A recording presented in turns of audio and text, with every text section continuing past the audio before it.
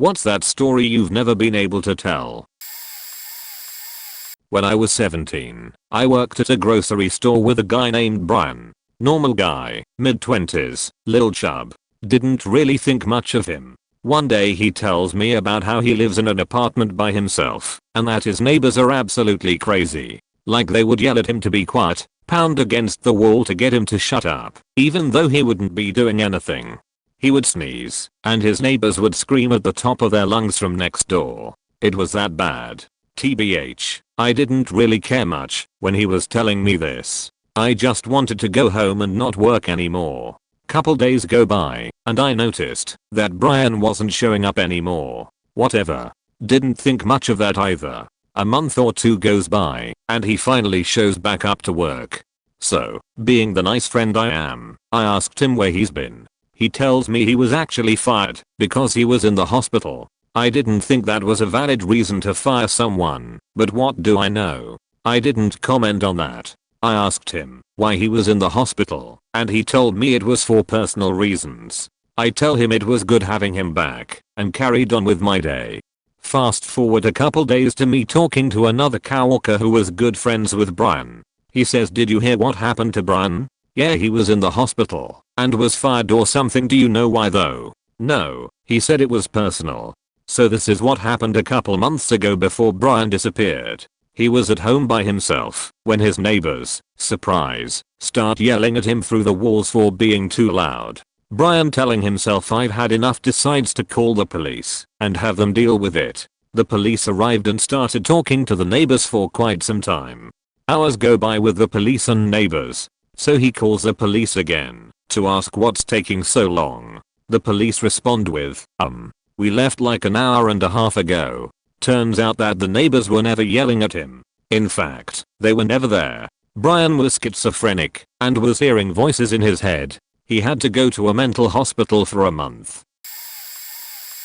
One of the first times I invited my girlfriend to spend the night at my college apartment, I went to bed early. We are both gamers, but I'm an early bird, and she's a night owl. She reassured me I could go to sleep without her because, little did I know, she had plans to unlock Toad, Toadette, and the special cup in Mario Kart, DD for the GameCube. My apartment complex had very strict parking. There were only 2 parking passes for me and my roommate, but I encouraged my girlfriend to park in the lot anyway, because I'd never seen a friend get towed in the couple of years I lived there. She really didn't want to get towed though, so I promised to pay if she got her car impounded. So I go to bed while she plays Mario Kart all night. Little did I realize she's an absolute freak at the game. I wake up early in the morning to find her passed out from a night of gaming. I fire up the GamerCube to play some Mario Kart with breakfast, not aware she unlocked almost everything in the game. I proudly proclaim, "You got towed." Barely awake she responds, "I got towed? Yeah. You got towed last night while I was sleeping. I can't believe it. I got towed? Yeah. Don't you remember?" She frantically checks behind the blinds to look outside at the parking lot. "I didn't get towed." "Yeah, you got Toad and Toadette last night." One of our best moments for sure. I grew up in a very conservative household. Sex was never talked about at all, and you knew if you got caught with something you shouldn't, you'd be in giant trouble. When I was 17 I bought a vibrator. I had literally no experience, even alone, but was super curious. The way it worked was you had to screw the bottom off it on to keep the batteries in, and to turn it on. I put it underneath my bed and thought I had it unscrewed enough that it would stay off until later. Well, I'm downstairs listening to a CD player with my headphones on, and suddenly I hear my 2 young sisters yelling about something and running around the house. I take my headphones off, and I hear BZZZ echoing through the house. My room was directly above the living room, and my floor was wooden. They're feeling out, thinking there's a wasp in the house or something electrical is about to explode. Thank God my parents weren't home. They probably would have figured it out a lot easier. One sister runs upstairs, realizes it's coming from my room, and I dash ahead of her and just throw myself over the bed to feel underneath it. I turn off the vibrator and then tell them my old phone was under there and must have had an alarm on it, which made no sense. It had been months since I changed phones. They don't believe me and think it must be the pipes under my room. They tell my parents when they get home that the pipes freaked out. My family listens closely for months to see if we need to call a plumber. I decided to take my terrible secret to the grave and then 10 years later posted on Reddit. The end.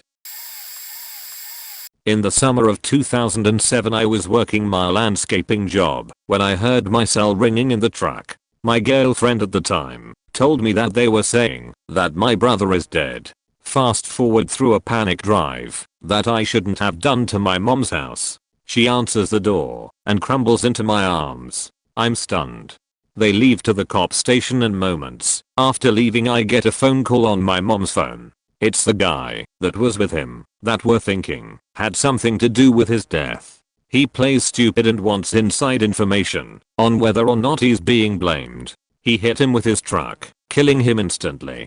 Said in court eventually that he looked at the dash and thought he had hit a deer. They had been witnessed having a fight earlier that day. Without being able to prove intent and no OJ lawyer, he got 4 months in jail. We drove to a neighboring city to deliver the bad news to his 9-year-old daughter. I'll never forget the sound of her cries. My brother was, well, my brother. Sharing this has always helped me move on bit by bit. Thanks for reading. Edit. My first gold/silver and wow this blew up. Thank you for the warm words everyone, and for the gold/silver kind strangers. I've been itching to share this, but couldn't really find a place to share. I call it the inconvenient man, so here I go. I own a grocery/convenience store in a small town. So there's this man, an immigrant, either Thai or Indonesian, not really sure, but he come to my store about once a week to buy stuff. He always wear the same setup. A farmer's hat, a jacket, unzipped, shorts and flip-flops. Underneath his jacket he wear a small sling bag and t-shirt. Inside his sling bag, he has a phone and a wallet that is almost the same size as his sling bag. So every time he wanted to pay something, he has to get his wallet out from his sling bag. But because his wallet is so big, it's very difficult to take it out, so he has to undo his sling bag to make it easier.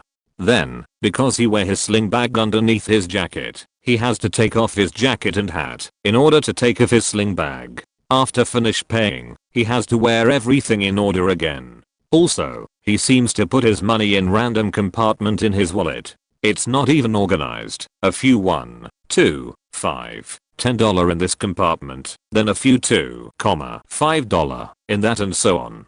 It's so fucking frustrating to watch him do this every time. And for some faking reason, he likes to buy stuff one at a time. Like once he finish buying one stuff, he'll walk out the store and return a few seconds later. Then he has to repeat the same process again. I swear to God, he took almost an hour to pay for 3 items. I was a lonely kid in the mid 2000s, and I joined chat rooms like most kids/teens my age. I was a little younger than the average kid on there, as far as I knew, so I lied and upped my age on them. Said I was 15 or 16 instead of 11 or 12. I never gave actual info. I said I lived in a different state. Almost always gave a fake name. I thought I was clever. I mostly use the sites to either A, talk to girls my age about life and school and boys, or B, roleplay chat with boys, because my family was very strict and religious, and I was curious about such. I was super inexperienced and thought I could get some information or at least explore some different feelings from it. Looking back, that could have gone terribly wrong. However, it was the former reason that got me in trouble. A few years after my parents found out about the chat sites and grounded me permanently from the internet without supervision. Anyway, my dad got a call at work from an FBI agent located in our state asking about me being his daughter and my email address. I had foolishly given a girl my email address and exchanged names and small talk before she asked to exchange pictures. She sent one first, and it was so weird it freaked me into not sending one. The picture was so overtly sexual that I was just not interested. I forgot all about her after that. Turns out she was some 40-year-old child-born collector in a different time zone who was getting pictures from kids and swapping them around with other biddos. It was a very complicated, but apparently normal thing for those types of people. My email had been found in his computer, and so they had to talk to us, since I was still a minor. I didn't reply with a picture, so they weren't too worried about it. I wasn't much help, I don't think. I still refer to that person as a backquoter when I think about it, or when I tell someone like the FBI lady called later to tell my parents he had been found guilty and sent to prison. I don't know his name. I don't want to. It definitely freaked me out for a long time. 2014. It was my first night in college. My roommates, strangers, didn't show up. We lived in a 3-story apartment complex with 4 apartments each level in a freshman building. Well, the neighbors are partying, and I get out of my comfort zone and walk outside. Outside, some guys are drinking, and one of the guys invites me in to party, and so begins my college experience. Lo and behold, I get wasted just like many of the others. I head back to my apartment on the same level, and the party has moved slightly to my apartment, but there are just like 6 people there. I start asking people to leave as I'm going to bed, but I'm so drunk, I know I don't care if they stay or go. I go to my room and there is a guy crashed in it. I tell him he doesn't need to leave, but please move over, and he does. I wake up and freak out because I have a boyfriend. I check to make sure we didn't have sex. No, but you came into my apartment asking everyone to leave and told me I could stay in your bed and hopped in. Confused, I ask him to clarify. Dude, this isn't your apartment. Took about 30 seconds to realize I just arrived at the wrong apartment and slept in a stranger's bed. My first night in college. I haven't been able to really tell this story since it's so strange. When I was a night shift CNA at a assisted living, I had a resident have a wild week. When I was doing my rounds at midnight, she came barreling out of her room with her cross and white as a ghost. I asked if she had a nightmare and she responded, "There is a man in my room telling me to get out of his room." I peeked inside her room and saw it was empty. I was still internally set on her dreaming. She walked around with me most of that night. The next night was even more bizarre. I have a pager that lets me know if any residents need help or if any doors are opened. Well, it's 2 AM and the front door alarm goes off. That freaked me out since all the doors were locked.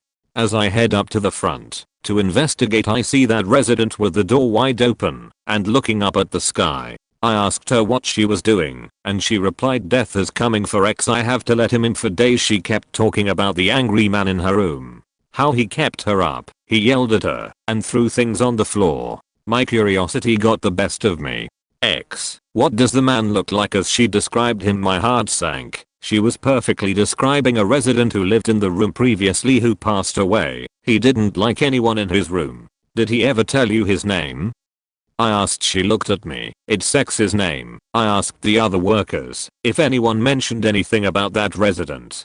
All have denied.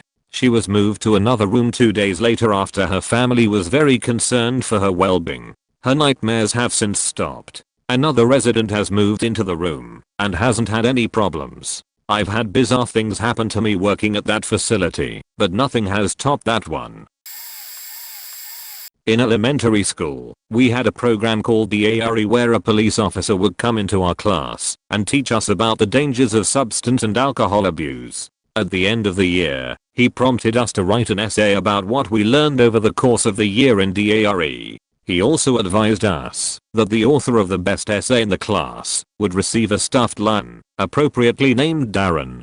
Now, I really wanted this lion, but the problem with that was my writing skills were those of a typical 3rd grader. There was no way that anything I wrote about my time in DARE would stand out enough from my fellow classmates to win Darren. So I did what any desperate 10-year-old would do. Google DARE essay contest winners, and then plagiarize the first one that came up in my searches. Now this was done diligently, carefully proofreading to ensure that I wasn't going to turn in an essay with somebody else's name in it somewhere. I went through and changed phrasing or a word here and there, but by no means would it pass through Turnitin.com with less than 90% plagiarized. Confident in my chances of winning Darren, I turned in the essay to Mr. Officer, and what do you know?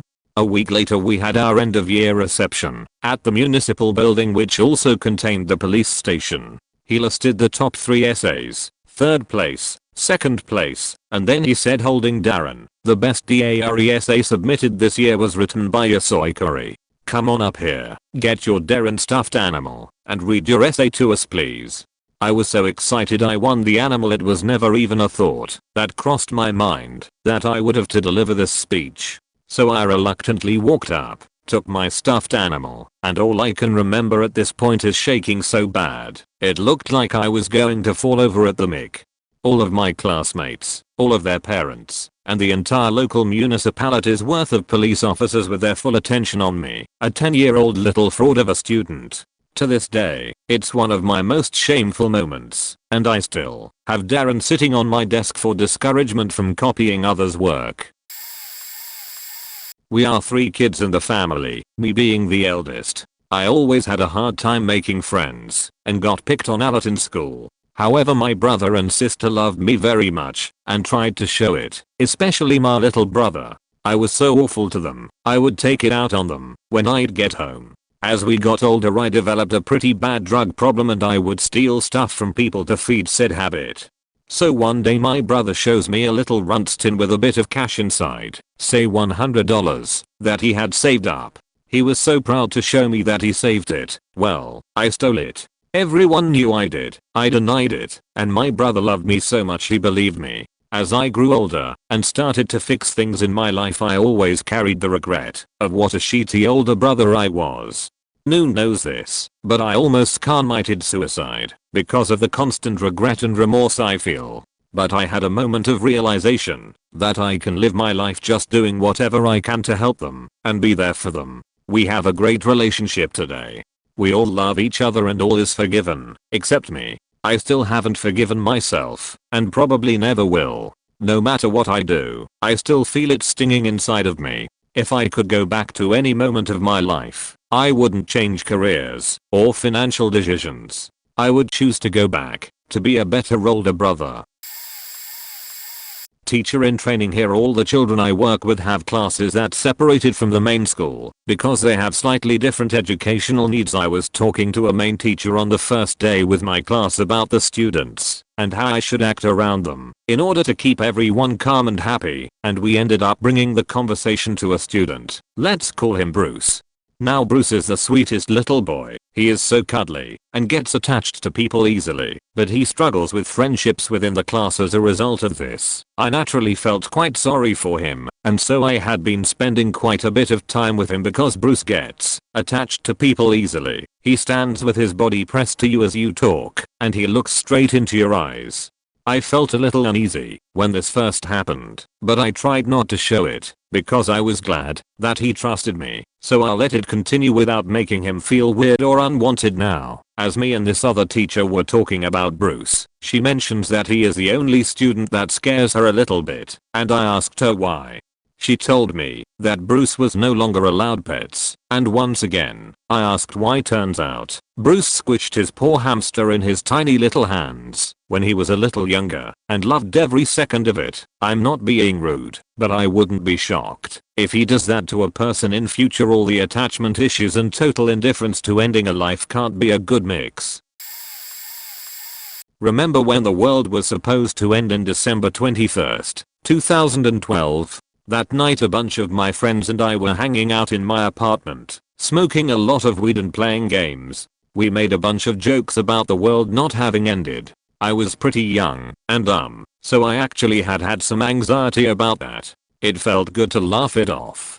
We go on my balcony to have a cigarette and watch the sunset. Out of nowhere there's an enormous explosion, and the sky flashes lime green. We all stop talking and stare as the sky flashes green, pink, yellow, and there are these crazy indescribable crackling noises. I'm stoned as a beach and I decide this is it, it's happening.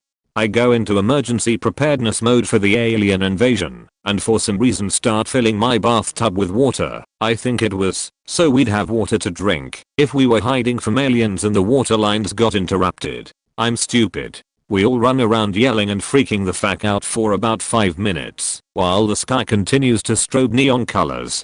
So what had happened was a transformer blew somewhere nearby. No idea that this was what happened in that circumstance, but due to the date, I was not the only one to lose it. My mother was out, and one of her companions fell to her knees and started praying the rosary for the second coming when the sky started changing colors. Never found a good time to share that story, but it cracks me up, and I still catch shit for the faking bathtub. My uncle sexually assaulted me for a number of times when I was a kid, around when I was in primary school. I didn't even understand what was happening back then, but it just didn't feel good. I started to hide whenever he was around, either in the closet or under the bed. Sometimes my younger brother would hide with me too, thinking it was some kind of game. He eventually stopped coming. I later learned that he got divorced with my biological aunt. I'm 23 now and has never told one soul about it yet. Growing up, I'm just trying to not let it bother me. Seems like the older I get, the harder it is for me to tell someone physically about it. This is the first time I'm writing this online too. Even then, I feel like I'm letting out my burden. I'm glad I came across this post. I'm not sure if it has something to do with it. Maybe it does a bit, but I still can't get into any serious romantic relationships. It's so hard for me to trust guys. I even get scared thinking of having sex with someone. Edit. Half a day later, and I still can't believe I did this. Been reading a lot of posts and my heart is breaking with just how many of us had to go through it as well. Everyone has been really brave. Just wow. Thanks for everyone's support. I'll keep them all in mind. I still have a lot to go myself, but I never knew such simple replies could give me a lot of strength already. I largely believe the universe is random and chaotic, but sometimes crap happens that makes me think there's some order and fate to it all. I fostered for a corgi rescue, and at one point I had a dog staying with me overnight because she was being transported across state to get to another foster home while she was listed on the website to find a new owner. After she left the next morning I fretted about it, but told myself she would do great with another family and I should let it go. I had been wanting a second dog, but wasn't completely sold on the idea yet. A week later I couldn't stand it anymore and emailed the rescue coordinator to see if she had been adopted, since she wasn't listed on the rescue site. The coordinator told me that out of sheer happenstance she had completely forgotten to do the dog's online rescue profile, so yes, she was still available. And that's how I got my second corgo. Beyond that, I'm usually the type of person who leaves work right at the end of my shift every single day, because as far as I'm concerned they get my 8 hours and that's that. Well, one day I get held up by some extra work I was doing to help someone. I left maybe 5 minutes late and ended up stopped by a train passing through town. I was really agitated until I got to the area where I usually turn onto the highway and saw there was a massive wreck that had happened not even 10 minutes before I got there, because there was only a short line of cars backed up and no rescue workers there yet. If it hadn't been for that call that made me get stuck behind the train. So sometimes I wonder. I really do. When I was in the army we almost killed a dude. Dude was a pose. While in Iraq he broke into my friend's room and pawned all his stuff. We found out about it overseas. Flash forward months later, and we are back in the States getting wasted in the barracks. This dude shows up at my door, wasted, wanting to bury the hatchet. We weren't having it. We threatened to beat his ass. He took off his shirt in a menacing fashion and we laughed at his concave chest. Anyhow, he slinks away totally deflated, and we resume drinking. So we are out of beer at this point, and have switched to passing around a bottle of tequila. We are watching Anchorman and the scene with the cat pup comes on, and we are laughing hysterically. Then my buddy gets the bright idea that one of us should pup on a plate, and we'll put it in his fridge. Well, I had been eating sloppy joes all day. It's almost like my bowels knew what was at stake, because I cut the largest, most solid turd of my life. I carried it into the kitchen and handed it to my buddy, who immediately dropped it and threw up on the floor. I had to pick it up with some paper towels. It was so warm and heavy, I was about to throw up. We got it back on the plate, put some tinfoil on it, and my friend ran down the hall giggling. 5 minutes later he's back in my room and we continue watching the movie and forget all about this. 10 minutes later the fire alarm goes off and my friend looks at me and says, "Fuck me, bro." He then explains that he put it in the microwave and turned it on for hours. Well, We have to evacuate the barracks until the FT clears us to come back in. When we do, the captain tells us all to go into the day room and gives us a lecture on drunken food preparation. It smells like burnt dirt throughout the barracks, but no one seems to notice or care. He then concludes his spiel by telling us not to cook steaks in the microwave, and no sooner than he said that, a fireman rounds the corner to enter the room with the remnants of said microwave, and you can see this burned, flattened dirt on a plate, and I heard some drunk dude quietly say, "Who would do that to a steak?" As time went on, word got out, and people started asking questions, but I always said I didn't know what they were talking about. They'd always say, "Sure, anyways, fuck that guy."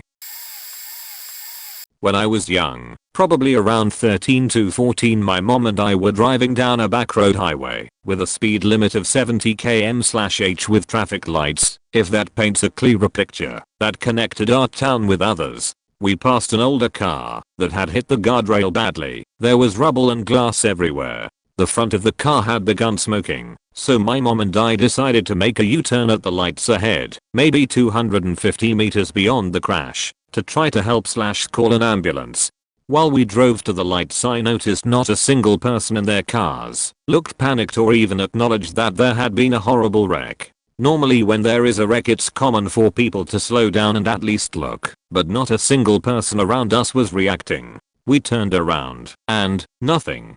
The car was gone. All evidence that a car had crashed was gone. The rubble, glass, everything. Even the air, where there was smoke, was clear. The freakiest part of all was the guardrail had no damage at all. We both looked at each other in confusion and tried to come up with a reasonable explanation of how a tow truck could have pulled up, huked up the car, and moved it in under 30 seconds. We kept traveling in that direction for a couple of minutes to make sure we didn't miss it somehow, but we never found evidence of a car accident. It's been over 10 years, and I brought it up recently. My mom said she remembered perfectly and always thought it was a weird glitch in the matrix.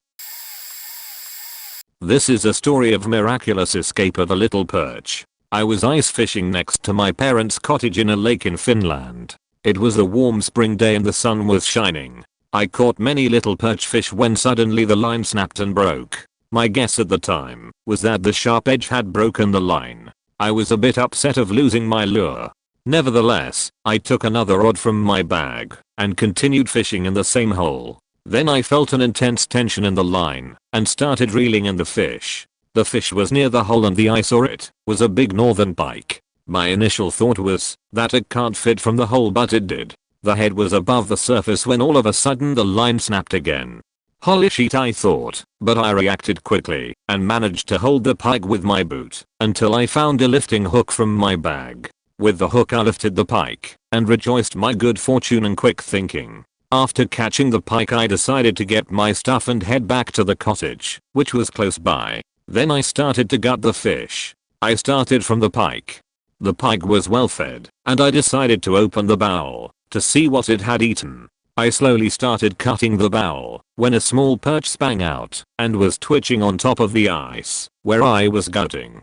Consequently, I inspected the little perch and saw some shining object hanging from its mouth. Then I realized that it was a lure and some fishing line.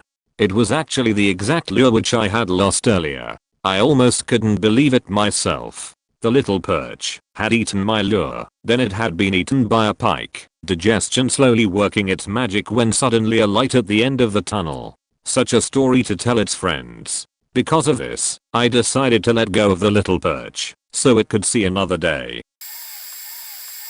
I have a little wiener dog named Bella. She is the light of our lives. Golden, long-haired angel. One day, the wife and I drove about an hour out to the countryside to pick up a few little baby chickens for our backyard. Got the chickens, got the feed, and decided to head home. I'm kind of high-strung. Job requires an immense amount of stress loading, so I smoke cigarettes pretty frequently. The whole drive home I didn't have any, but I was cool. I was gonna just drive the wife and chickies home and get some in the way. Almost home and the wife starts getting pissy about the babies getting hot and she's worried, which then makes me get stressed, which then leads to a little arguing, and she wants me to drop her off first, then head to the gas station for smokes. I fight it tooth and nail, but for some divine reason she insists I drop her off. Fine. Be a jerk and make me wait on my withdrawal. Drop her off at the house, but there is so much stuff for the chickens I decide to help her get all situated in the backyard. Bella is usually running circles at the door when we get home, making the whole neighborhood know we're home with her yips. I opened the door but no Bella. Weird. I'll check the backyard, maybe she's running around and didn't hear us. Notice the trash is knocked down too. Bentley the beagle of course, so instantly I know they're in the back licking wrappers. As I go through the back door, I see Bella in the gravel with her head all the way in a cheesy poof plastic barrel, pushing it around the yard. She's almost all the way in it licking the bottom of the biggest tub and didn't hear me. So I think perfect time to scare her and pluck the tub right off her from behind. Tiptoed behind her and yoinked the tub, except it didn't come off. I realized. Her tongue is blue and she's all wet from sweating. My wife starts to freak out and something in me just clicked and I knew I had scissors that fell behind the deck chairs. Grabbed them and cut the top off and I saw the air rush in and Bella take her first breath and all the color come back to her lips and tongue. I still think to this day, if I had been an ass and went to get smokes first, my pup would have suffocated. One time when I was about 13, it was just after midnight and my 9-year-old brother was sleeping. I wanted to throw something at him, and I had a quarter in my pocket. I pegged the quarter at his face, and it went right between his lips, and landed in his mouth. Now this is where it gets tricky, because he might choke, and I on that quarter. I didn't want to wake him up, because he might start choking and panic. So I did the next logical thing, and tried to fish the quarter out of his mouth. While he was still asleep, I opened his mouth with my fingers and looked for the quarter. I could see it down near his uvula. I tried to grab it with 2 fingers. Note, he's a heavy sleeper and only managed to knock it further down his throat to where I couldn't see it. At this point I'm terrified I'll wake him up with my fingers down his mouth and he'll bite my fingers off. Not sure what to do, I decide to spend the rest of the night in his bedroom, on his floor, watching him sleep to make sure he doesn't choke on the quarter. About 5 or 6 hours later he wakes up with me still staring at him in suspense. We have a quick conversation, and he seems fine, so I go to bed and continue with life. I'm 27 now, and I have never told him, or our parents, this story. Some friends and I hang out at a bar. A solid 10 of us. A group of real friends going on 20 years. A guy came into the bar, we'll call him Bob, on his first occasion, and got blind drunk in no time and left. Bob did the same thing the next night and subsequently became a regular, but the group kept their distance. One evening, one of my friends noticed Bob was sobbing in his beer. My friend went over and asked Bob if everything was okay. Bob said his 7-year-old niece had been killed in a drunk driver. We all expressed our sympathy. After a few weeks of intermittent drunk visits, he came in and cried in his beer again. His stepmother had died. Bob said he was closer to her than his mom. A few months later, crying again, his sister had jumped off a parking garage. Bob's life was a Greek tragedy. My group of friends and I didn't know what to make of it. Once Bob got to know more of my group of friends, the more erratic and violent he became. Bob threatened others and insulted the whole group. The guy wasn't stable. It was becoming clear Bob had a habit of pulling people into his orbit then resenting that person and threatening them. Then he showed up at the far end of the bar one day crying in his beer. Exhausted of the act, one of the guys nicely asked if he was okay. He wasn't. His 7-year-old niece had been killed by a drunk driver and his stepmother was gravely ill and expected to die within the week. Wait, what? We all got quiet. The next day, one of the guys calls me and says there are no obituaries in the guy's hometown paper that collaborate with his claims. That night, we went to the bar and saw Bob. I asked him if there was a charity we could donate to in memory of his niece. Bob didn't expect anyone to ask such a question. At that moment, one of the guys went up to him with an article he had pulled up from the guy's hometown paper from that day honoring his stepmother for her volunteer work promoting a citywide run that was happening a few months from that date. Bob had Munchausen's and/or a factitious disorder. Bob also had a horrible memory as to whose sympathies he preyed on when he was making up his stories that garnered him that attention he couldn't get through normal socialization. Within a week, Bob had become way too confrontational for the bar's management, and he was banned from the bar. It's a terrible disorder, but a learning experience that made me and my friends closer. We wink and nod when we are reminded of the experience in the slightest way, but we never speak of the experience in story form. This is more of a story I can no longer tell. My first weekend in college, about 10 years ago, a girl drunkenly thought I was her friend Mike. She pulled me away from my friends in front of our dorm and pulled me to her dorm, which basically an apartment setup. Her friend answered and she gave me her number, then went inside. I walked back to my place and back to my friends. I give her a call just to make sure she's doing okay. She says she's making grilled cheese and invites me over. I convince my 2 friends to come with me just in case anything goes wrong. When I knock on her door, they immediately leave me. She answers the door, and there are 9 other people in the dorm. I'm thinking one of these people will see that I'm not Mike.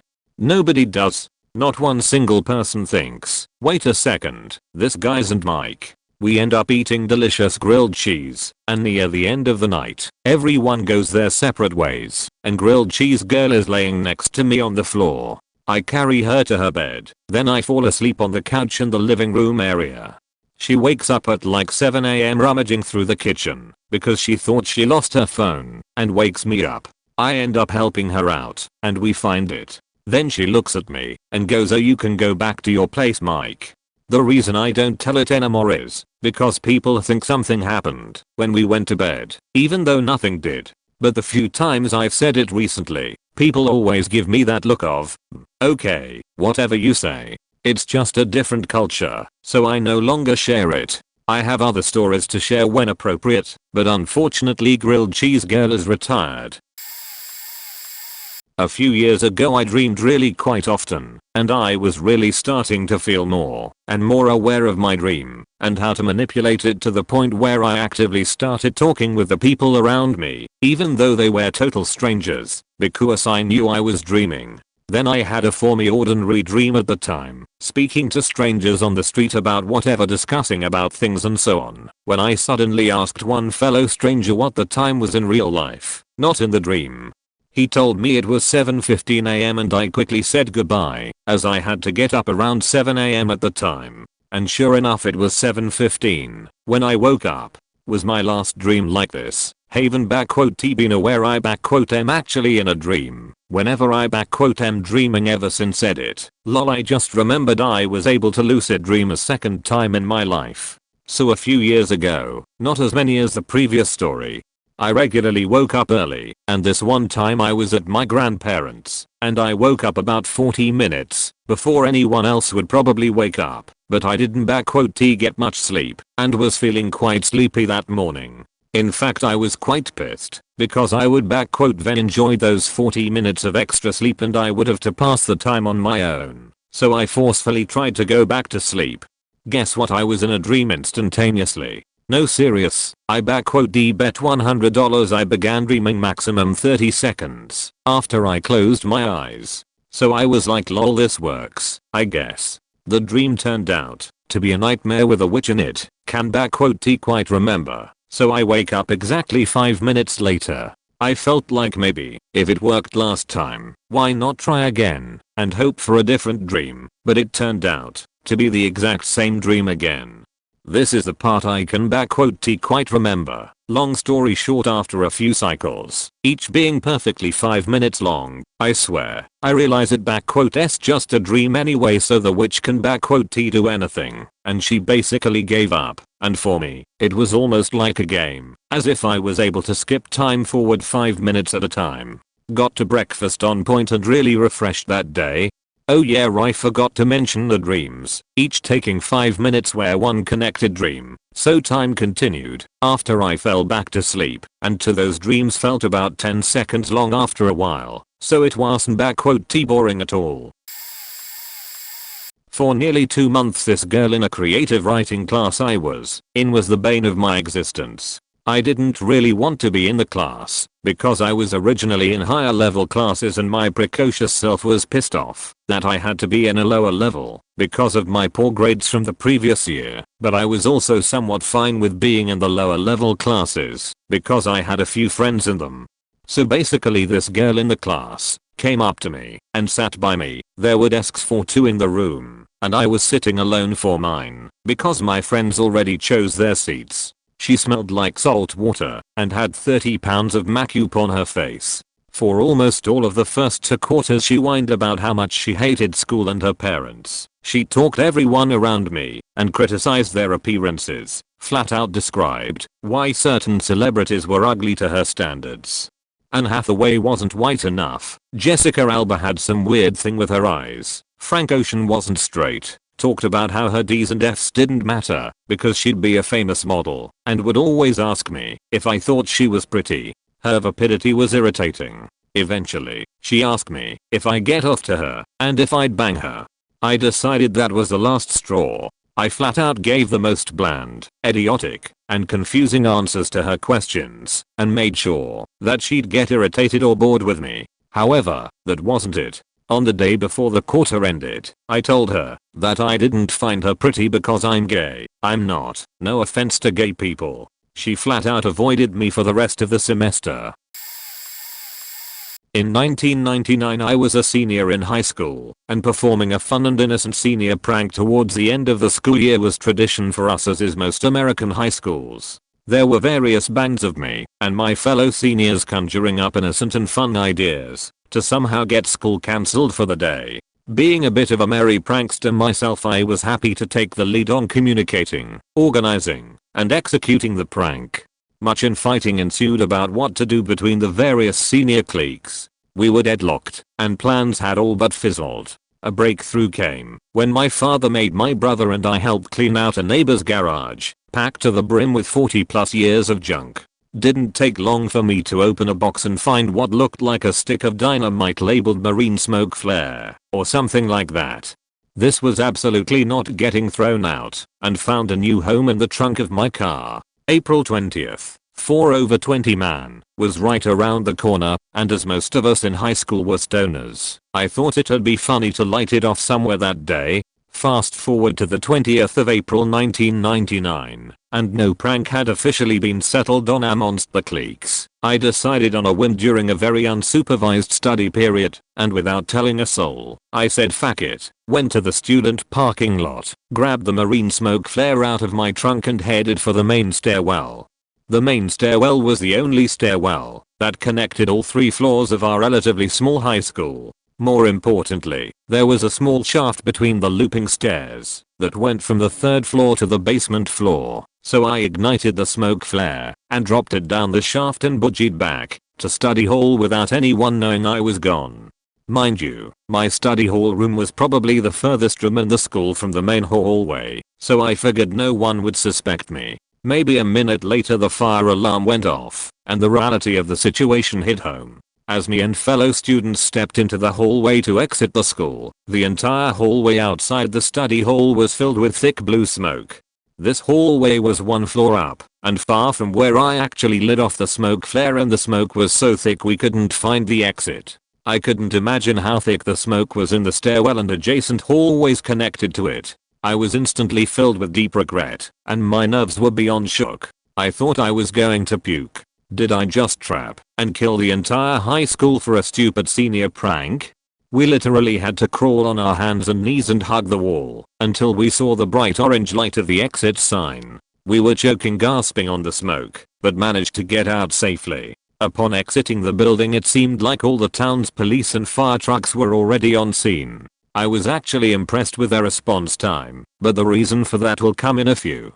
As the firemen geared up and rushed inside, police and teachers ushered all of us as far away from the school as was safe. It was then when I turned back and got the full glimpse of the situation. Out of almost every open door, window, and orifice that led outside poured the thickest, dankest, bluest smoke I'd ever seen. I'd come to find out later that the smoke flare I ignited is used for when you're stranded at sea and can cover a number of square miles with smoke. Hundreds of students and teachers surrounded the entire school in bewilderment and fear of what was transpiring. Some hysterically crying. Parents had caught word and began racing to the school to make sure their little Johnny and Cece were alright, understandably. At one point I remember being so weak, afraid, remorseful that I actually fell to my knees and laid down. I literally couldn't move. I just knew at any moment firefighters would start emerging from the school with dead students, friends, and teachers. The police presence had grown from the township cops to the county SWAT unit who were decked out in heavy military gear. My life once again flashed before my eyes. That was it. I was going away for life. That thought would not stop racing through my mind. It was about 2 hours into the whole ordeal when the smoke finally cleared out of the school. I hadn't seen any bodies or injuries pulled out, and the students were no longer crying. It seemed an air of calm began to emerge. The SWAT team was the first to leave, and the cops and firefighters were kind of joking around with each other, so I began to feel that maybe at the very least I wasn't going to jail for murder. The scene had cleared, and there were in fact no injuries or deaths, thank fucking Christ. Deemed safe to re-enter, the entire school was then ushered into the gym where almost immediately police began interrogating students. Rumors were flying off the gym walls about who knew what about what. Of course I reunited with my closest crew in the gym corner and began speculating about the situation, but like I said before, I hadn't told a soul about what I planned to do and ultimately did. And I knew in the seriousness of that moment that I couldn't tell anyone. Not even my closest homies who I had done some very questionable / criminal things with before. The police and school admin opted to keep the entire school on lockdown in the gym for the remainder of the day. Interestingly enough, every single one of my friends and cliques involved in planning a senior prank had been thoroughly interrogated, except for me. I was faking dumbfounded to say the least. The eeriest part about the entire day happened right before we were finally allowed to leave. Police informed everyone that during this senior prank 2 students in Columbine Co. had entered their high school armed to the teeth and massacred 15 students and teachers. Of course the police knew this and thought there was a connection between the two, hence the massive police presence. This obviously did not make me feel any better. Over the following weeks the interrogations continued and the prank was the talk of the town, but nothing came of it as I kept the entire story to myself. I was absolutely dying to tell my closest friends what I had pulled off, but knew one peep of it would be my demise. The school year came to a close shortly thereafter and so did the investigation. I absolutely could not believe that I was never once interrogated or even questioned about the incident given my willingness to lead the charge on planning the senior prank that year. I spent a great deal of time after that moment reflecting on how incredibly stupid of a thing it was for me to do and can't even express how thankful I'm no one was hurt or killed. But after all was said and done I was proud of myself for keeping a secret like that from oozing out of my stupid pubescent mouth. It saved me from serious jail time and for that I have no regrets. A few months passed before I told a buddy and of course it took no time for it to spread amongst the inner circle of my crew. They knew the gravity of the situation and who needed to know and who didn't. This all happened about 6 years ago. There was this hard kid at school. No one would mess with him. I wasn't that big of a deal. Friendly to everyone. Decent guy. The thing is, me and his girlfriend hit it off behind the scenes after a typical high school house party. We got each other's numbers and started texting a lot. We worked out that we only lived 10 minutes from each other rather than the 45 minutes with her and her boyfriend. We met up without telling anyone and we are just instantly attracted to each other. We got along like a house on fire and we related in almost every way. We kissed and played a lot but never went all the way. Eventually I invited her to my house while my parents were away so we could hang out. We chatted, played some games, and during the game we somehow agreed to bake a cake. I'm not joking when I say we made the most incredible Victoria sponge cake ever. It was so delicious that even when my dad tried it, who's a professional cake maker, he said it was amazing. Then she went home and we sort of drifted apart. Never done the deed, never talked again, and she broke up with her boyfriend imminently. She travels now I think from her Instagram. I have no idea what he's doing. He never used social media. All I took from this experience is that this girl and I had a special bond when it came to baking cakes. And we would have probably had the best sexual chemistry. Minor details. I haven't even told my missus this story. Nobody knows, apart from you guys. Edit. I still have the picture of the cake. I was a latchkey kid in 4th and 5th grade. I would come home, and the first thing I'd do is eat. Could have been anything and everything. My mom would leave out a snack before she left for work and I'd eat that, but still want more. Being home alone was like a dream, because there's no one there to say you can't have 2 Dr. Peppers in a row, or don't eat now, because we're about to have dinner in an hour. If my parents would ask me later where all the groceries went, I'd say I had some, but my sibling was the one that had the most. Needless to say, I was a very fat kid. One day, I came home and was craving a burger. I made myself a double meat burger with lots of ketchup and mustard. As I was eating it, I realized I had just 30 minutes until my dad came home, so I'd have to finish eating, clean up, and get rid of any smells in the air. I started eating the burger even faster, barely enjoying it. Then all of a sudden I felt a numbing feeling over my body and my heart was pounding. I got really hot, and then I started crying because I got scared of whatever was happening to me. I don't think it was a heart attack, but it was definitely enough to make me realize that I needed to stop this behavior. I didn't tell anyone about this and was worried I'd get in trouble. I ended up losing the weight in the years that followed, but that memory is still in my mind whenever I see old pics of my younger, heavier self. Child obesity is no joke. One rainy day I left work by myself to get lunch. The restaurant I wanted to go to was out of the way, which led me down a road that had a long stretch with no businesses or houses. About halfway down this road, I saw a man, woman, and 2 kids push a stroller and carrying luggage along the side of the road, going the opposite direction. I was really hungry, but I just couldn't drive by and let a family walk through the rain like that. I turned around as soon as I could and pulled over to offer them a ride. We loaded the stroller and luggage in the back of my car, and they told me they were trying to get to a hotel that was several miles away. The well-spoken middle-class family told me that they had come from the airport on a shuttle bus that was supposed to take them to their hotel, but for some reason, the shuttle bus driver had stopped miles short of their hotel and told them that he couldn't take them any farther. He had also given them directions to their hotel that were wildly inaccurate. This was years before smartphones or handheld GPS. The family had already walked more than a mile in the wrong direction, in the rain. Yes, it's what you're probably suspecting. The shuttle bus driver was white, the family was black, and this all took place in the southern US. I apologized to the family on behalf of my whole race and took them to their hotel, where I helped them unload their luggage and stroller. I waited until I knew they were checked in, then before we parted, while I was shaking the father's hand, I said, "God bless you. I hope your trip goes so much better than how it started." I don't like to tell that story because it sounds like I'm bragging on myself. But I want to tell that story because I want people to know that some of us really do reach across the aisle for no reason other than wanting all of us to be treated like decent human beings. I'm Vietnamese American. I came here when I was 13. This will become relevant later.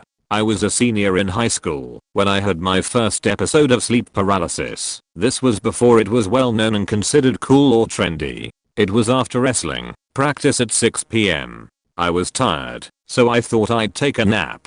I had a radio clock on next to my bed and was listening to Kiss FM when I fell asleep. I woke up, staring at the ceiling, couldn't move. There was a ringing in my ears. I freaked out. I tried to move but couldn't. I tried yelling out for my mom. Ma, ma. The words flowed from my brain to my lips, but they wouldn't open to let the sound out. I closed my eyes, hoping this was all just a dream. That was when the ringing in my ears disappeared, and I could hear Maroon 5's This Love on the radio. I was curious, so I opened my eyes. Once again, motionless, staring at the ceiling, ringing in my ears. Couldn't hear the radio. Closed my eyes, still motionless, but I could hear the end of This Love. I tried opening and closing my eyes a few more times, with the same results. I willed myself to move. I could feel my body turn over the edge of the bed, and I could feel it falling over. I braced for the impact on the ground, but it never came. I was back on the bed, staring at the ceiling. I tried a couple more times to roll over the bed, and I continued to experience falling off the bed. Only when I felt I reached the floor, I was back in bed again. I was exhausted, so I closed my eyes, trying to ignore all of this. Yeah, Usher was playing. I was crying. I could feel the tears rolling down my cheeks, but I could not move. Suddenly, somebody yelled out my name, close to my right ear. Not my American name, but my Vietnamese name. That startled me, and by reflex, I sat right up from the bed, out of my paralysis. That was my first sleep paralysis experience. One of many in my life, with many seemingly supernatural experiences. I've grown older now, and discovered I have severe sleep apnea. When I did the sleep study, the sleep tech said I have 72 apneic events/HR. That means in 1 hour, I stopped breathing 72 times. Ever since using the CPAP to push air into my lungs, clearing whatever blockage I have in my airway, my brain gets more oxygen and the sleep paralysis stopped. Until last month, when I had a sleep paralysis episode again. Luckily this time, there was no auditory or visual hallucination. I got to talk to my respiratory therapist about increasing the air pressure for my CPAP. The story is not my own, but that of one Lyman Bostock Jr. I stumbled across the story a while ago, and haven't had the chance to share it with anyone, so here goes. Lyman Bostock Jr. was the son of a Negro Leagues baseball player, and even though his father was absent for the majority of his childhood, he sought the same career path as Bostock Sr. He grew up in Gary, Indiana before moving to Los Angeles at the age of 8, never losing that drive to take part in the great American pastime. Then soon after the move, his mother bought him a baseball glove. The next day it got stolen. His mom couldn't afford to replace it, seemingly killing the dream. Thankfully, a friend of hers gave him their glove, and even though it was left-handed, the right-handed Bostock figured out how to use it, because it was all he had. This caused him to make more underhanded catches, since the technique was easier for him to use given the handicap. It would become a token of his fielding throughout his career. Jumping forward a bit, Bostock played in the outfield for Cal State Northridge in college, and after hitting .296 his senior season, he was drafted by the Minnesota Twins in the 26th round of the 1972 MLB draft. Even though he was 15 credits from finishing his degree, Bostock decided to pursue his dream and joined the organization. He started in single A ball, 3 levels below the major leagues. The next couple years saw him move up to Double A and Triple A. While most people struggle once they move up a level, Bostock seemed to get better, hitting .294 in single A in 1972, .313 in Double A the next year, and .333 in Triple A the year after. Then in 1975, he was hitting .391 after a month in Triple A, and the Twins took notice, calling him up to the MLB. Lyman Bostock played center field for the Twins for the rest of the season, hitting .282 and doing well enough to stay in the clubhouse. His first full year in the majors came in 1976 when he hit .323, finishing with the 4th best batting average behind, among others, his teammate Rod Carew. The next year he'd up his average to .336, this time finishing 2nd in batting average. He still didn't have the best average on his team, as future Hall of Famer Carew hit an astounding .388 on his way to an MVP award that 1977 season. He was still beloved by fans and teammates for the part he played on the Twins and the basket catches that trademarked his center field presence. The next year, after hitting the newly created free agency market, Bostock would experience a great deal of change. This part may require a bit of background. Free agency was still a new concept in the late 70s, having been around for only a couple years. Generally, the it had worked was that the men who owned baseball teams paid their players the salary that they set, and the players would suck it up and deal with the pennies they were dealt, while the owners raked in cash from tickets. If the players got traded, so be it. If they didn't want to play for the team they were on, they had to find another job that wasn't baseball. That was how it worked for almost 100 years. It all changed when Curt Flood tried to refuse a trade from the St. Louis Cardinals to the Philadelphia Phillies in 1969. He didn't want to go from a team that had just been in the World Series to a team that had just lost over 60% of their games. His desire found its way to the court, and in light of the case Flood vs. Kun, Bowie Kun was the head of the MLB at the time, free agency was implemented. Instead of having to deal with minimal returns for the effort they put in, players could sell their services to the highest bidder and earn a great deal more money. Thus, when the 1977 off-season rolled around, after Lyman Bostock did not sign a new contract with the Minnesota Twins, he became a free agent. After some rumors that he would go to the New York Yankees, Bostock ended up signing for 6 years and $2.3 million with the California Angels. He signed that contract after making $20,000 for the Twins the year prior. It was one of the first true big money free agent contracts, and given his pedigree, Bostock deserved every penny of it.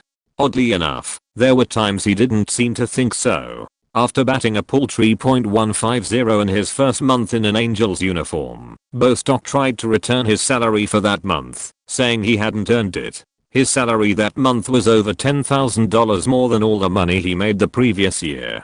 He was unsuccessful his quest to not get paid, but picked it up, finishing the year with a .296 batting average and the most hits on his team. His team also turned out to be very good that year, falling just short of the playoffs, but setting a franchise record 4 wins in a season. Bostock even appeared on a couple ballots for the 1978 MVP award. He wouldn't get to see them. On September 23rd, the California Angels were all but eliminated from the playoffs, and Lyman Bostock grounded out to be the last out of a close loss to the Chicago White Sox. The game took place in Chicago, which was less than an hour from Gary, where several members of his family lived. Bostock left the game to go see them, meeting his uncle and a friend from his teenage years, who was living with her. After having a good time, his uncle agreed to drive them to his friend's cousin's house. Seated with his friend's sister in the backseat, Bostock was unaware of her situation. She had been living with her sister after being estranged from her husband, who had been following them ever since they first got in the car. The husband believed Bostock to be a man with whom his wife was having an affair, even though they had only met that day. Nevertheless, while the car Bostock was in was stopped at a traffic light, the husband pulled up beside them, rolled down his window, and fired a shotgun into the car. His shot was intended for his wife, but because she was seated on the other side of Bostock, the shot did not reach her, instead hitting Bostock square in the right temple. He would die 2 hours later in hospital. He was 27 years old. Lyman Bostock probably wouldn't be a Hall of Famer if he was alive today, but the reality is we will never know for sure. It really hit home how a misunderstanding cut such a promising career and life so short. His story and journey to the majors were both quite unique and inspired many around him, and it all vanished in the blink of an eye. I don't see anybody talking about Bostock much anymore, but his story is still worth telling, and I've never been able to do it until now, so there's that. This happened when I was living in Berlin. A middle-aged graying guy, seemingly African American, who was dressed pretty shabbily boarded the U1 subway on a Sunday morning with a foldable chair and an old clarinet, I guess. He sat on the chair in front of the door and played an out-of-tune Spider-Man theme song on it, and then started talking to me and two Italian girls sitting beside me. He claimed to be an ex-math professor at the MIT, who left his job and is going around the world warning people about of nuclear reactors in the northern hemisphere that are about to go off anytime soon, and no one is doing anything about it. I was pretty amused at this point, but he kept talking and asked about me. I told him I was a ComC student, so he asked me to name any ComC books that he might have read. I named a few of the popular ones, and he blew raspberries and said of course to each of them. He then went on to recommend me a book on math that I had never heard about, which I later looked up, and it seemed to be a very interesting and high-rated book.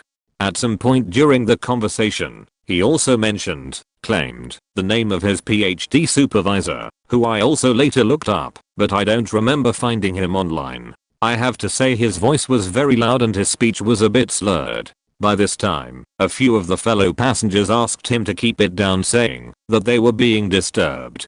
At the next stop, while getting off, a young lady said to him, "You're giving me a headache on a Sunday morning." At this point, he asked me if I thought he was loud, and I was put in a weird spot, so I just said, "Yeah, a bit." So he just got up and said to everyone, "You know what? Fuck y'all, the nuclear reactors are gonna go off very soon," turned towards the door and got off at the next stop. I don't think I will ever forget this encounter.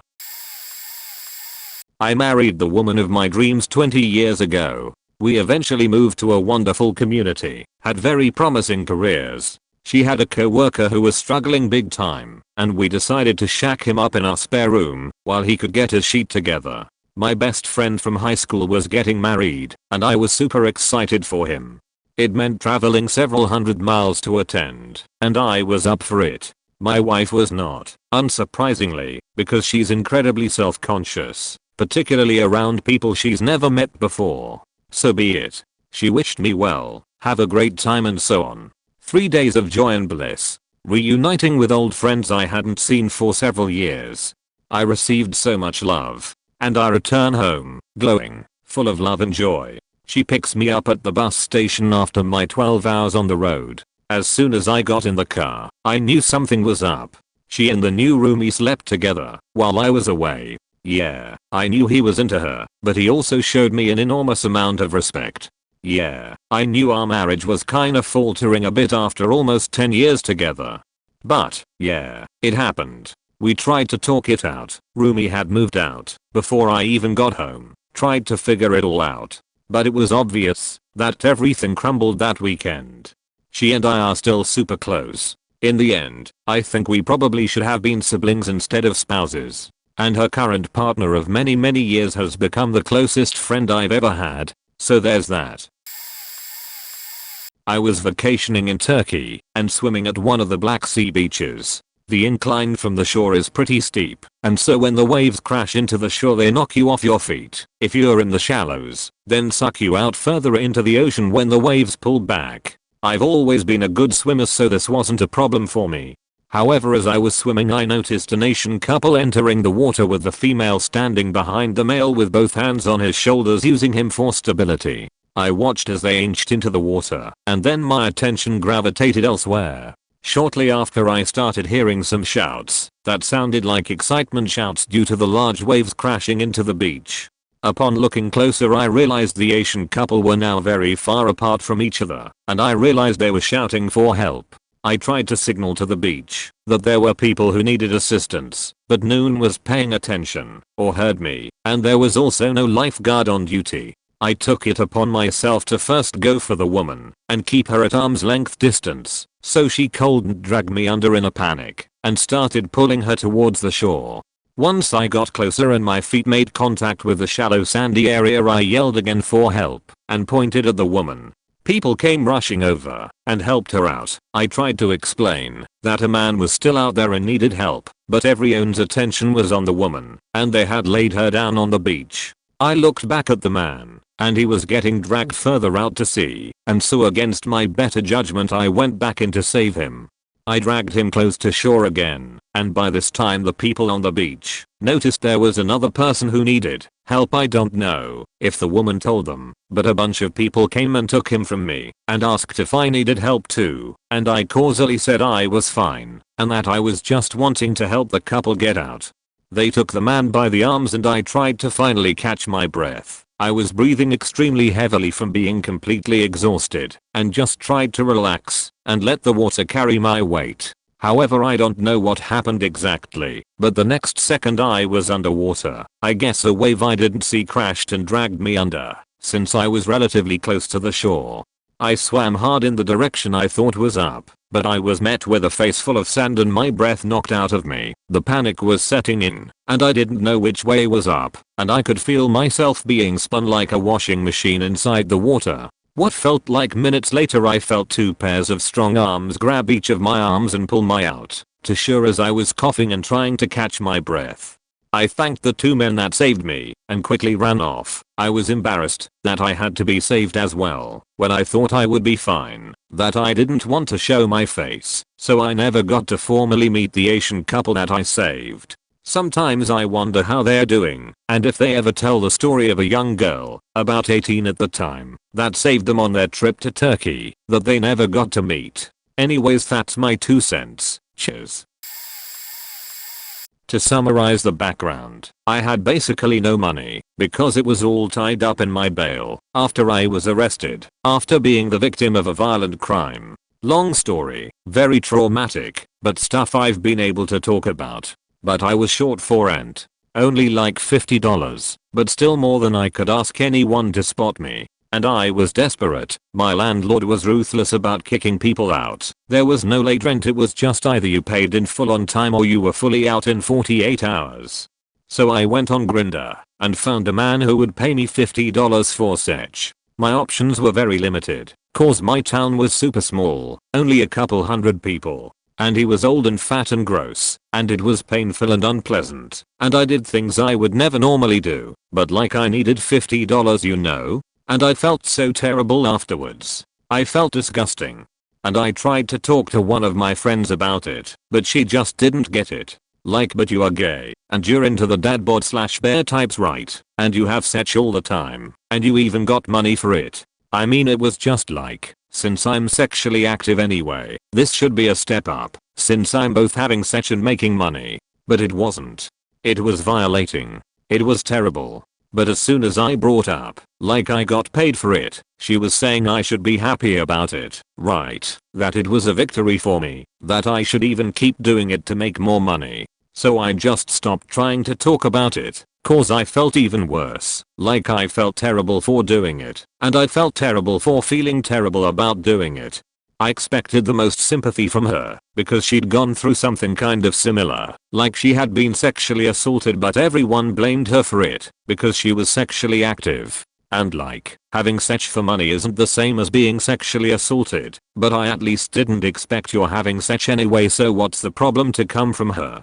So I just haven't tried to talk to anyone else about it, and that was about a year ago, and still, when I think about it my chest tightens, and it's hard to get out of my head, and I just want to take 100 showers, and then lay on the floor. But mostly I want to talk to my friends about it, and receive affirmations of yeah, that sounds like it probably sucked, instead of woohoo, use your body, get that bread.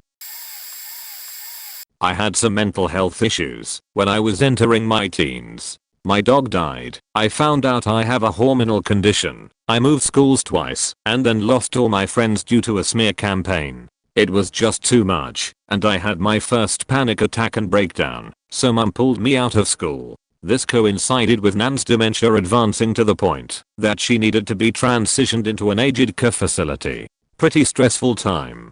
Dad has always left everything up to mum, and he and I weren't on good terms anyway, because of his alcoholism and never having any time for me. So I only really had one parent looking after me, and unfortunately, she didn't seem to have a clue what she was doing and was overburdened. I didn't get the psychological help I needed, nor the homeschooling. Pretty much all of my time was spent online with no supervision, where I found a forum for people with mental health issues. It had an attached chat room and a guy made friends with me. I'm going to have to cut out so much of this, because it's a lot as it is. Anyway, you can see where this is going. I was groomed between the ages of 13 and 16 by a guy from another country. Sadly, my family allowed it to happen. Facilitated it, actually. It started friendly, then it slowly progressed. He sent me jewelry and love notes, stuffed animals and music. Spoke to me online for hours every single day. He told me he loved me and that we would start a life together. When I was 15 he flew to my country, staying in my bedroom for 2 weeks, where you can guess what went on. He also drank almost constantly, something my dad found endearing. It was treated as though it was slightly unconventional because of the long distance online situation, but not for any other reason. My parents and I took him around to see some of the sights. Hell, as soon as we got home from picking him up from the airport, he and I went for a walk alone near faking bushland, which seems so obviously dangerous. It's as though my parents were groomed too, but they never really had any interaction with him over the years this was happening. He proposed to me at the beach during sunset with a beautiful ring, and said he knew I wasn't old enough yet, but it was a promise. He went home, and things progressed to become even more intense online, and things became twisted. Perverted beyond the obvious perversion that this whole faking situation clearly was. I was never comfortable with the sexual stuff, but it was such a long grooming process that my mind was absolutely screwed with. I learned to act and ignore the negative feelings. Another 6 to 8 months pass. Still 15, I traveled to another continent on my own to stay with him for 7 weeks in a tiny snowy town, organized and bankrolled by my parents.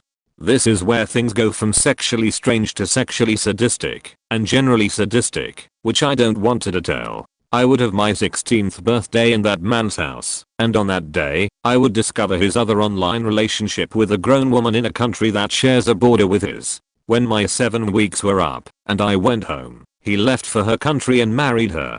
He made me feel like it was all my fault, that I was ugly, and I had taken advantage of him caring about me as a friend. My parents also made me feel like it was my responsibility. I was 22 before I went to a community college to take a high school equivalency course. Prior to that, my education was pretty much whatever I learned, being online all day and night. I never felt like I could ever properly tell anyone about my teen years, because for a long time it felt like my fault, and it would implicate my parents. Now it is only that it would make my parents seem like such awful people, and I don't know how to have that conversation with anyone. Aside from an outlet like this, I don't talk about it. I'm still screwed up in a bunch of significant ways. I have since been through so much shit that I'm surprised I'm still alive, but I'm no longer suicidal, and I beat my addictions. It took years and years, but I fully realize that what happened to me isn't my fault, and there is still hope for my future. Thank you to those of you that read all this. My father sexually abused me, physically and mentally, for years. I only recently opened up to my wife of 12 years about this. Many times I pushed it away because it wasn't as bad as a lot of other stories I heard about. It took me a long time to realize abuse is abuse, and it being on a smaller scale doesn't make it not abuse. The physical aspect would be if we were playing around or wrestling, and he would shove his hand down my pants, grab my genitals, claim he had me now, asked what I was going to do, etc. This continued on and off through my formative years. When I finally realized just how wrong it was, I kicked him so hard I gave him a Charlie horse that lasted 3 days. I never told anyone but my wife. A lot of the mental stuff would be him bringing up either his or my genitalia in conversation. Sometimes he would think it was funny to reminisce when I was a toddler and confused by an accidental erection, or he would talk about the one time, the only time, I saw his genitals while we were in a public bathroom and made a comment about them. Again, I was a toddler. By the time I was actually willing to tell my mother about it, her relationship with my father had been so strained that they were fighting daily and divorce was mentioned almost daily. The one time I was about to tell my mom, she said, before I could say anything, that if they split up I was going to live with my dad. That kept my mouth shut pretty much to this day. As for why I don't mention it now, my parents' relationship is better now than it ever has been. It improved a lot after I moved out. It makes me think that I was the problem all along. My parents are old. I don't know if my dad forgot or if he wants to forget, but I haven't brought it up. When I was a junior as high school, me and a fairly large group of friends had found a nice place in the middle of nowhere to jet away, get drunk, smoke joints, etc. Lived in a small town in the country. Everybody knew everybody, so if you were going to ditch the family for the night, every friend involved had to be on the same page. No holes in the story meant every parent was at ease thinking we were safe and sound at whoever's house. Usually whoever was the kid that had the weird parents that no other parent wanted to talk to worked every time. Now, this one fateful night, we met up for our usual bonfire, smoke, and drink sesh. Everything went great. Pretty large crowd this time. Maybe about 15 to 20, so we had to be extra careful. Night starts to come to a close. All the drunk teenagers start driving off the field heading back to their respective bunkers to sleep off the drunk before they go home to their parents. Night's done. Another one for the books. Woke up the next morning, heading home, and said my usual hellos to my rants. I told them the usual, I had a great time at whoever's house again, blah blah blah. Then the moment comes, so did you hear about Mr. Lambert's field? I froze. I hesitantly say no and ask what happened. They proceed to tell me that apparently 20 acres of land and crops of his had burnt completely to a crisp overnight, and the only thing they found was the remnants of a Guitar Hero guitar in what looked to be a fire pit. Holy fuck. Come to find out, my good buddy Tan, as drunk as decided as he was the last to leave, to go ahead and toss his Guitar Hero guitar in the back of his truck into the embers for good measure. Apparently those embers sparked back up, and that guitar ripped one last glorious fire-breathing solo for the ages. Fire marshals and the motherfucking FBI started knocking on all of our doors. Somebody had to pay. To all of our surprise, not one kid cracked, not one kid told their parents, and not one fire marshal ever figured out how the fuck that happened. I've still never told anyone other than the people that were there, and from the people I still keep in touch with from that night, neither have they. All in all, we destroyed God knows how much money in crops for a very well-liked Mr. Lambert in the community. Probably should been in juvenile detention for some time, but got out free as a bird. Key takeaway here, loyal friends go a long way. This takes place in like 5th grade. Our teacher was talking about something, I forgot what, and she had an empty box. Now before I continue, I clarify that there were one my friends in class who always just spoke aloud and said the dumbest shit. Every teacher I had at this school got pissed whenever someone spoke aloud, but never at this kid. Was he special needs? No, he just desensitized the teachers. So back to the topic at hand. While the teacher is talking, she asks the class a question on the lines of what is inside this box. Once again, short interruption, but this is important. The reason why asks is in quotes is because our teacher was a major bitch who refused to believe she was wrong. So when she asked the class, what she really said was, I'm going to tell you, and you're going to listen. So when she asks the class what's inside the box, my 5th grade self, trying to be funny, said out loud, yeah. This was apparently completely unacceptable, according to our teacher's standards. Without hesitation, she faking says in the most condescending Karen voice physically possible, no talking in class. I was understandably pissed, because while this one kid from across the room could yell death to all infidels and not even get a look in his direction, the moment I say a singular word, I'm the fuck up. As it turns out, the box was meant to represent what the universe was before God creates it, nothing. But the thing that really just diddled my noodle was the fact that not 5 minutes later, the kid said another dumb as fuck thing. What did the teacher do, you ask? NOTHING. Thank you for listening to my suppressed rant.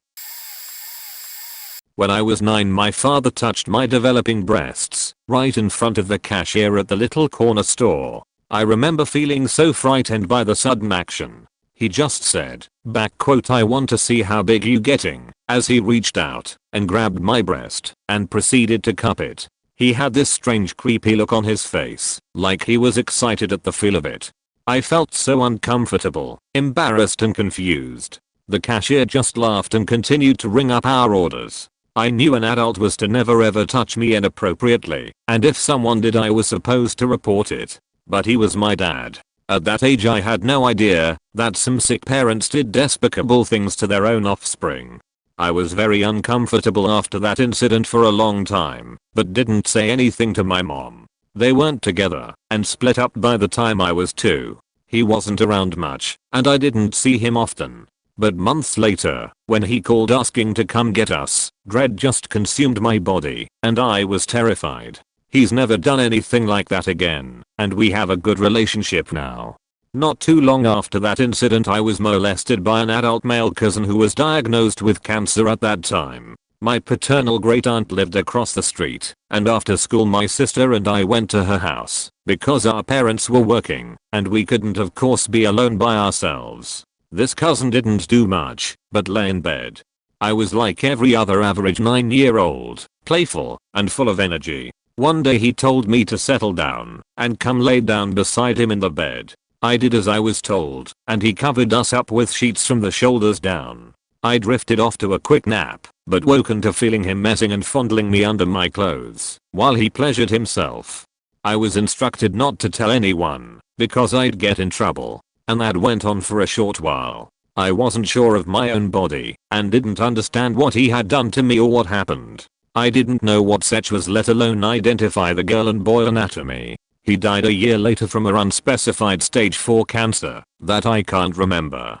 After that I didn't think much of it and allowed it to become a hazy distant memory that I rarely think about, but when I do it makes me depressed and ruins my whole mood.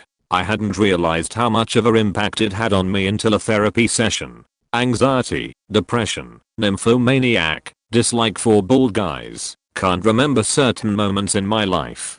I told my mom last year and she broke down in tears because she was molested and thought she failed at keeping her kids safe. I had to assure her that it wasn't anyone's fault. This world is just full of twisted people. I suspect this now deceased cousin did this to my little sister, who recently admitted she was inappropriately touched but refuses to reveal whom. I've had sex in a confessional. As much as I hate the Catholic Church and enjoy sexual escapades, it's one of the crowning achievements of my life that I never get to talk about. It's not easy to top that. I have a list of stories of the places I've had sex, and this is my favorite. My second favorite isn't due to the location, it's due to the conversation I had with my husband about it. We were talking about sex we'd had in college before we were together. I mentioned I'd had sex in an airport. This conversation ensued. Husband, where in the airport? Me, just in the airport. Husband, right, but where in the airport? Me, just in the airport, waiting for a flight. Husband, right, but where in the airport? Me, what don't you understand? We were waiting for a flight, in the airport. Husband, I understand you were in the faking airport. I'm asking where in the airport? What location in the airport? Me, we were waiting for a flight. What is there to understand? Husband, where did you go in the faking airport? A janitor's closet? The bathroom? At this point, my husband got a weird look on his face and says, the concourse. You just faked right there on the concourse. What the fuck? Me, what did you think I meant? Yes, the concourse. Husband, the faking concourse. So now whenever I go to the airport, my husband tells me not to fuck anyone on the concourse before I get to the plane. In high school, I almost accidentally died by drowning in a sewer. It was raining super hard when I was walking home from school. There was a flood in the way, but it wasn't really deep. It's not even knee height. Nonetheless, I still tried to wait for a tricycle to ride all the way home as to not get my pants wet, but in the end, I decided to brave the flood and worry about the pants later. I was walking on the sidewalk, which is still somewhat submerged in water, when I suddenly felt an open manhole hidden in the water. I was able to grab a hold of the edge of the manhole, but I was already submerged chest height. Even worse, the water in the pipes were rushing rapidly and was pulling my body inside the manhole. Nobody was around, so I had to pull myself out of there. Perhaps it was adrenaline that helped me, since my upper body strength wasn't the best. Whatever the case was, I was so relieved when I was able to pull myself out. But I was also incredibly angry that there were no signs or warnings that there was an open manhole here, since this area was under construction weeks ago. Though I'm also angry at myself for being an impatient idiot and deciding to risk the flood. When I came back home all wet, my parents were simply furious. They waited for so long for me and didn't get any calls from me. My phone got wet. I decided to tell them later about my near-death experience, but I wasn't able to since my parents spent the rest of the day being incredibly mad at me for being irresponsible. They only thought I waded through the flood and didn't know about the manhole. I never ever got to say this to them or anyone at all, so it's kind of a relief typing this here. I could only imagine if I actually got sucked in the manhole. The current would just continuously pull me deeper inside the pipes, while I have no chance to escape. I've posted this before, but I feel like it's fitting still, because before it I hadn't told a soul. I had recently finished having surgery and had a post-op appointment with my doctor up the hill. Had to go before that. While driving up the hill, figured I'd use the bathroom while in the office. I forgot I had to sheet. Impossible as it seems. While I drive back down the hill when the bullet train hit my ass. I pulled over the side of the highway. Having no place to sheet, I grabbed the only thing nearby, a thin empty styrofoam box from Panda Express, on the passenger seat. Things were moving fast. So fast in fact, that I made my first mistake. I missed the box. I had shat all over the driver's seat of my car. I had been on antibiotics too, so we are not talking logs here. We are talking full on mud pie, split pea soup. It faking filled the seat. I'm doing this acrobatic effort not to dip my eyes back in the mess, and I somehow opened the car door. I grabbed my phone and popped the trunk. After slamming the car door shut, important later, I run bearers to the trunk of my car to grab a change clothes I had prayed for. Good thing I didn't make that goodwill run yet. God's joke wasn't quite over though. I walked back to the driver's door to realize my keys are locked inside the car with the engine running. So now, to make matters worse, I now have to call a tow truck to unlock my car door. Now some Hank the tow truck guy has to stare at the abomination that I left in my seat. I was mortified, and he just stared at me with such bewilderment afterwards. I hung my head and said, it's exactly what it seems. I'm sure that tow truck guy had one hell of a story when he got back home. TLDR, I shat in my car, locked the keys in the while it was running. Had to have a guy stare at my sheet while he popped the lock. I figured I'm a bit late for anyone to see this, but I'll get it off my chest regardless. My dad and I had a very rocky relationship starting from when I was 10. He developed PTSD from a horrible near-death experience at work, on top of his bipolar disorder. He turned into this very nasty dude some of the time, and it was just really hard to deal with. He was usually such a funny, happy dude. My mom left him when I was 13, and it became hard to see him and text/call him because he was often drunk. The last time I saw him, he said to me, if I didn't have you, I would be nothing. I have no one else but you. I spoke to him through text a few times after that, but it would always, every time without fail, end in an argument.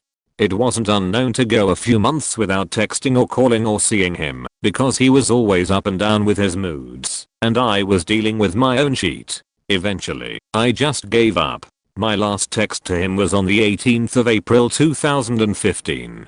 It ended in another argument, and I never messaged back to apologize, because I thought I had been wronged, and he needed to step up and say sorry for once.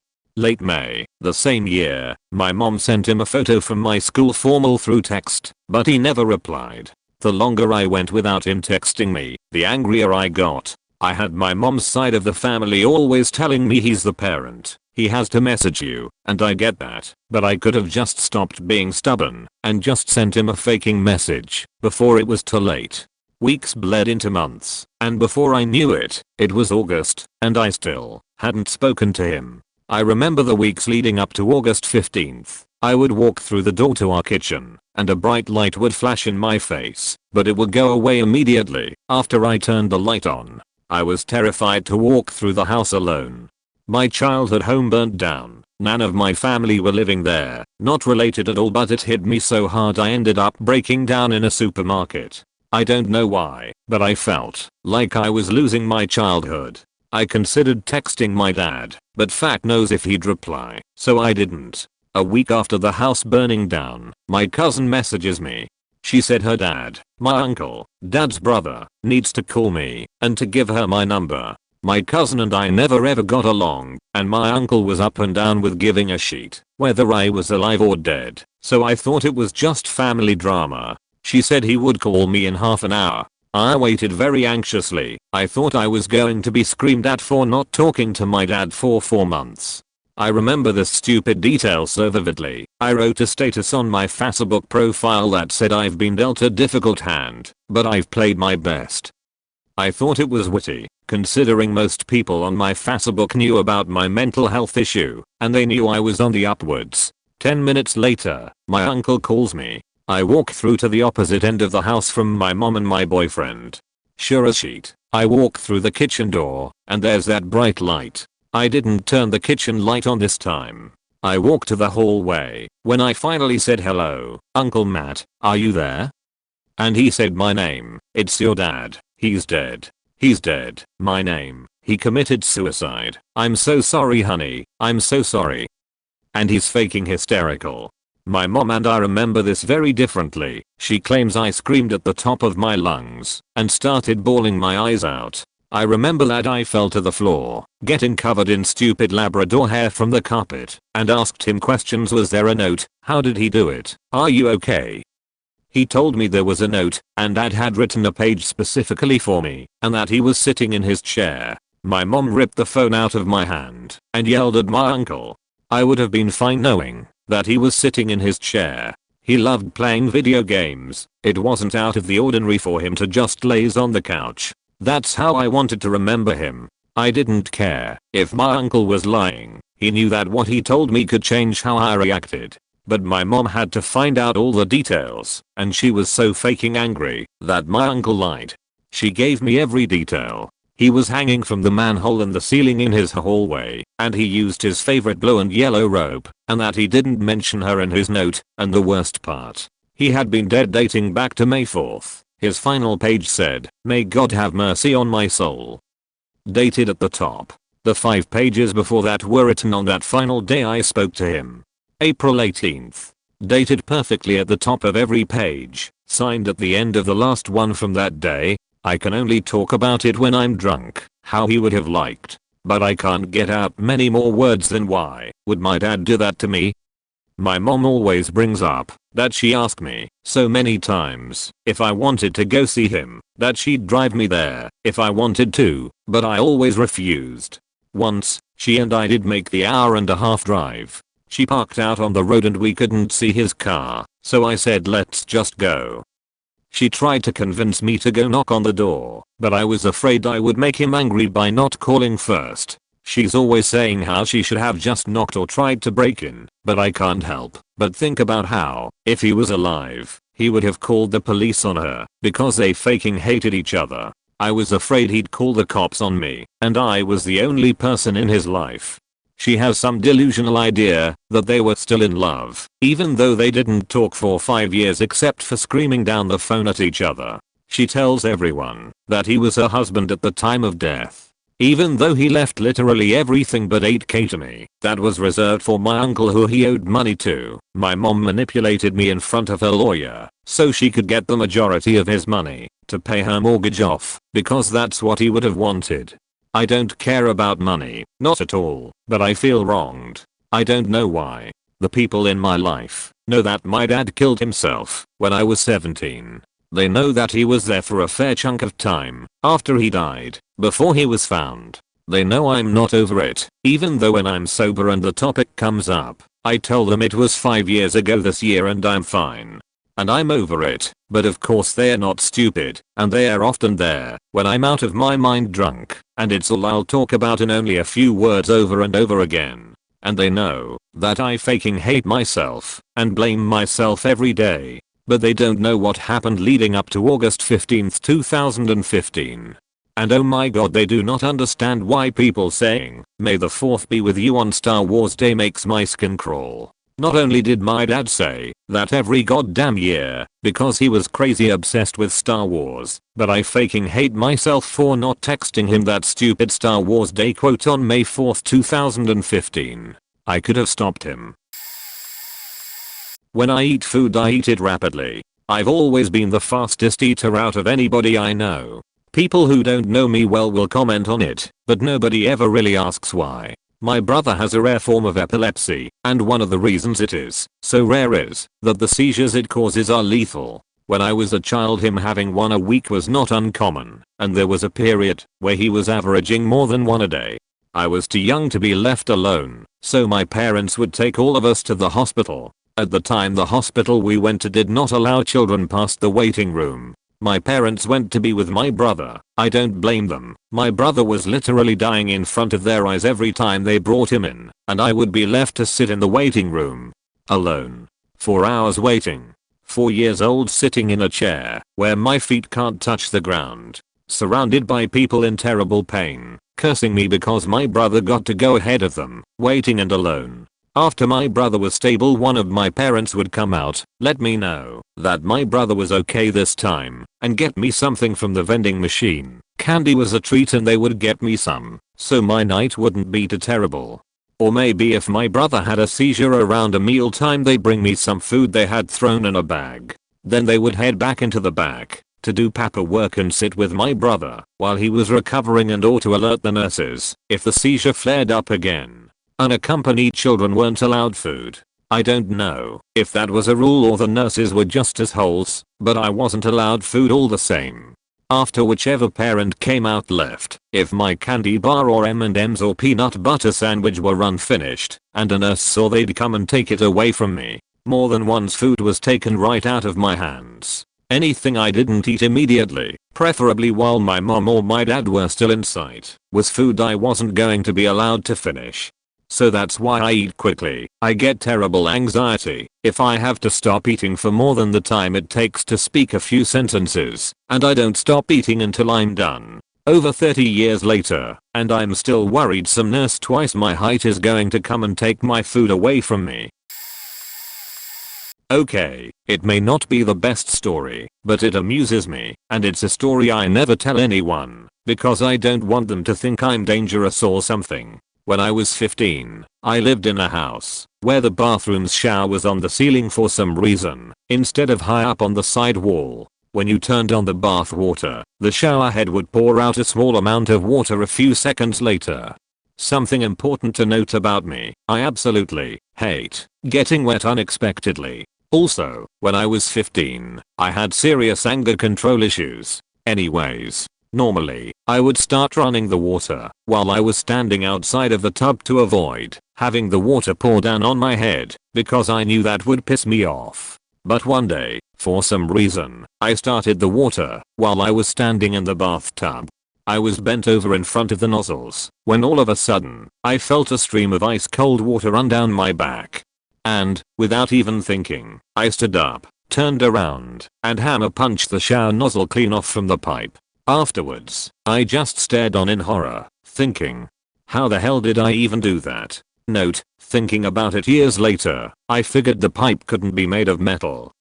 You really need to calm down sometimes. I'm in deep shit. After getting over the shock, I showered under what was essentially a faucet of water coming from the ceiling. I got out, finished getting ready for school, and definitely did not tell my mom. I figured maybe, if I didn't say anything, and she stumbled across it, I could feign ignorance. Turns out, I didn't need to. In a weird twist, when I got up the next morning to take a shower, my mom had taped the shower nozzle back onto the pipe. She never asked what happened, and I sure as hell wasn't going to volunteer the information. I just chalked that one up to the best luck ever, and made sure not to do that again. I mainly don't tell people this story because I don't want them to think that I would ever hit someone out of anger, which I never have.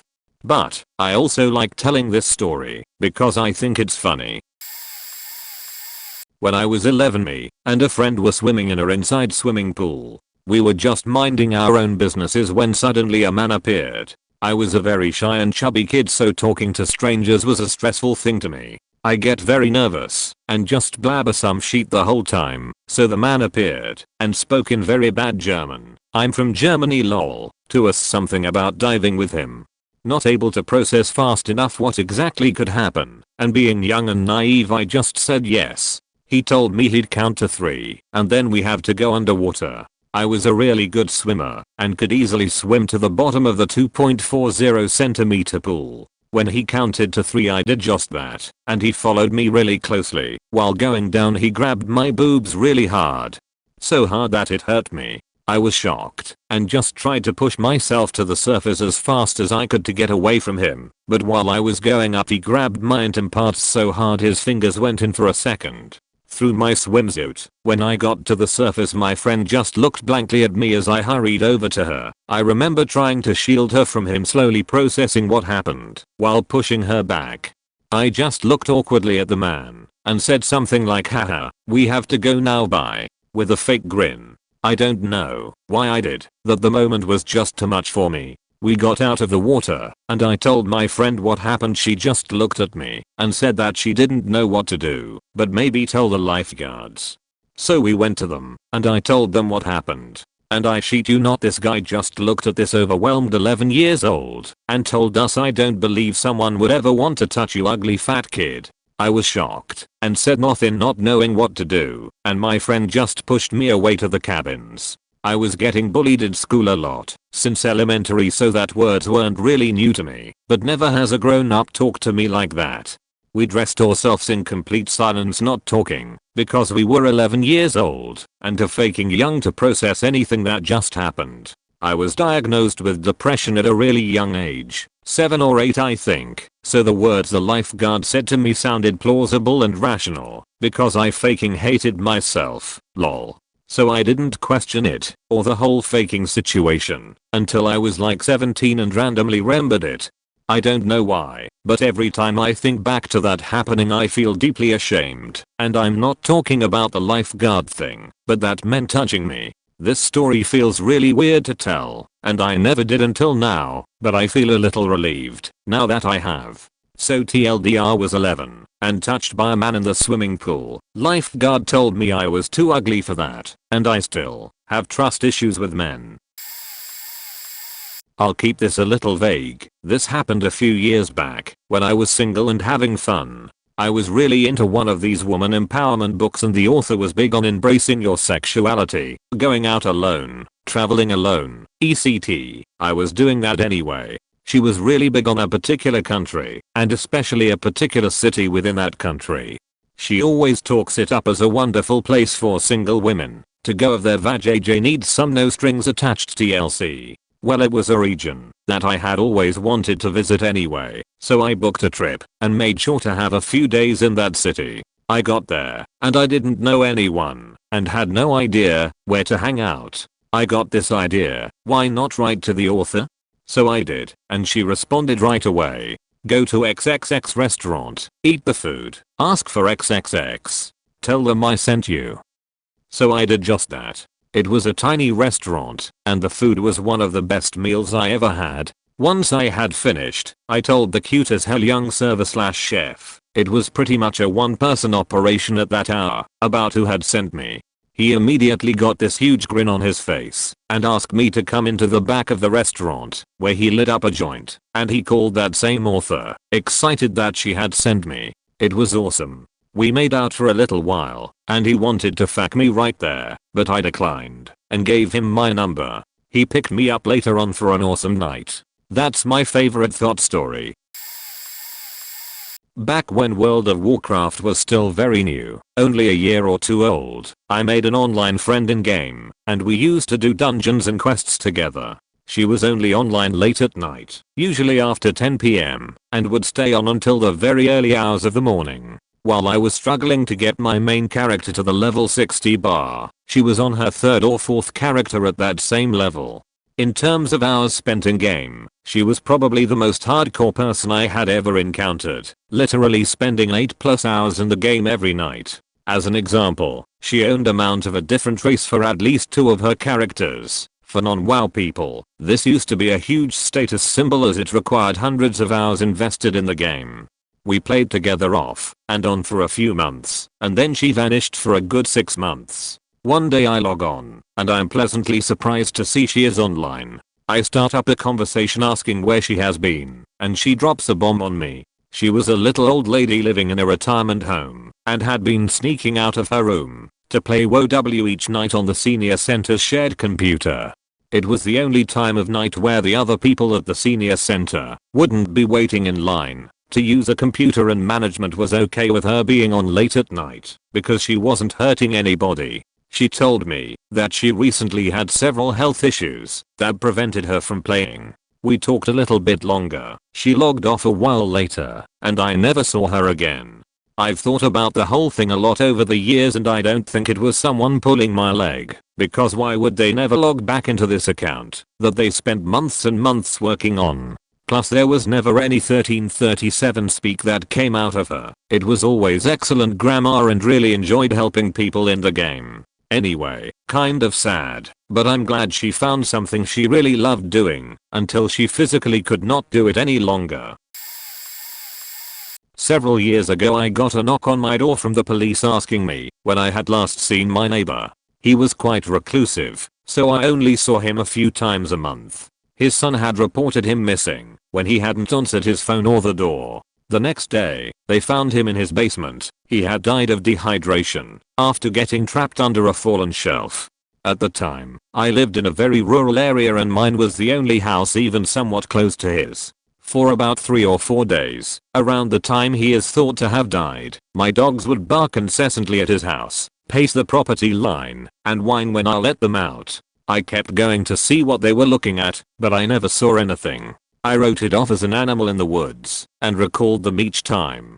I'm hard of hearing. I realized in hindsight that they were likely barking at his cries for help that I couldn't hear. He probably heard me talking to my dogs when I let them out and screamed for help. He probably thought my barking dogs would be his saviors. Imaging how many times over the course of those days he heard my voice and my dogs, got his hopes up, and was let down makes me stomach turn. I hope he remembered I'm hard of hearing. I hope he didn't think I was ignoring him. Being hard of hearing never bothered me much, but after that, I wish that I wasn't. I've never told anyone. I still have nightmares sometimes of distant, muffled cries for help that I can't locate the source of. When I was about 11, I got stuck in a bathroom at my great-grandparents' house. They had the house for over 50 years, and I swear that the doors and door knobs were still the same. Normally when I went to the bathroom, I wouldn't close the door all the way, but this time I did, because they had a dog at the house. The door knob didn't seem to have a lock, so I just left it. After I'm done doing my business, I went to wash my hands, then I tried to open the door. It wouldn't open. I tried pushing it and pulling it. I tried turning the knob to the left and to the right. Nothing seemed to work. I'm very claustrophobic, so I had a panic attack because the bathroom was quite small. I yelled for someone to come open the door, but no one came. It probably didn't help that we were about to leave, so they were already in the car waiting for me. About 20 minutes pass, and I look outside the window they had in the bathroom. I decide to jump out, because the drop was only 6 to 7 feet off the ground. I was 5 feet at the time and thought I would be fine, but little did I know there was a thorn bush at the bottom of the window. The thorns hurt a lot, so, like any 11-year-old, I cried. I still have the scars on my stomach and legs to prove it. They cut me pretty bad. I later found out that I broke the window, and they had to get it replaced. I was really big at the time, so that probably didn't help. TLDR, I jumped out a bathroom window and got hurt when I was 11. When I was a child, I lived in my own little world. We would be given school assignments and projects that the other kids would have been working on for weeks, but somehow, I'd always find out the day before, or day of, usually from my flabbergasted classmates, that it was due, despite how many times it was supposedly mentioned. I bullshit a lot. Looking back, I'm incredibly surprised I was never held back. A time that particularly stands out to me is when my middle school class had a puppet show. Everyone took turns coming up, choosing some puppets, and acting out something. It was my turn, so I came up, chose some puppets, and entered my imagination zone. The whole class was roaring with laughter, which fired up my ego, and my show went on so long that the teacher had to stop me. After everyone was done, and that period was over, the teacher pulled me aside. She said my performance was very entertaining. However, it had nothing to do with the project, meaning she'd have to fail me on it. Needless to say, I was more than confused. I caught up with my classmates and they started reminiscing about my little show, laughing about it, telling me I'm absolutely bonkers for doing it. When they realized I really didn't know what they were talking about, they suddenly got serious and told me our class had been working on this project for almost a month, writing drafts, revising, writing the final, then writing up a play. They said the teacher discussed it in class every single day, that they worked on it in class every single day, that because of this there is no way I couldn't know about it. But I didn't. There were so many other times like this, but that one, especially, never fails to make me chuckle. My first experience with racism, when I was in 4th/5th grade, I sat next to this immigrant student who didn't speak English all that well. And one day we were having a maths test that I didn't understand jack shit on, so I basically looked over at his paper and copied literally the whole thing. But later that day, during lunch hour, the white old lady teacher called us into the classroom. I was sitting there at first like holy shit, I've been caught, this is devastating. But then she started yapping at him, accusing him of cheating because our tests look the exact same. And she got extremely angry and told him to apologize to me, and he did. Poor thing probably didn't know why he had to apologize. Later that day I overheard her talking with another teacher saying such horrendous things. She'd like, that little XXX should be grateful that he's in this country to begin with. And then I heard her say something extremely offensive which I dare not repeat here. It's something along the lines of what would have happened back in my day. If you catch my drift.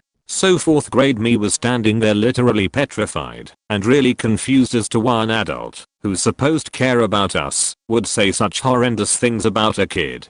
And I went up to her and said, hey, it was actually me who was cheating. It wasn't Jesus.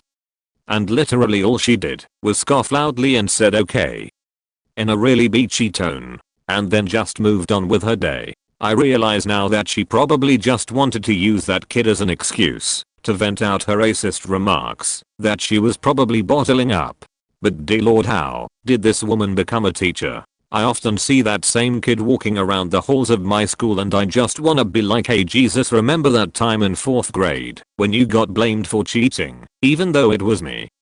But I just feel so guilty that the whole thing happened because of me. TLDR, my racist teacher caught me cheating and basically blamed it on an immigrant student.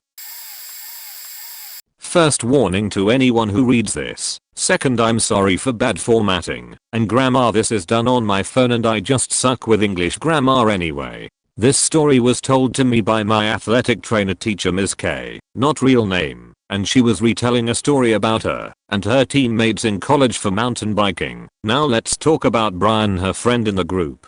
Now at this specific college they would go mountain biking at these hills that are very steep, and on one of these hills that there is a lot at the bottom of one of these hill. It was common knowledge that you slow down at this hill and bunny hop over the log to continue biking like nothing happened. Now for whatever reason Brian forgot about this log and was going at full speed and crashed into this log. He was thrown off of his bike and landed on this small tree that was nearby.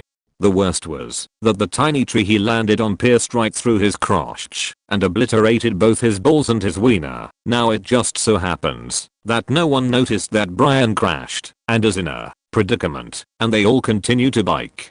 Towards the end, after 10 minutes, everyone was there except Brian. They all started to get worried, so Ms. K suggests that they all bike back to see if they can find Brian. They did find him, but in a pool of both blood and semen. There was so much of it. Now they ended up pulling Brian off of the tiny tree and carry him to the hospital, which thankfully was very close by to the college. They had to do 5 surgeries to help repair his groin that he obliterated on this tiny tree. Now you would expect that he would never be able to have children. That's where it came to surprise to everyone that he was able to have 2 beautiful children 5 years later. Now this story was only told because we were being taught on why you shouldn't pull anything out of a punctured wound if the item is still stuck in the person. I hope you all found this as scarring as I did when I first heard it. One time my grandparents took my family and I on a trip over to Hong Kong to go to Disneyland. One night while staying at the Disney Resort Hotel, my grandparents were in a different hotel for dinner, so my family went down to the lobby cafe/restaurant thing to sort it ourselves. After a while of trying to figure out what everyone wanted to eat, my parents and siblings started to fight and complain in usual fashion. Everyone got in this shitty, grumpy, beachy mood, and I'd had enough of it, so I left on my own. Didn't really know what to do, so I went to the hotel's games room to take my mind off it and cool off a bit. They had a few different machines, but one was this little crane toy machine that had multiple little crane games in a circle that people could sit around.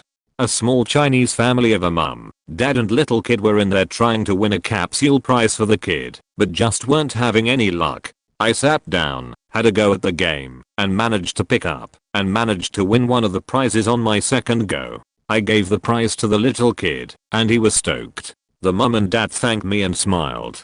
I still haven't forgotten their faces and the way the dad looked at me. It was such a little thing, but no one else knew or would know about it except me and that family. It really makes me feel better and happy whenever I remember it. I never get to / want to tell this story cause I don't want it to come off as bragging about what a great guy I am. It's just a really special memory that I don't get to all know how to share. So I've had this premise for a comic / TV show / video game for a while, but I haven't even found a suitable sub to post it on that's not dead. It may not even be good, but I'm putting it out there. In the current day, an asteroid containing 4 powerful masks falls to Earth. These masks are based on the following 4 elements: fire, water, electricity, and earth, though this wouldn't make sense since there's no other Earth in space, so we'll call it Terra, which has Earth-like qualities. Our hero, who I'll refer to as H, stumbles upon the crash site and the masks magnetize to him and fuse with his being, but causes rifts from another dimension to dot throughout the Earth. H wakes up to find that each mask has its own personality and grant him the ability to use each of their 4 respective elements, complete with a unique outfit. The personalities are as follows. Fire, the leader. Bold, brave, very protective of the other masks and H, and gets very angry when they are threatened, the most well balanced of the 4 masks. Water, kind, intelligent, advises against violence when possible, but hits hard when her hand is forced, grants the most stamina out of the 4 masks. Electricity, hyper, scatterbrained, grants the most speed of the 4 masks. Terra, simplistic, gruff, doesn't talk much, grants the most raw strength of the 4 masks, along with his 2 best friends, the girl best friend who helps him keep track of his abilities, not a love interest, and the guy friend who keeps track of the rifts sprouting throughout the planet. H takes it upon himself to travel the globe and stop the monstrosities, called grifters, that are entering our world by way of these portals. As the season / game / etc progresses, he gets gradually better at using his abilities, using fire to wall his enemies in, water to slip between grates, electricity to hurt all foes in a wide area, terra to create small controlled twisters / earthquakes, and so on. He'll need all the experience he can get too, because there has to be someone sending all these creatures to invade Earth. After all, the Grifter leader aims to take over the entire galaxy by way of these rifts. However, his power is based on nearby grifter influence, so he himself cannot go through a portal until enough grifters are residing there. After maybe 2 seasons full of side villains and other hijinks, the leader of the grifters finally falls in battle, but not before gloating that he has other planets to take over and disappears. That's right. Where do you think the masks came from? Turns out that outside our solar system, there are 4 planets, each with intelligent life forms, based on the 4 element. When grifters started to invade these planets, these species poured their energies into their respective masks in hopes of finding a hero outside of their solar system who can save them. Seasons 3 and 4, baby. With the help of the 4 masks, H and his friends can create their own rifts, allowing them to travel to these home planets, each filled with new characters, scenery, enemies, etc. Every time H liberates a planet, as a thanks, the aliens enhance their planet's mask, allowing H to temporarily assume an extremely amped up version of that power when he wears the mask. For example, enhanced water can make H's entire body made of water, allowing shots to pass through. Enhanced terra can attract rocks to form a giant golem creature around H, stuff like that. After freeing the 4th planet, H receives word from Earth. Another asteroid has struck the planet. Seasons 5 and 6. Another 4 masks have landed on Earth. These masks are based on the following element: sound, outgoing, bombastic, very sociable, allows H to use sound-based attacks. Poison, the edgy one, doesn't care for subtleties or cleanliness, which puts him at odds with water. Time, very intelligent, a bit pompous, grants H limited time control abilities, use clock hands as weapons. Space, considers himself to be the best of the masks, very spiritual in nature, does not get along with time. Before H can get acquainted with his new friends, they receive word that the 4 planets these masks came from are also being attacked, but much more aggressively. H does not have time to learn his new abilities here on Earth. He will have to train on site. To avoid things getting stale, perhaps some new challenges are in order. Maybe the sound species refuses H's help, or space can only become enhanced a certain way. I don't know. I can only imagine so much without writing anything down. The grifter leader finally returns, this time more powerful than ever. He kidnaps all of H's masks, rendering him essentially powerless. In one of the hardest and most desperate missions of his life, he enters the grifter dimension in search of his masks. After managing to rescue Fire, they eventually gather the others. After a long intense battle, which would include H using all of his powers at once at some point, H seemingly sacrifices himself to save the universe. Everyone mourns. All of the mask creators come together. Not even the masks know H's final fate. A few years go by, when Fire receives word of something incredible. H is alive, and he ended up on a supposedly uninhabited planet. H has been hiding there ever since, training under the natives, so this planet was inhabited after all. By honing his concentration and meditation skills, as well as special magic performed by the natives, he has developed psychic abilities, meaning that if he ever loses his masks again, he has more options. When I was 14 years old, I had shoplifted and stole from my classmates like their special items they bring from home to show off to friends. I loved it. The planning and the thrill. Me and my friend shoplift because we thought that made us cool. He distract the shop owner while I shoplift. This continued for a few days and I stopped. My friend tried get back to it, but I was not into it anymore. After a week, he again pressured me to do it, even though there was my gut feeling that there's something bad gonna happened. But my friend pressured me to do it by taunting and making fun of my manhood. Being an idiot teenager, I went along with it. Same routine. He distracted him, and I took one of expensive chocolate bar and about to go out. When the owner's friend came from outside and checked my friend and cleared him, he got out. Next was me. It all happened so fast. They caught the bar. I said sorry, and he slapped me. I took my pocket money and paid. Again apologized. I ran away. There were other customers who saw this. I felt embarrassed and disgusted. I didn't even felt with slap, it wasn't painful. I felt so dumb. My asshole friend who disappeared only appeared the next day in school. He was an asshole who abandoned me in time of need. I didn't want him to defend anything, but at least waited outside or called me that day. That two things happened. First, that was end of our friendship. Second, that slap straightened me out. I never shoplifted or any illegal activity. I did everything at my legal age, like I drove car after I got license at age of 19 and had my alcohol when I was 21 as per the legal age.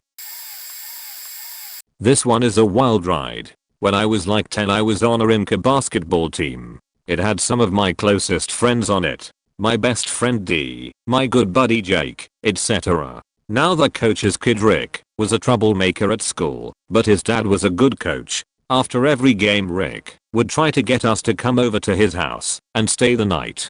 We weren't super close with him because he was a troublemaker, so we would make up an excuse. One time Rick went to mine and Dee's mom's and asked if we could stay the night, and our moms thought it was a great idea, and Jake's mom also heard the conversation and said he could stay too. None of us were excited.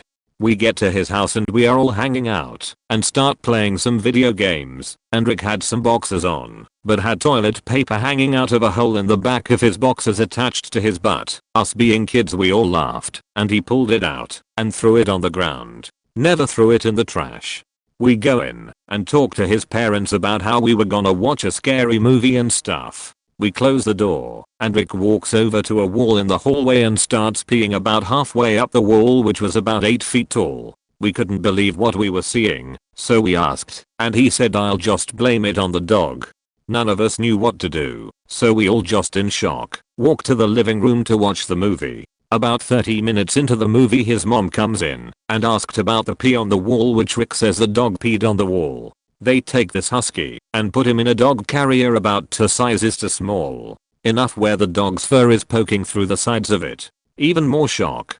The night goes on, and it's time for bed. Rick's mom says, "Why don't Dee and I share a bed?" And Jake and Rick can share a bed. Fuck yeah, it's my best friend.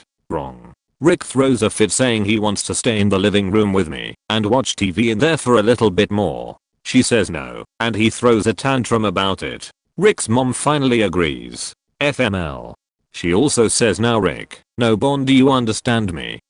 We are 10. I don't watch porn. What the fuck is that? So we go to sleep, and about 1 AM I get woke up, and Rick is watching porn. I ask what the fuck is he doing, and he says watch with him. I go to sleep on the floor, because I didn't know what was going on, and didn't want to be a part of it. D and Jake convince me the next morning, that we should tell his parents about it. We are at the table about to eat breakfast, and Rick is still asleep. We tell his parents about the whole night. When Rick wakes up, his parents ask him about it, and he starts freaking out, and his parents start licking him in the face to calm him down, telling us his psychiatrist told us to do this to calm him down. We all stand up and leave and go place basketball outside, praying our moms show up quickly. They show up like an hour later, and we just grabbed our stuff, said thanks, and left. We told our parents and we never had to stay the night there again. Thank God. I guess the one that's happening now. Although my boyfriend is the only one that knows the full story. Since the governor of my state and the president declared emergencies, it's been a nightmare. I'm in my second semester of graduate school and currently am putting myself through it, from a job on campus and a second job I work at every other weekend. The university is where my #1 support system is, between my amazing coworkers, the love for my program, and my counselor, that I desperately needed, and had just started seeing. When I left on spring break, I didn't realize I wouldn't be coming back, because of this COVID-19 closing all the universities. Since the call was made, I've been dealing with immense anxiety and sadness. I have been completely plucked from my positive space, to my toxic life at home, and my second job. The university hasn't determined if student workers are allowed to work, so I could be losing money there. My parents work for the same company as I at my second job, and they just told my dad he isn't allowed to come back until further notice, because they found out my brother had been overseas, and is now home, and they aren't paying him a dime. He's hoping to receive unemployment, but we're not sure right now. I'm scared they'll find me, and my mom too, and we'll all be out of work. I've also been having a lot of social hardships. I'm trying to video chat with coworkers to stay in touch, but it doesn't mask other things happening in my personal life. Both my mom and my best friend haven't spoken to me in about 3 days for arguments that have reoccurred throughout our relationships. This is selfish of me to say, I know, but I know inside they aren't my fault. The only one that has been giving me the time of day right now is my boyfriend, who I see on the weekends. I don't know how I'd even make it through this without him. I've cried every single day for almost a week, because I'm just so frustrated that COVID took away almost the entirety of the best parts of my life. I wish someone would have taken this seriously months ago so this didn't have to happen. I'm posting this as an attempt for some inner relief. I seriously hope anyone who reads this is healthy and is managing okay. For myself, I'm trying the best I can to see the light at the end of this long uncertain tunnel. Edit. Paragraph on 4+5. As a kid in the 2008 eras, and with the then recent boom of internet in my country, I used to play this game called Happy Restaurant, where you're a restaurant manager and you make money to buy decorations for your restaurant and ingredients, to upgrade your dish, to make it more expensive. It was also online and you can pay real money to exchange for in-game currency and transfer them or ingredients to another account. One of my friends shared his and his older brother's shared account login information to me. When I logged in, I couldn't believe what I saw. His account was loaded. He has like 6-figure in his cash counter, while I had 4, a whole line of arcade cabinet and 4 rocket decorations outside his restaurant, which was the most expensive decoration in the game. His pantry was also loaded with ingredients, like at least 3 each, one of which happens to be green peas, which I needed for my final dish upgrade. Now this whole internet thing was new, so games like this was all the rage. People would flex to each other about their restaurant, and some even paid a ridiculous amount for in-game currency, so I guess his brother was one of them. So 7-year-old me did what you think, and transferred his green peas to my account. Then after I did so, decided to go back and transfer 1 million to my account for that sweet rocket decoration. The next day I felt guilty, but being a kid I didn't want to admit that I stole, so I told him that somehow his 1 million disappeared along with his green peas when I logged in yesterday. I knew how dumb it was, but to my surprise he said he used the money and ingredients yesterday, that's why they're gone. I was baffled, but decided to play along. We laughed it off, and we never talked about it again. Was good friend with him till we moved to secondary school, cool kid, and now thinking back there's no way he didn't know. He was just being a bro. I feel so sorry for what I did, but I never told him, and I kinda forgot till now. TLDR. Stole green peas and 1 million to buy a rocket. Ended up getting away with it. When I was 21, I was trying out that whole being a responsible adult, paying your own bills, etc. dance, and for a while it was working out pretty well. Eventually though, I lost my job through some BS corporate restructuring, and it put me in a pretty bad place financially. Now I'm too proud to ask my family for bill money, right? And after a month or so of trying and failing to get a job, I take up shoplifting electronics and flipping them to make ends meet because I'm young and dumb and can't see how this could ever backfire. After a while of this, I start stealing food too, because what the hell, in for a penny in for a pound, right? Well, one night, about 1 or 2 in the morning, I decide I want to get some cereal and some sinus medicine, and of course I'm not gonna pay for it. Something unprecedented, and also somehow incredibly predictable happens this particular night, and a police officer stops me on my way out of the store asking what's under my jacket. I tell him to get his hands off me, he pins me to a wall, and proceeds to spend 30 minutes tearing me a new one for ruining my life over $10 worth of merchandise, of course not knowing the $2K $3K worth of electronics I've jacked over the past few months. So there I am, sitting in the back of a cruiser, thinking this is it, my life is over, blah blah blah. When the officer comes back from inside the store with the manager, pulls me out, and basically tells me that I'm a dumbass, but he didn't want to ruin me over it, and the manager agreed not to press charges if I just never came back to that store. Then they tell me that it's not a crime to be down on your luck, next time to just ask for help, and they hand my grocery bag with the cereal, a loaf of bread, and the sinus medicine, and they take my handcuffs off and tell me to fuck off. But then, the kicker of the whole story, as I'm walking away, this cop calls me back over and asks how old I am, and I'm freaking out now, right? But I tell him I'm 21. Then this cop opens his trunk, pulls out a beer, hands it to me, and says, I think you need this too. Now get the fuck out of here, and I ride off into the sunset, straighten up my ways, and have been walking the straight and narrow ever since. TLDR, how friends possibly saved my life. I grew up with divorced parents, my father having primary custody. They lived in the same town for most of my childhood, so every weekday my sister and I would go to our mother's after school, stay there for dinner, and then she would drive us back to our dad's. Part of our routine involved watching whatever sitcoms were on the 5 PM to 8 PM loop together. In 7th grade my mother moved to another town, about a 20-minute drive from dad, that involved crossing a highway bridge over the bay. We still kept the same routine, and the sitcoms became almost a time of 4. When it was time to leave, once the second episode of Friends was over, we knew that meant to get ready and go. My mom liked to be on the road promptly at 8, but my sister always insisted that we wait until we had seen the funny ending, the little clip during the credits that brings you right to the hour or half-hour mark, even though it made us late by 5 to 10 minutes anyway. One night we're at mom's, watching Friends as per usual. The second episode starts to end, and mom starts making noise about leaving. My sister says, no, we have to see the funny ending. So we wait for the funny ending, gather up our things, and get on the road. Around 8:05 as we approach the exit ramp to the bridge, we see cop cars and a long line of cars waiting to get on the highway. It takes a while, but we finally get to where there's an officer, and my mom asks what's going on. It's now almost 8:30. He tells us that at 8:05, a woman had driven the wrong way on the highway, and as she was crossing the bridge, collided head-on with another car. No one survived. It was a huge, tragic story, and if we hadn't waited for the funny ending, we would have been one of the cars on that bridge.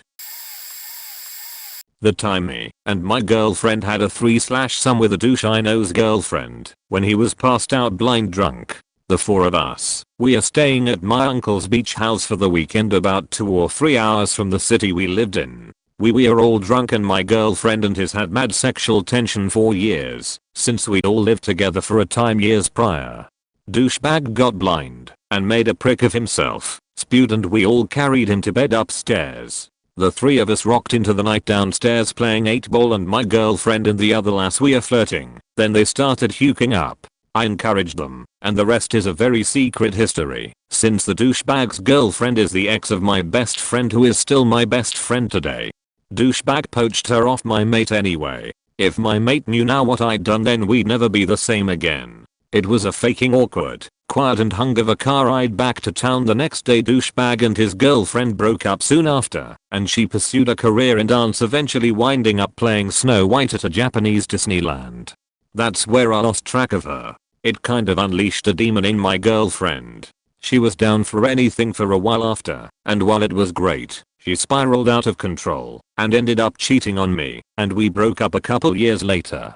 I was shattered at the time, but looking back it was worth it. She was gonna get in touch with herself in that way, no matter what in time, so at least I got maximum value out of it. Damn, it felt good to see this and share this with someone, even if it is just anonymous randoms. I've come so close to admitting it before to other mates, but I've always thought myself out of it.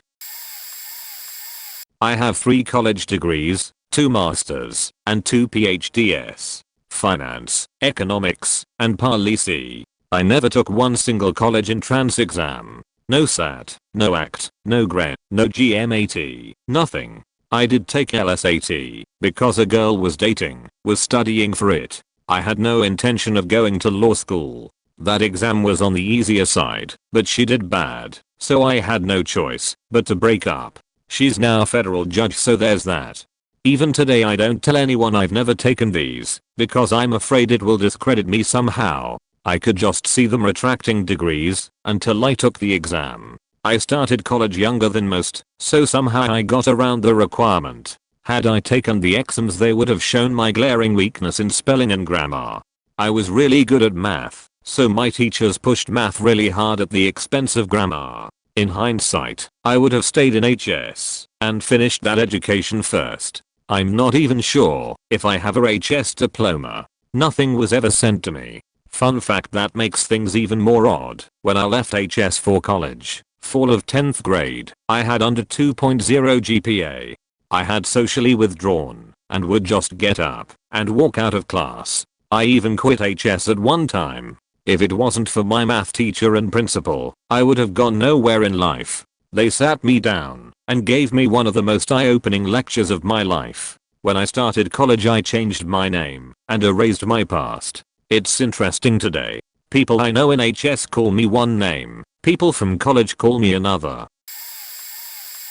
When I was in my late teens, I had been living with one physically abusive parent and one neglectful and alcoholic parent for 11 years. My childhood was repressive and bleak, but after my 3rd suicide attempt, my parents kind of gave up on trying to police me and decided to ignore me instead. I had severe daddy issues, had been molested as a child, and was starved for attention in general.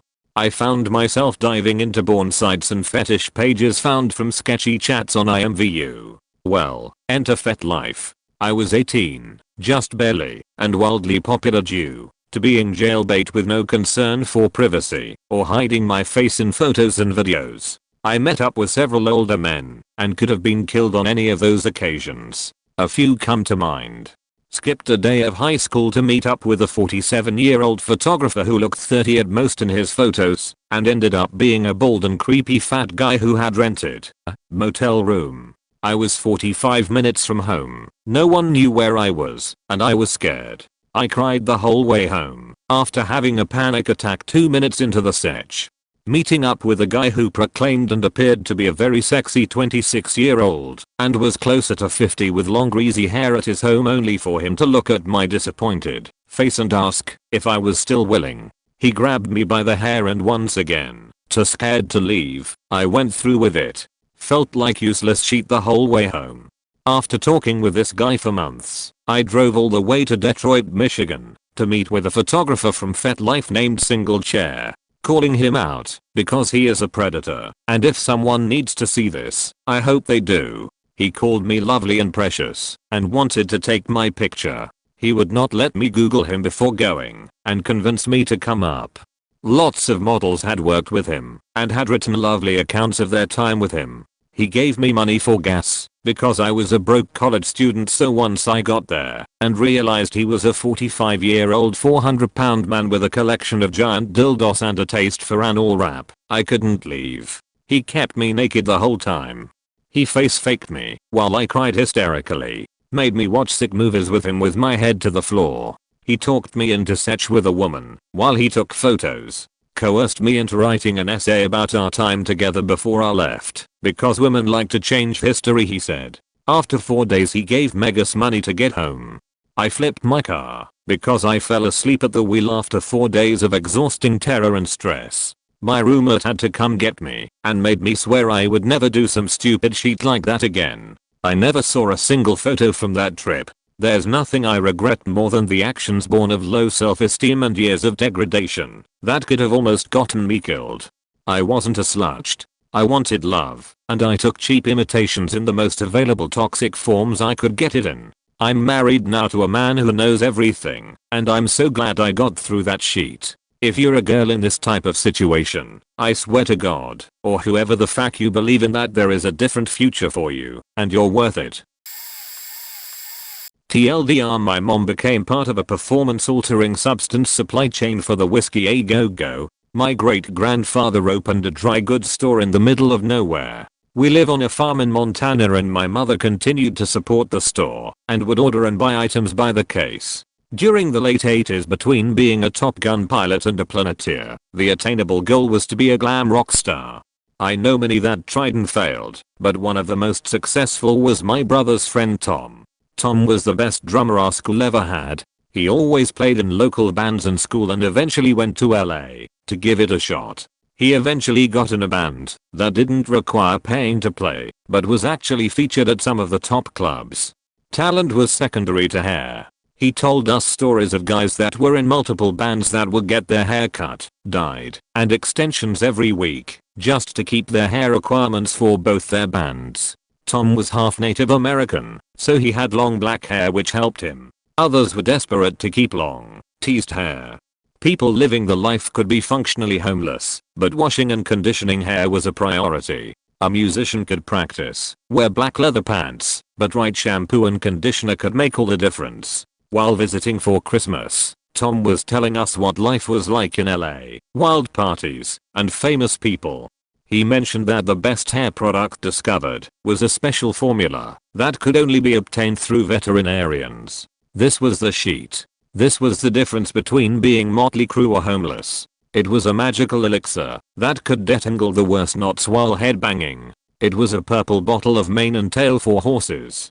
This stuff? My mom showed him a bottle she had, and he had a freak out and told he'd buy it right then and there for $20. For that, mom sold him and entire cases of both shampoo and conditioner. Upon returning to LA, Tom was the guy who had the stuff. He was selling it at premium prices, and once word got out he had customers he didn't know waking him at odd hours to buy. He had people bugging him at work. He had managers of big bands making personal visits. He made enough money to pay rent. In the spring he drove his motorcycle back to Montana and bought my mother's replacement case of shampoo and conditioner, not bothering to bring anything else on his trip.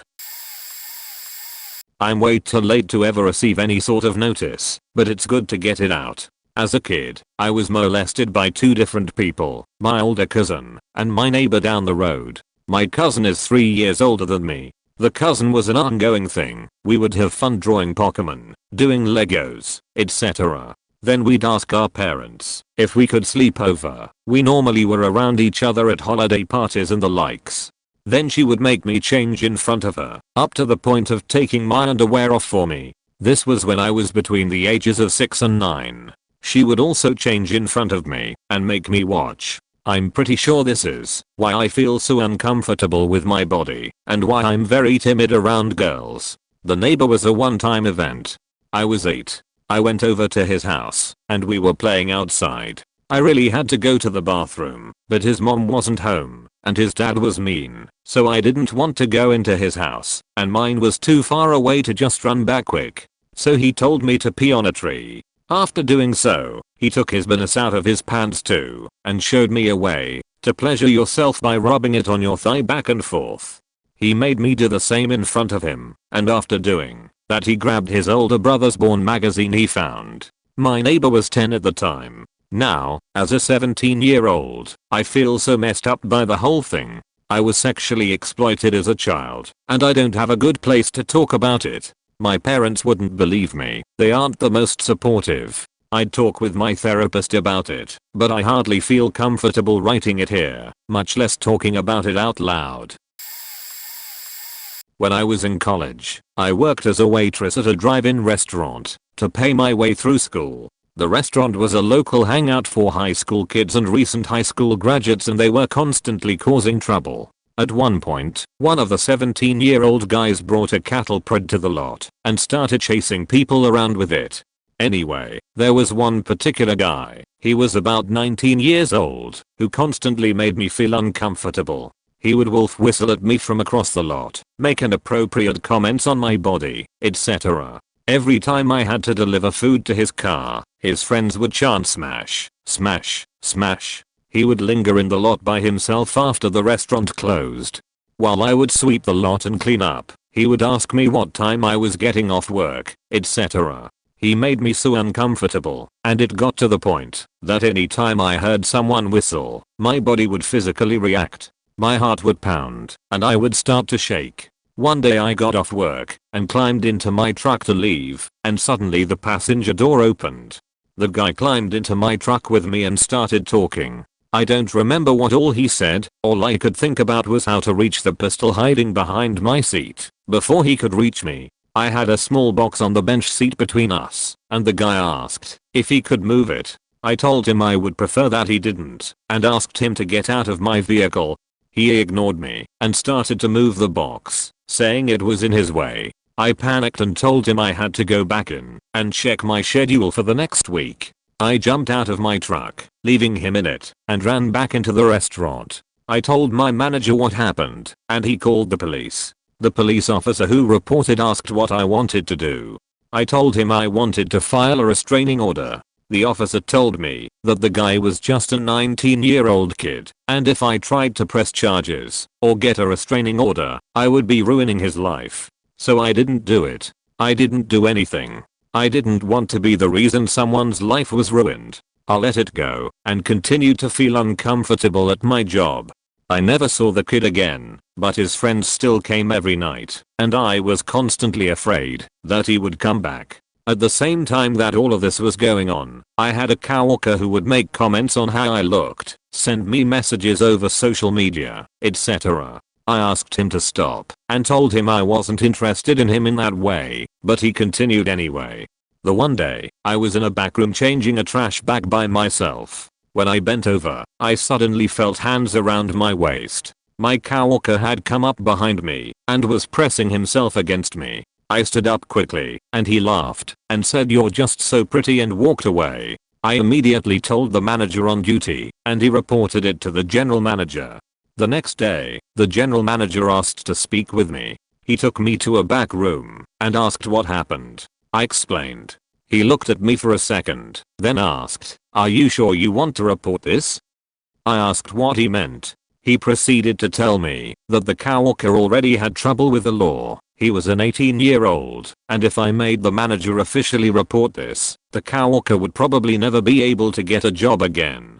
I would be ruining his life. I was confused and asked if there was a way to stop working with the guy without officially reporting. The manager said he would schedule us for opposite shifts. I accepted that and decided not to report. Again, I didn't want to be the reason someone's life was ruined.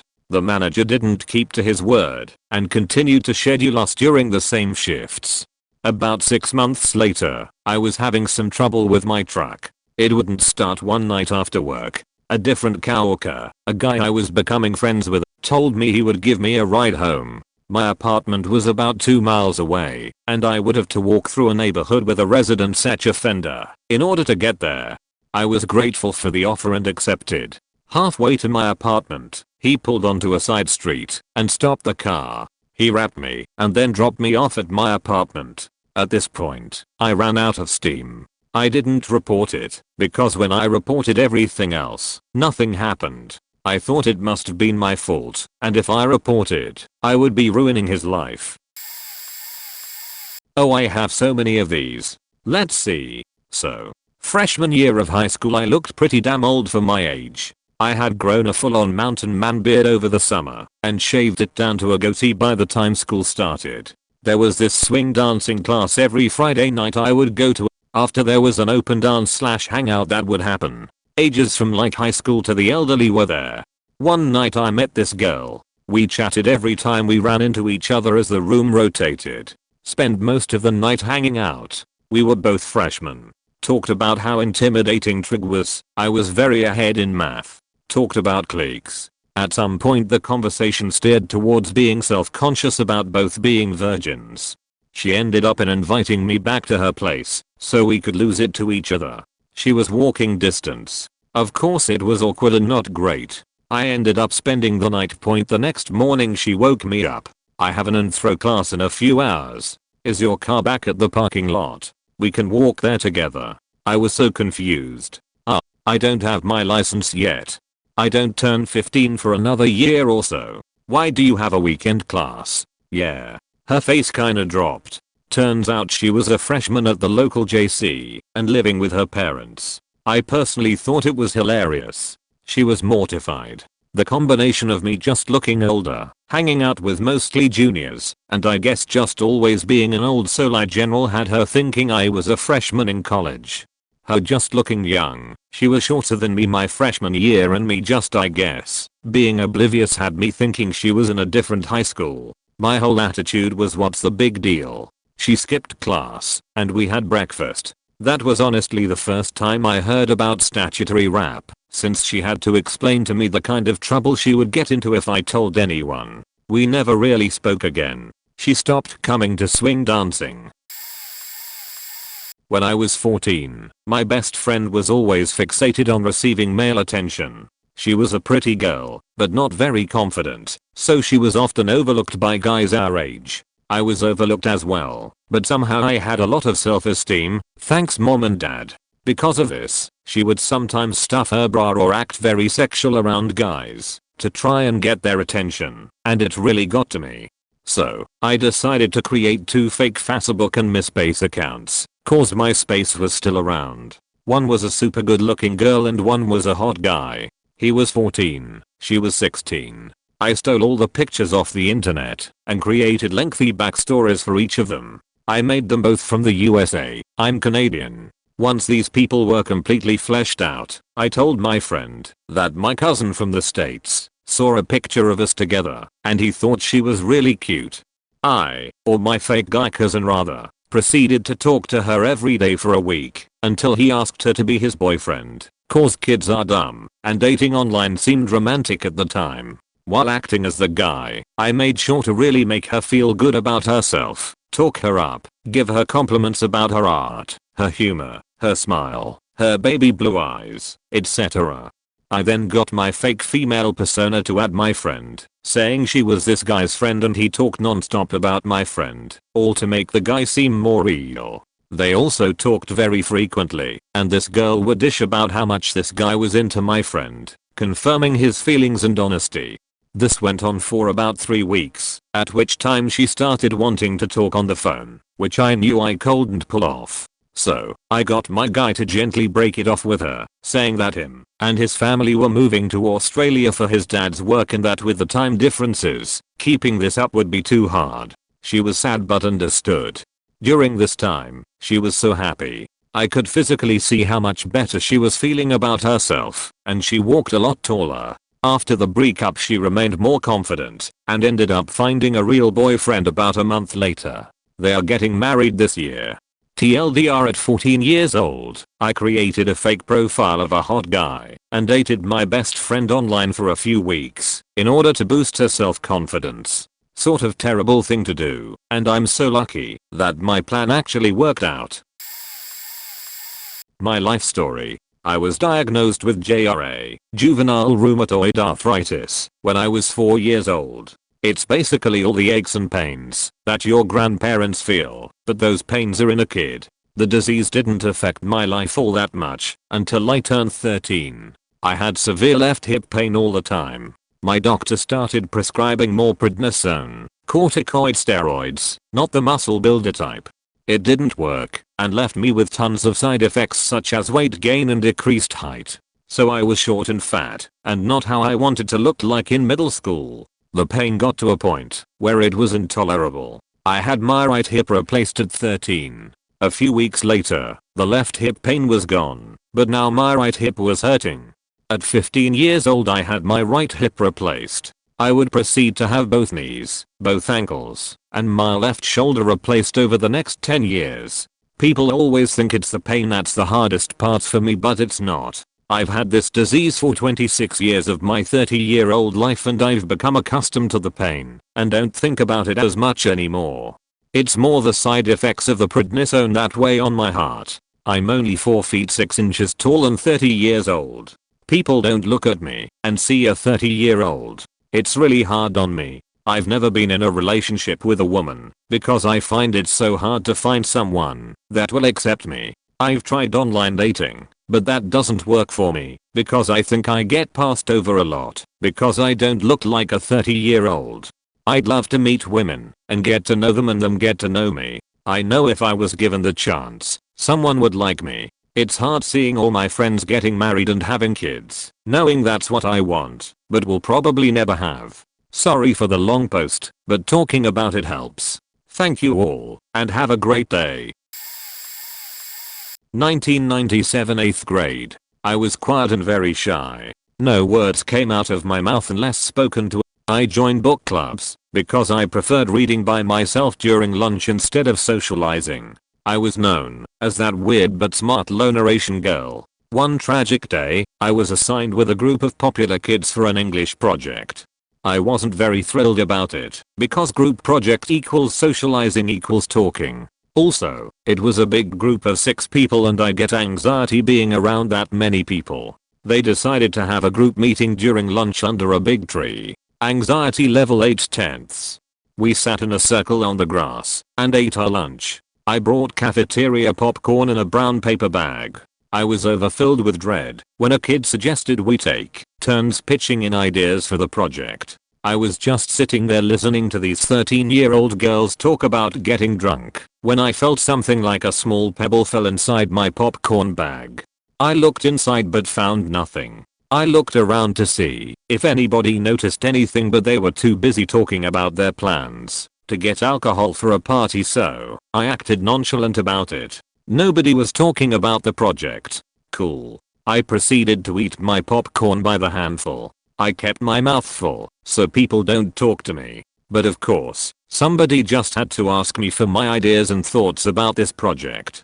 Anxiety level 15/10. I pretended not to understand what he just said as I shoved popcorn in my mouth. It was mushy. It was warm, sandy, and mushy. I wanted to spit it out, but I wasn't brave enough to do it in front of these kids. I continued to act normal.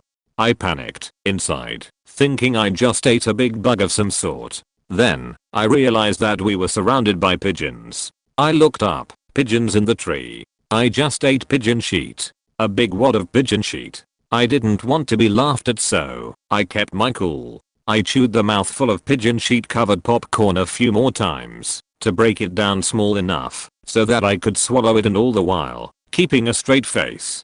Lunch bell rang and we went our separate ways. I chugged a bottle of Coke on the way to my class. I volunteered to finish the project by myself so I don't have to talk to them again. I'm cool with it. Everyone was cool with it. End of story.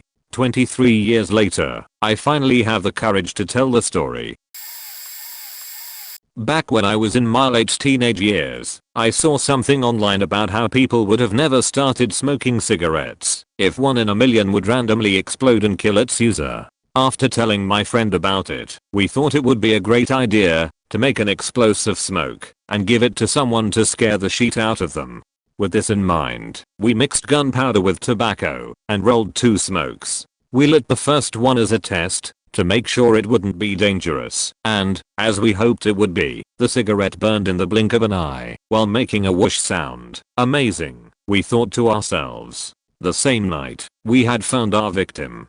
My mother, who was a heavy smoker, always lit one around 9 o'clock while browsing Facebook. Once we placed the device on the table, it was only a matter of time. We waited for about a dozen minutes before we saw her lift the smoke, raise the lighter and light ablaze the pyrotechnic marvel that we had created. Pop goes the weasel, whoosh goes the smoke, and silent went everyone in the room, my mother staring in bewilderment at what had just happened. For a moment, that lasted an eternity, we held our laughters and tears until we dropped on the floor laughing like we never had before. Our mission was a success, and we had just made history by crafting such a dumb plan. Up until today, this is one of the many mischief me and my friend did, and it was arguably one of the best. We still remember fondly of that prank. I have 3. The first one is that I slept with 2 prostitutes when I was 22 in Thailand. Nobody back home knows, including my current fiance, and I will probably never tell anyone. I went to Nana Plaza 2 nights in a row while in Bangkok, and the second time I wasn't able to get it up and ended up just talking to her all night. It's a surreal story that you can find buried in my post history somewhere.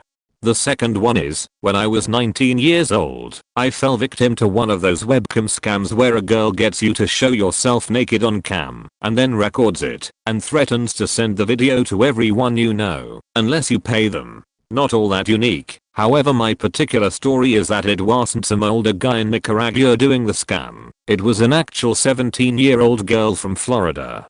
She did it to make money, to pay for her phone bill and cheat. She would pull the whole "you've been talking to a minor and I could report you for such crimes" card.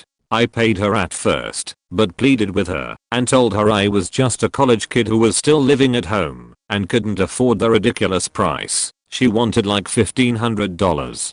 She took pity on me and said she usually caught old creepy badass, not 19-year-old normal dudes like me. We ended up chatting for a while after that, and she eventually gave me my money back and let me off the hook completely. I was very shook by the whole thing though, and never messed around on the internet like that again. The third story is more wholesome, and probably where I began my bad internet habits. When I was 13, I used to go on sites like Chat Avenue a ton and just talk to random people. Looking back, I was probably talking to a bunch of perverts and cops, but I was just a naive, bored kid. I somehow, against all odds, started talking to an actual girl my age from another state. We became pen pals and started calling each other and writing handwritten letters. It was a nice, healthy relationship, and now almost 14 years later I'm still Facebook friends with this person. We haven't talked in years, but I sometimes look at her pictures and think about how I've watched this girl grow up and change, and I'm proud of her, even if we never met in person once. She was kinda troubled as a teenager with a weird / messed up family, but she is doing just fine now. If you happen to read this, Mera, I never forgot you. Hope you have a great life. Hello, this is the boss. After my immensely pleasureful session this morning, I unlocked my phone and my eyes fell upon this question. After some contemplation, I have decided now could be an immaculate time to share my story. Not all of it, of course. That is for my autobiography, which I'm currently writing. Now who am I? I'm a leader. The leader of one of the most fruitful communities in the world. What community, you may ask? Cork and bull torture. I know, no need to gawk. Yes, I'm a big deal. The community is rising in power, and I will dedicate this time in my day to share with you its origins. By age 20, I wrote 4 books on cork and bull torture, all of which were highly praised. Not much you can do after that except be a faking genius. These books helped initiate my rise in power. Before then, my interest in cork and bull torture started when I was 15 years old. My pet turtle died, and I was determined to make something of myself. Yes, I wanted to be the leader of cork and bull torture. Back then, there were no manuals, no starting guides, no trilogies on cork and bull torture. Why? Because I will have been the one to write them. Before me, the cork and bull torture space was barren and uninteresting. I made it work. I populated it with my knowledge. And now look at me. I'm the leader. I live in a penthouse in a New York City penthouse. I nurture the community. I observe its succulence, its beauty. I created that, I tell myself sometimes. That was me. So, there I was, 15 years old, having no idea where to start. It took immense trial and error. I started with chairs. I pretended that a person was sitting in it, and that there was a hole in the seat. There wasn't, of course. I was still a rookie back then. But this way, I found the right methods. Not only that, I created my first technique. It's called smack. I have created several spin-offs of the smack technique, such as smack, double layered, so don't be confused. Smack is the original. Take an object of your choice, a pole, pipe, knotted rope, butt, etc. and smack the cork and balls.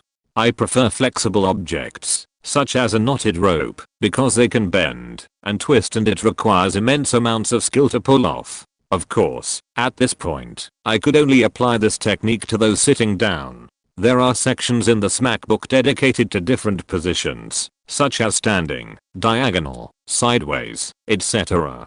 A year later, when I was 16, I had mastered the smack. After moving on and mastering several other techniques, I needed an organization system. I created different categories, each with many different techniques. Smack is a part of one category, compress is a part of another, and so on. So far I have created over 78 different categories, with hundreds, maybe even thousands of techniques. Yes, I know, I'm faking impressive. Anyways, I started exploring other objects and techniques. A garden hose, frying pan, toaster, car, spark plug, anything in sight. I could immediately come up with a use for it. It's just a gift I have, I guess. My family is full of engineers. We have spare parts lying around everywhere. Robots are abundant in our house. I decided that this was a fantastic opportunity to progress to the next phase in my plan. What phase was that? Well, I thought you would never ask. You see, I'm an engineer too. Some call me a scientist, an inventor, innovator, the Einstein of pleasure. Yes, that is me. At 16 I constructed my very first cork and ball torture robot. This way, the robot could perform my own techniques on me. And then, with trial and error, I could calculate the very precise perfect calculations for maximum surface area stimulation. It took a while, but I cracked it. I found out many different things, because I could experience the pleasure for myself. And I could provide myself feedback, and adjust accordingly. After a prolonged amount of time and effort, I know how to achieve maximum pleasure. The robot has the perfect settings, perfect calculations, perfect technique, every single time. I'm quite phenomenal. I created more and more robots, each unique, each memorable. And over the years I have found out many things. What are they, you ask? Well, I have written a book on them, so I will only say some. First of all, avoid sidearm motion. This is detailed in page 452 of the smack book. If the subject is standing and facing sideways, you actually want to swing diagonally. Have your brachium and antebrachium parts of your arm form a 135-degree angle, your wrist loose but controlled.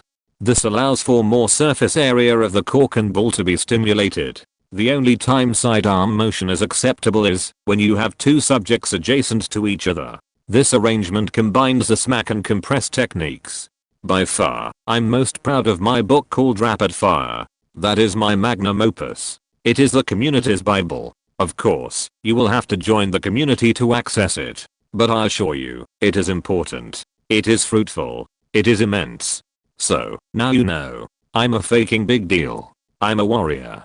I will lead the revolution. The cork and ball torture war is coming. We are preparing. We are reviewing the techniques, the predictions, the weapons. The enthusiasts will rise one day, and the non-enthusiasts will perish. We are ready for the war. Are you? I used to work for a very large fracking company, and I was line boss, meaning I had to keep an eye on everything. One day it was pouring down rain and we were fracking at maximum pressure, and I was watching this pig valve, an iron valve that weighs a lot, as I would stand behind the frack van which had an overhang, and I was trying to stay somewhat dry.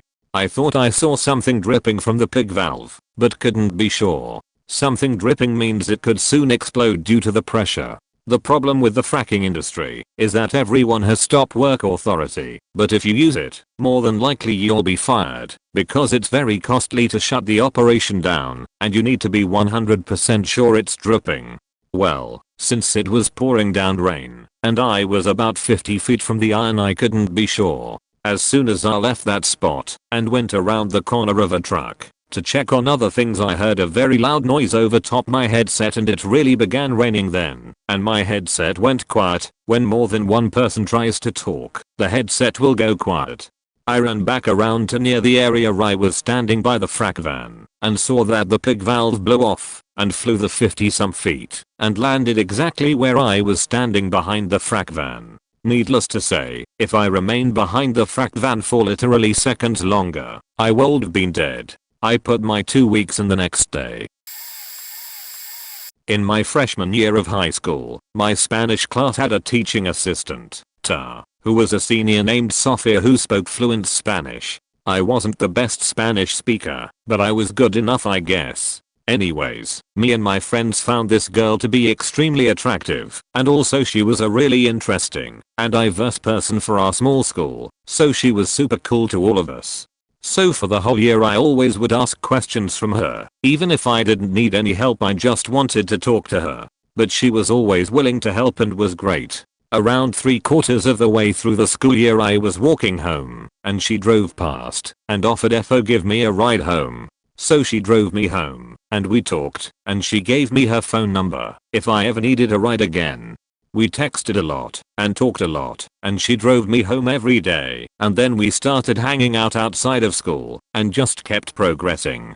Keep in mind she was a senior and I was a freshman, so I was awestruck by this really cool older girl. When we hung out, we even started to friend cuddle, where we would just cuddle in my bed after school and talk about life. Apparently after the fact she told me she was trying to give me signs that she liked me and wanted me to make a move, but I was clueless. One night, we were driving around, parked, and friend cuddled again in the backseat just talking. Then when we went to leave we got out of the car and she pulled me out of the car on her side, and then she kissed me. We kissed and all that, and then started dating a week later very privately. We dated the whole summer before she went off to college across the country, where I never heard from her again. Overall, very wild time and very fun too. 5th grade. Kid from church I don't like is having a birthday party, and his grandma makes him invite me. He lived with his grandparents, won't say why for his privacy, because we go to the same church. He has an older sister who is 3 grades above us, and we are sleeping out in tents that night because it's such a big party and there are so many of us.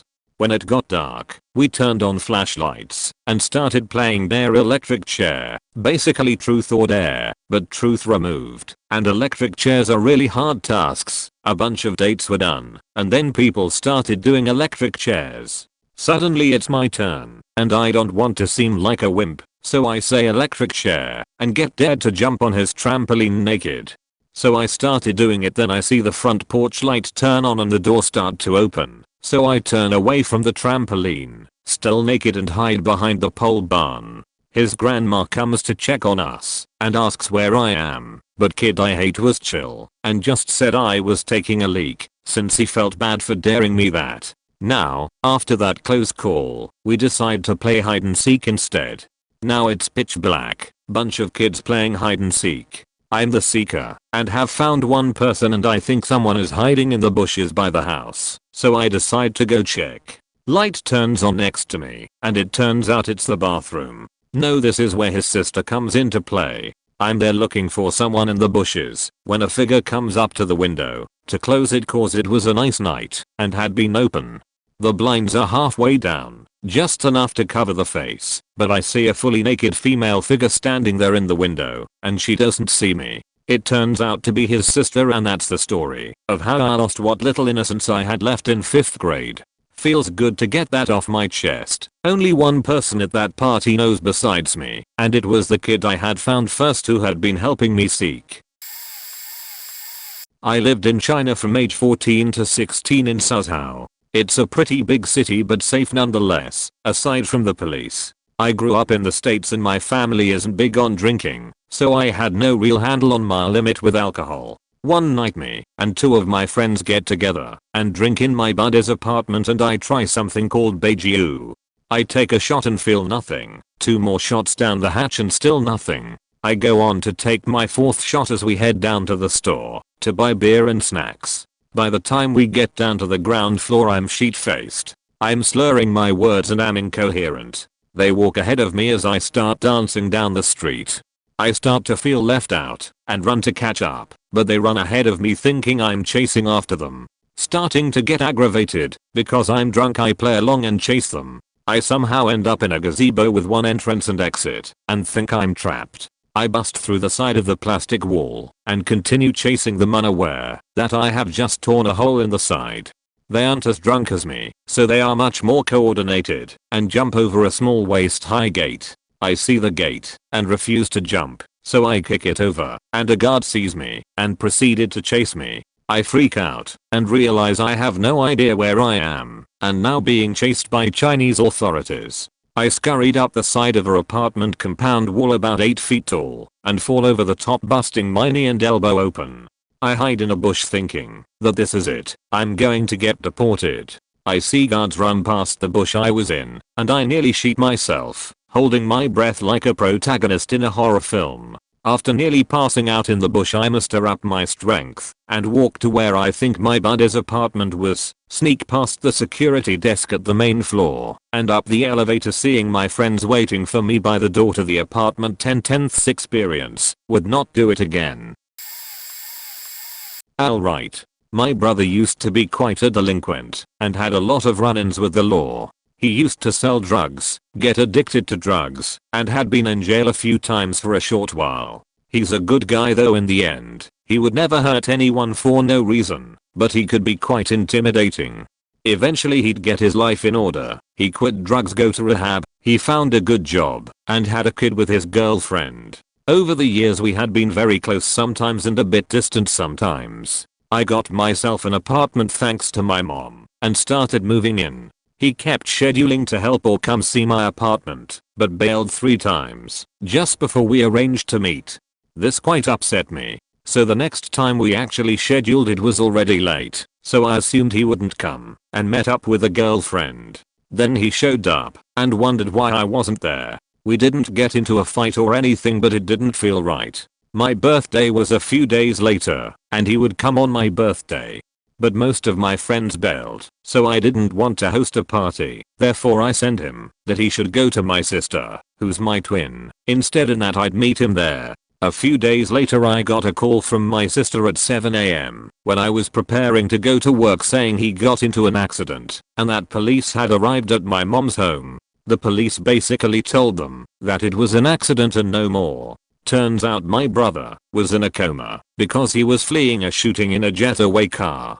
Some guy owed him some money. He really needed it because apparently he had a relapse which my mom knew about but refused to tell. He went to the place with a friend. His friend shot through the mailbox and hurt the guy. My brother and his friend fled the scene. Police ended up seeing them. My brother jumped out of the car and hit his head hard. He died the next day. It was only $80. It hurt so much to see my mom and everyone in denial. The police being there aggravated everything too. I know he shouldn't have done what he did, and he was no saint, but still. I couldn't even say anything at work because they kept talking about it. It was all over the news, and they were judging him and talking shit while not even knowing it was my brother. Life can be ridiculous sometimes.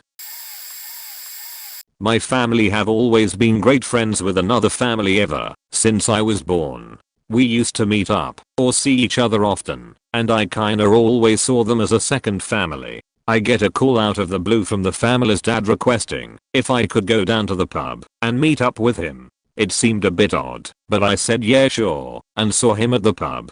Turns out his company is now asking for photocopies of driving licenses, and he reveals to me he doesn't actually have a full license. A job where he is required to drive work vehicles, and somehow he has gone all this time on a provisional. He asked me desperately to the point he was in tears, which I've never seen him do in my entire life. I offered to do so and gave him the offer to drive about in my car and get his full license before it bites him on the ass. I take the paper license, scan it in, edit the word provisional to full, and gave it back to him. It worked. He carried on with his job and none of us told a soul. About 4/5 years later he was diagnosed with lung cancer and passed away, and true to his word, he took that secret to the grave. I kept thinking back to that day, if he had lost his job, and how they would be potentially in a financial shit state right now, since he was the breadwinner. Once I heard of his passing I told my mum. Said how he'd approached me in fear and hoped I could help him out. She just said, let's keep it between ourselves with that one. And to this day the family still don't know. Years ago I was on a popular online chat group years ago just meeting random people when some guy started messaging me. He was a handsome man in his early 30s and was asking me about myself and trying to get to know me. Of course, the conversation takes a dark turn and he starts to get slightly sexual in his comments. Being only 16, I should never have even been on that chat group, but I was a very insecure and lonely girl at the time so didn't immediately sign off or leave the convo. He starts talking about what he wanted to do to me. I just kind of said things like oh yeah, and what the fuck lol. He continued this for about 15 seconds. It was light stuff I had seen and heard before from other guys my age, however, so wasn't immediately thrown off. However, what he said next has haunted me to this day. First, he attached a photo of his 2 kids, a little girl and a little boy. They were clearly both under 10 years old and were smiling in a photo together. They were both white with brown hair. He told me he wants someone to meet up with him to help him wrap them. Instantly, the hairs on my neck stood straight up and I became physically ill. I literally couldn't move or breathe. He then went into explicit detail about the horrible things he would do to them, talking about their bodies, tying them up, and following through with their wrap, and then he asked me what I would like to do to them. This all happened in the span of 10 seconds so after an additional 5 seconds of me just staring at the screen, shocked, horrified and catatonic, I regained consciousness and immediately signed out of the chat, deleted my account, and never went back to that website again. I wanted to call the police, but was worried what would come of it, and didn't know what to do as a 16-year-old. It was one of the worst days of my life, especially since I have siblings younger than me, and from time to time I worry about these kids and hope they are doing okay. I'm learning to forgive myself over this, because I know, if I would've called the police I could've possibly saved these children. All I can hope is that these kids are safe from this evil monster. A few years back I went with my parents to a crematorium to pay respects to my deceased grandfather. The staff there kept the columbarium very well maintained and adorned every single grave with beautiful flowers. After the visit, my family prepared to leave, and I lagged behind. A thing you should know is that firstly, I'm an artist who is easily captivated by things of beauty, and that secondly, I'm a numbskull with little social awareness and sense of etiquette.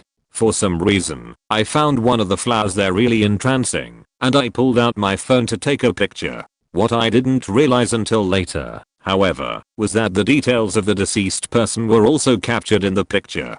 Suddenly, my phone camera began vibrating violently, not the phone. I was holding my phone, so I could tell, and the camera was vibrating the area of the phone case around it loudly, and ultimately prevented me from taking the picture. I also suddenly felt this presence over me, and I quickly sprinted to join back with my family. Now for the most part of my life I didn't, and still don't really believe in the supernatural, but in that incident I was sure that I had angered someone or something.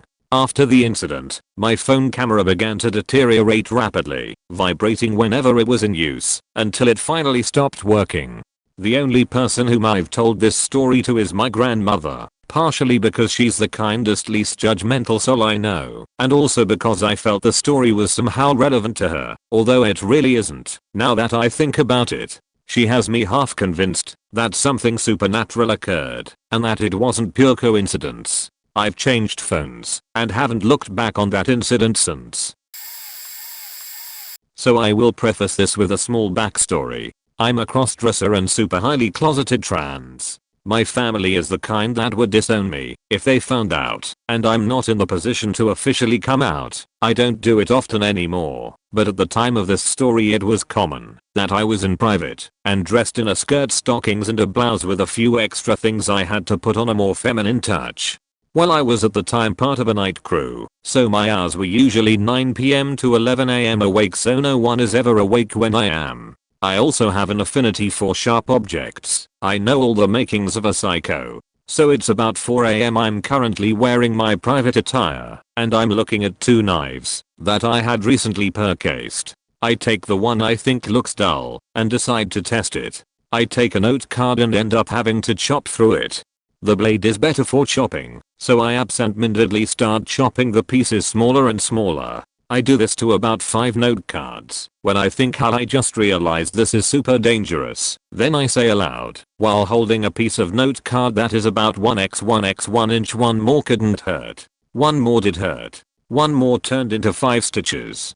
One more can always hurt. It felt like a dream. I chopped to the bone. In that moment I realized how lucky I was that I was using the dull one.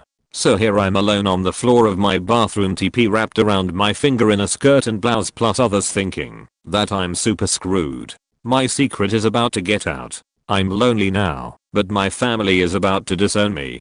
The medical bills are going to be through the roof. I'm probably gonna lose my fingertip. My secret is about to get out. My life is over because I was being stupid. I'm about ready to cry when I remember that I have an extensive first aid kit from my phase where I was always carrying a first aid kit, fake plastic skull and model brain in high school. I know all the makings of a psycho. So I hop up and find it quickly, and using the skills that I got in the sports medicine class, I carefully washed out and bandaged my poor finger. I ended up actually being able to change and hide my secret before my grandparents, who I was living with at the time, woke up.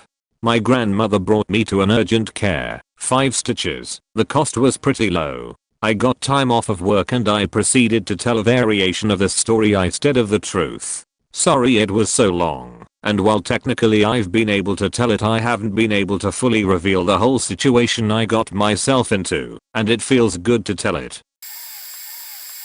So, I used to be abused by my dad's ex-girlfriend. I've told bits and pieces of the story, but I never actually told the entire story. If you're expecting this to end with her getting justice, then you'll be sorely mistaken. I was somewhere in the 5th grade when this happened. I remember my dad mentioning that he'd gotten a girlfriend and asked if I was okay with that, and of course I said yes, because I want my dad to be happy.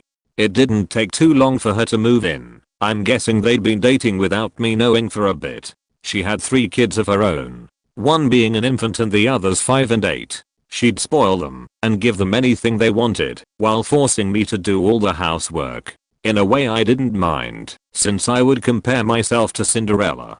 That was until I was being pressured to get good grades. It started with small things like being slapped for getting a bad grade or having my hair pulled for not cleaning the dishes correct. She pulled me to the side and told me not to mention it to my dad and said worse would come if I did. A few times she even threatened to crash the car with me in it. Small things built up and turned into bigger things. My teacher asked me if everything was okay, and I told her it wasn't, so she called CPS. The only thing this did was result in them calling her and asking why I wasn't happy at home. The signal that I was snitching. So, she told me to say I lied, which resulted in the only person who asked to never believe a word from me. To this day, that makes me mad. However, I can't blame her. So, slaps turned into punches to my spine, hair pulling turned into snatching parts of my hair out. Even a few unusual punishments like eating my own feces and having air horns blown directly into my ears. The only time something was ever brought up was when a single bruise was visible and I lied about it. Sometime in the 6th grade she called CPS on my dad. They investigated and decided he wasn't abusive because he wasn't, and never investigated or asked about her, and I never told. It only ended when he broke up with her due to her using his money for her kids. Dad didn't find out until a year later, and my mom didn't even know until I was 18. It's not their fault either.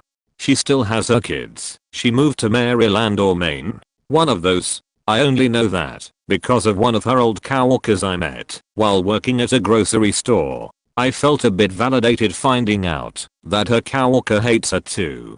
And to this day, no one has the full story other than what I'm posting now. Just because no one cared to really ask details.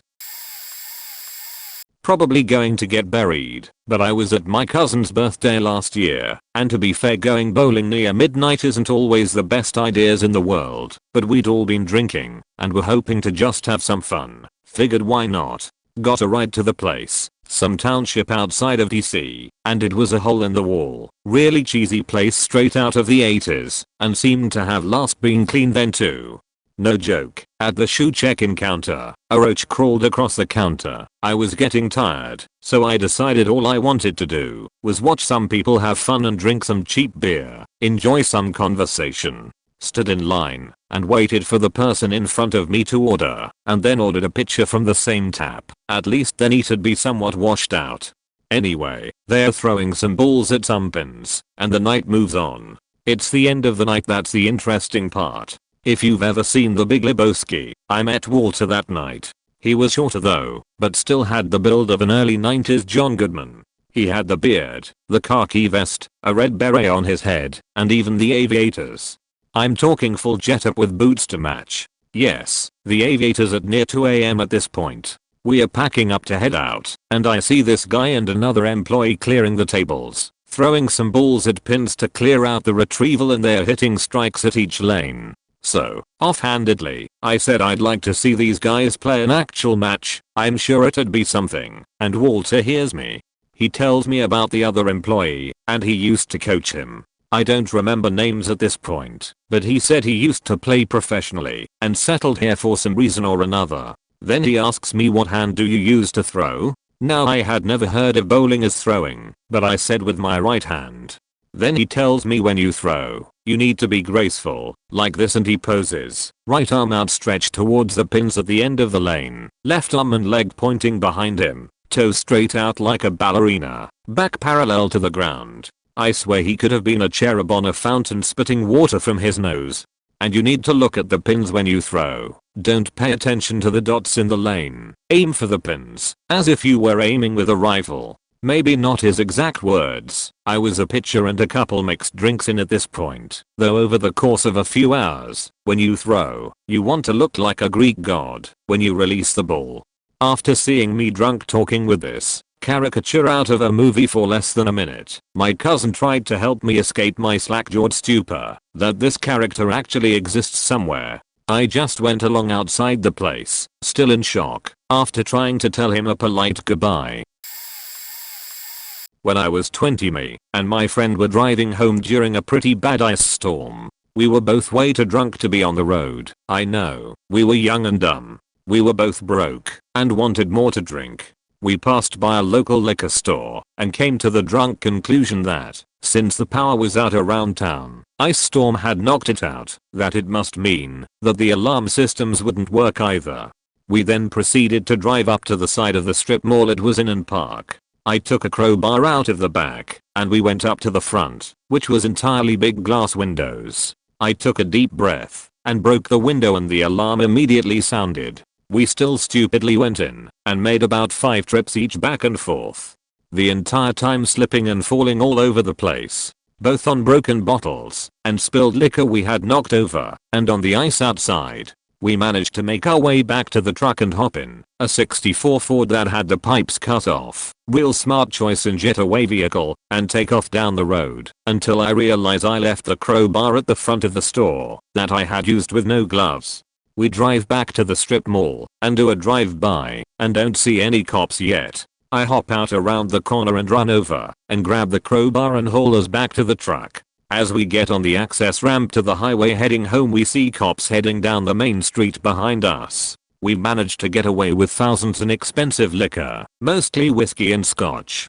Woke up the next morning and fully expected the cops to be at our door at any moment. Spent the next week locked in our apartment, watching the news, getting stoned and drinking copious amounts of whiskey. Figured we may as well enjoy it if we were going to jail. No one ever showed up, nothing on the news, and never heard another word about it. Still to this day the most idiotic and craziest thing I have or will ever do.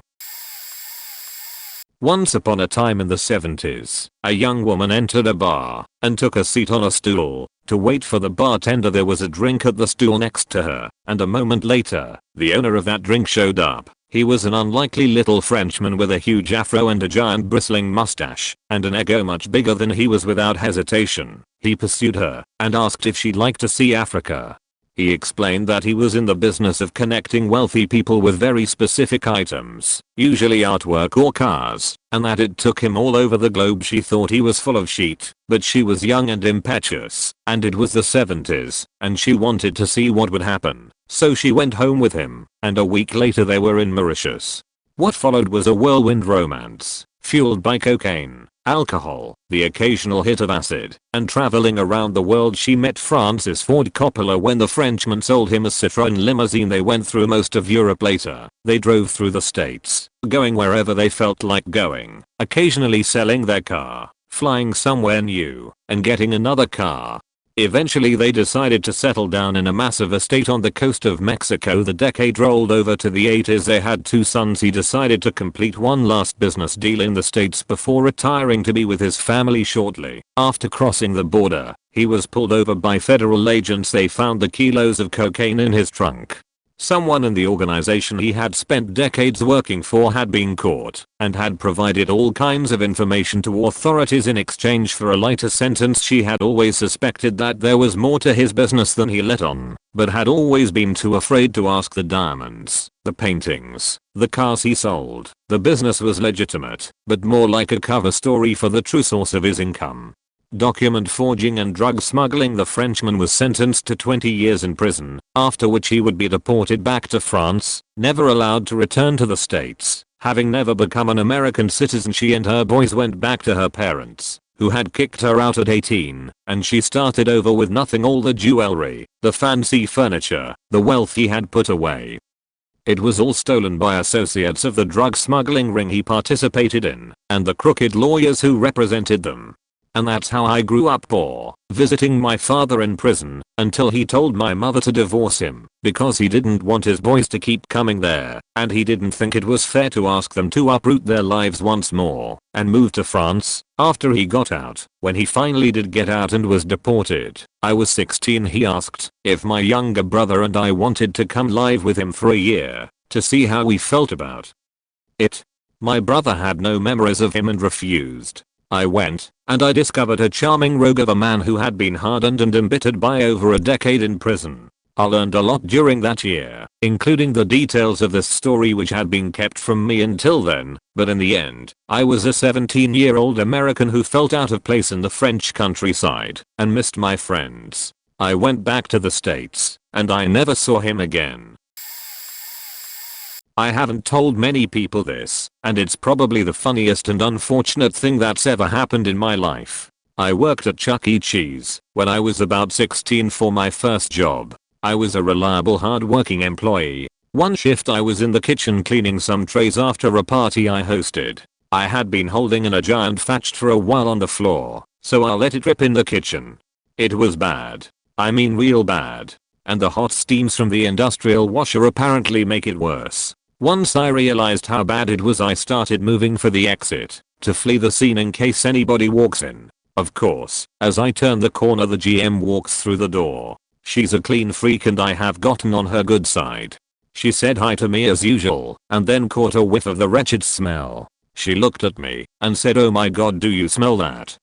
I had 2 options: fess up and admit it came from my ass, withhold the truth. Of course I lied and pretended I didn't even smell it. She was convinced it was a gas leak. I've dealt with them before managing other restaurants, and it was exactly like this. "I'm calling the gas company and we need to evacuate everybody from the building." She sends all the employees a transmission over the radio system and then makes an announcement to the customers over the intercom. Soon 200 plus people started filing out of the building and kids were crying and screaming since they didn't want to leave. It was quite the scene. The local news station even came by and set up their equipment in our parking lot to record the whole disaster. That's when it all got too real for me. I was the only one who knew it was just my fatched, but it was too late to tell anybody now. The gas company checked on everything, and there was no issues. Everything was fine. The GM was dumbfounded. She told them to check again, and that it had to be a gas leak, since it was so bad. Nope, everything was fine the second time too. After that we gave the go ahead to let everyone back in, and it was a rampage of little kids through the door. It became something my coworkers and I would talk about for laughs, but I never told them my secret. TLDR, my flatulence caused an hour-long evacuation at a Chuck E. Cheese's that got local media attention because it was believed to be a gas leak. I'll start by saying I never tell this story because people often don't believe me, or they somehow make me feel terrible about it. I also still have anxiety and panic attacks when I think about that time in my life. I'll try to share it as best I can. Sorry it's so long. To help organize my thoughts better, I'll refer to my brothers as Tom, Dick, and Harry.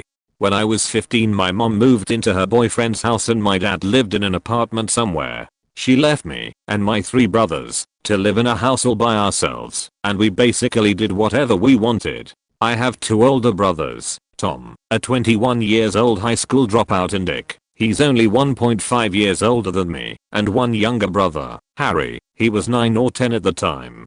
My mom didn't really care what we did, so we had keg parties every weekend. We had bongs and pipes all over the house, strictly used for pot. We didn't do any hard drugs. Anyway, as you can imagine, leaving kids our age to fend for ourselves lead to things getting out of control. Tom and Dick started having parties during the week and would often stay up all night getting wasted with a stereo blasting and talking super loud like drunk people do.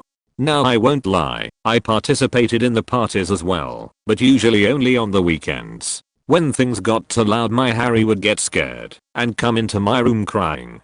I would do my best to comfort him and try to get Tom and Dick to turn the music down and let us sleep. Well, they didn't like that. Tom would call me all sorts of names, make fun of me, throw beer at me, and sometimes punch me or throw me on the ground. It got to the point where I became super depressed and began having panic attacks. I had a job and tried to pick up as many shifts as possible to avoid being home. That turned out to make my life worse. When my dad moved out, he left his old car for me to have when I turned 16. One night, while I was at work, I usually worked until 11 PM or midnight, Tom and Dick got drunk and took a sledgehammer to the car. I told my mom, but she did nothing and told me to stop whining. It didn't stop there. Another night, Dick got mad at me for something I genuinely didn't do. We got into a big fight about it, and Dick lifted me above his head and threw me into the bed of his truck. Tom laughed and called me names the whole time. At this point, obviously, I was scared of my brothers. My bedroom door was locked at all times. A couple of weeks later, while I was staying the night with a friend, Tom and Dick broke the lock on my bedroom door, stole all my posters and pictures on my walls, and burned them in a fire in the backyard. When I got home the next morning, I asked what happened to everything on my walls, and they told me they had no idea, must have been someone else. I didn't actually find out the truth about that until a year or so later. I replaced my lock, but I figured it was probably useless. About a month after that incident, I confronted Tom and Dick with a sincere, heartfelt speech. I was scared and emotional and crying the whole time. When I finished my speech, they laughed and continued to call me names and berate me for being too weak. I lost it. I started screaming at them. I could tell they were getting angry. I got scared and ran to my room and locked my door. They chased me and began trying to knock my door down. They were successful. They knocked the door totally out of the frame and broke part of the frame in the process. I was huddled in the corner crying.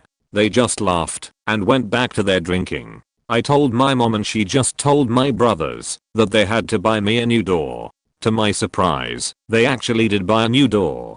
However, they refused to help me install it. My mom said she couldn't force them to help and to figure it out myself. At that age I was 5 feet 4 inches and 115 pounds or so. So, you can imagine that installing a door was not really something I could just figure out.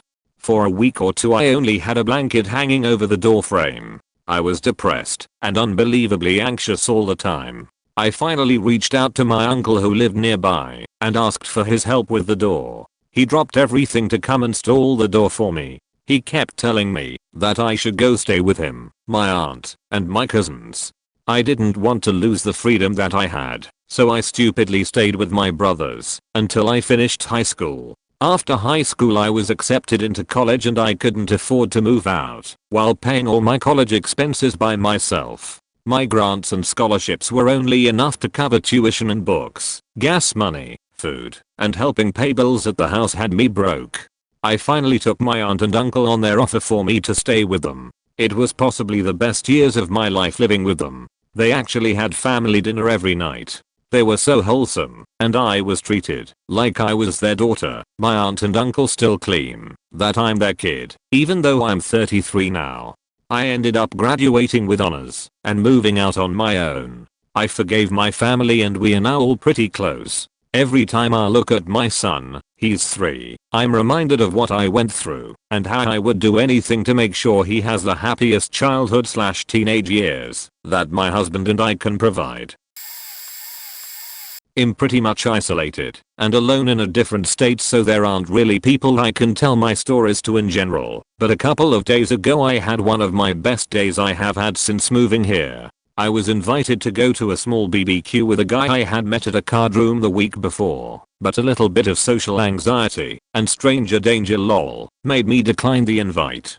Instead, I went to the card room since they were going to be shutting down for a while and I figured why not. There was only one blackjack table open, so I took the first open seat, and next to me was one of the dealers coming in on his day off to gamble a little bit. Now this guy was in my opinion super attractive both in looks and personality, and when I came to the card room previously I noticed this same dealer staring at me from the mirrors.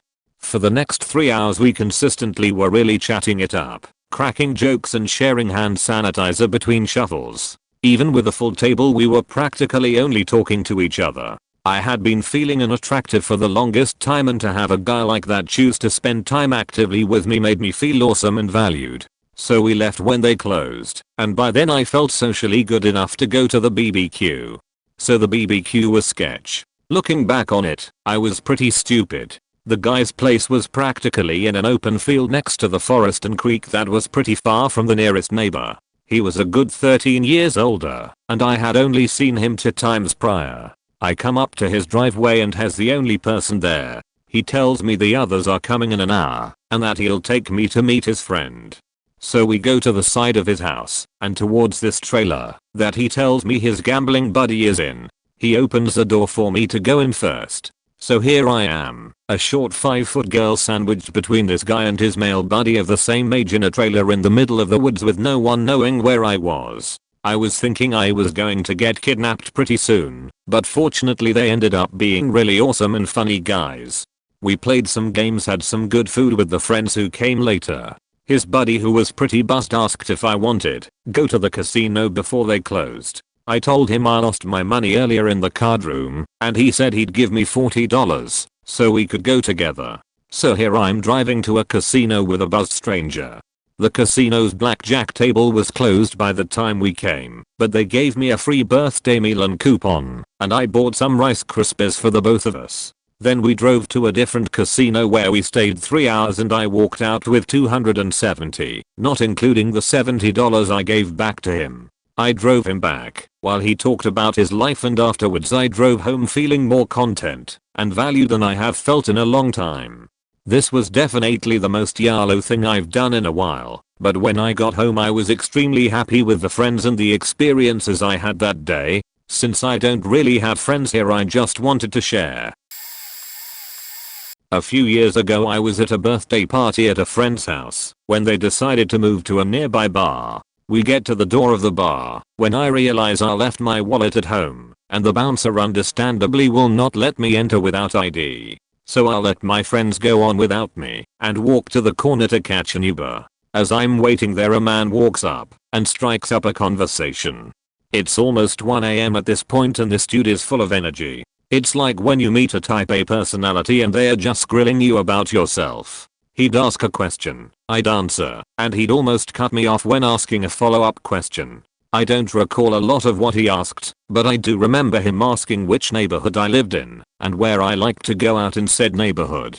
Finally the Uber arrives and I say, well, that's my ride, have a good night. But he tries to give me his number, to which I say sorry, I'm not gay, because I think he's hitting on me. Again, rapid fire response, hey man, don't need to be gay to make a friend, which is a baffling response and I just want this to end. So I let him give me his name and number. But I'll never forget the last thing he said to me before I left. Look me up, I'm sure you'll give me a call when you see who I am. At this point I'm thinking, did I just fail to recognize a famous person? Is this someone in power who is super outgoing and just a little creepy? What the fuck happened here? The next day I look him up and, sorry the sending sucks, he's just a dude who goes to lots of events and gets pictures with local celebrities and government officials and stuff. He's not important or notable himself, but he's clearly making an effort to appear notable. It was the wildest thing. I never tell this to any of my close friends or any girlfriends I've had. It's something incredibly personal, and in a sense, psychological, which shaped me as a person. My grandfather died when I was about 10 or 11. I don't remember crying. I don't remember how we even ended up at the hospital. But after a set time, and having some doctors come to the waiting room, and telling us that my grandpa didn't make it. Of course there were cries, anger, security, it was a blur. From what I could gather from my mom, she hugged me, and for some strange reason, and in these exact words, I said, I don't want to feel anymore, mom. She didn't get it at the time, of course. FFW many years, and I put on a face for anybody I meet. Any dates I go on, I fake being a person. I act like I care for you. And in a sense, I do, in a weird and screwed way. But if you die, don't care, oh well. End up breaking up with someone, oh well, see you whenever then. And the sad part is that some of these people figure this out and say things like I shouldn't act that way, or why I act this way. I just feign stupidity, put on a face and shrug. I have no traits, except being incredibly and furiously angry to the point that I have to stress my body into fighting, so I won't hurt anybody. I have to mentally keep myself in check to make sure I just won't end up killing or severely hurt somebody, because it has happened, just the hurting part. I can't feel anything, and it's come to a point that I get confused at other people's feelings towards me, or just in general. I know these texts are all over the place, but that's how it is for me. This was longer than what I have would have thought. When I was 18 I dated a guy for a while. I ended up pregnant, and he ended up being very abusive the entire time. I tried to leave, but nearly impossible, because he had a dog. He would sick on me if I ran, and by golly the dog would drag me back like as if he was taught to do that throughout the entire pregnancy. I was beat very badly almost every day, always in my head and my back, anywhere people could not see unless I took my clothes off. I remember working one night at the American Legion. I was very pregnant. I ended up having a restraining order on him, hoping that would help, but definitely didn't. Ended up coming into my work, and when nobody was looking just grabbed me by my hair and started dragging me through the dining room, up the stairs, through the entry, out the door, over the cross, walk across the highway, and tried putting me in his truck as I was screaming for help. Someone finally came running. It was still daylight. I didn't understand why nobody was around. I was so scared he was going to kill me. I was so grateful that I was able to be pulled off by some very large man, while his wife ran in and screamed for my mother, who was bartending upstairs, be safe that day, and turned my restraining order into an order for protection. Well, I ended up having the baby. Thank God, she's my angel. She saved me. She was perfect. Got her home to my mom as loving her first time mama. So lots of breathing worries and tears. JUSTYCE. Wise 2.5-month-old her and I were taking a nap in the living room at my mama's. My mom and everybody have left to go to a barbecue. I was tired and needed rest, so we were napping. I guess my family had stopped by Alco, the shopping store, for a few things when Jason had spotted them and asked where baby and I were, and my little brother, who was 8 years old, told him that we were at home sleeping. Who questioned him, who is there with us? Keep. My brother said just Mandy and the baby. My mom did not know that until later, that this was going to be a plan that was going to be foolproof, because she had told me if I was not going to be with him, he was going to kill me, because there was no way I was ever going to be with anybody else. I believe him, but had to go on hoping for the best. Here that day he shows up. By my surprise I open my eyes, she is standing over top of me. He has a baby bathtub in one hand and some other baby stuff in his other hand, and I was panicked. I'm sure he could tell right away, because I was very scared when I seen him. When I opened my eyes he could see that I was scared. He could see the fear in me. He fed off of it. He also had his 7-year-old son with him, and she said to me, honey, I want you to come home. I got this baby bathtub and this other stuff and I really miss you and I really want you to come home. I said that's not going to happen. A look of shock. Now people, when I say I was beat, I mean I was beat by this man. I ran away to Washington to work with my family. He came to Washington, kidnapped me, brought me back home and forced me to stay at his and his dad's place under strict circumstances. His father was involved and his father watched him beat me daily. Okay, back to you. Open my eyes. He says that he then becomes enraged. He starts pacing really hysterically. He goes to the other room and pulls a leg off of the baby swing, comes running at me, starts beating my head in over and over and over. Probably that 15th times felt like somebody turned a faucet on the back of my head. It was cashing out. He just kept hitting me over and over. The pipe bent, so he went and grabbed another one, came back and beat me over and over and over and over until it was bent, then went and grabbed the third leg. This one he busted over my head. I remember counting the hits, 8, 7. Some reason he stopped hitting me and I could see there was blood everywhere all over the baby. The baby was screaming. I stayed calm. I said I was going to go to the bathroom, clean up the baby, everything's going to be fine.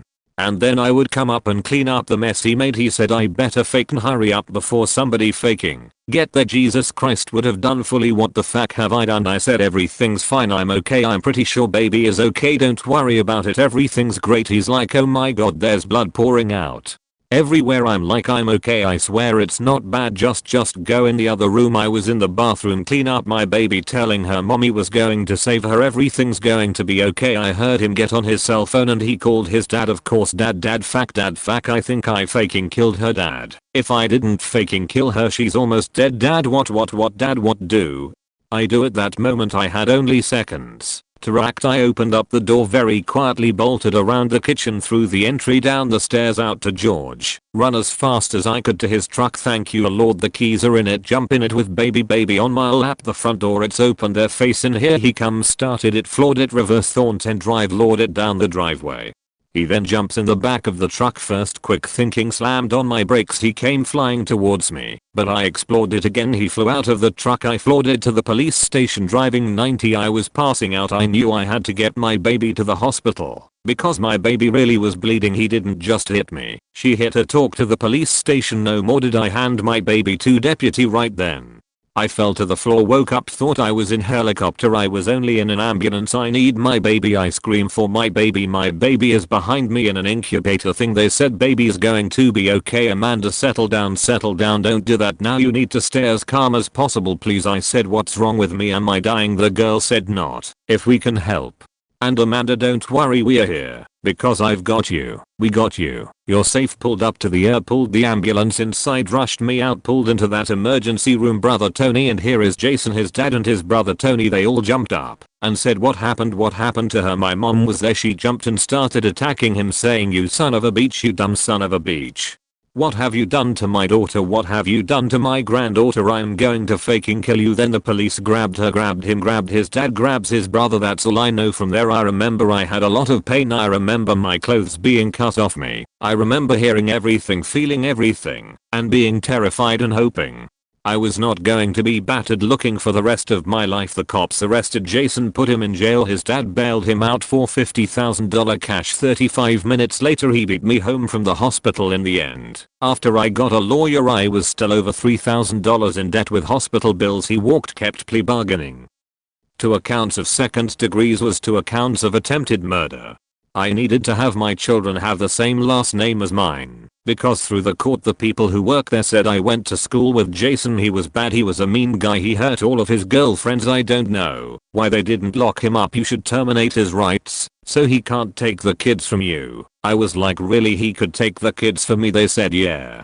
I definitely was that kind of money. I was terrified, so when I went in, To change last name they said they would not grant it to me unless I allowed Jason Lesnick asked to terminate his rights. I said well okay that's fine, that's great, thank you, done deal. Well I was suckered into that because I didn't a dime and that motherfaking got to beat me to death. Most people would have died within a few hits, especially a child. Here I'm 37 years old, I'm unable to work because of what he did to me. I'm unable to drive because of what he did to me. I'm unable to do the daily tasks my children need.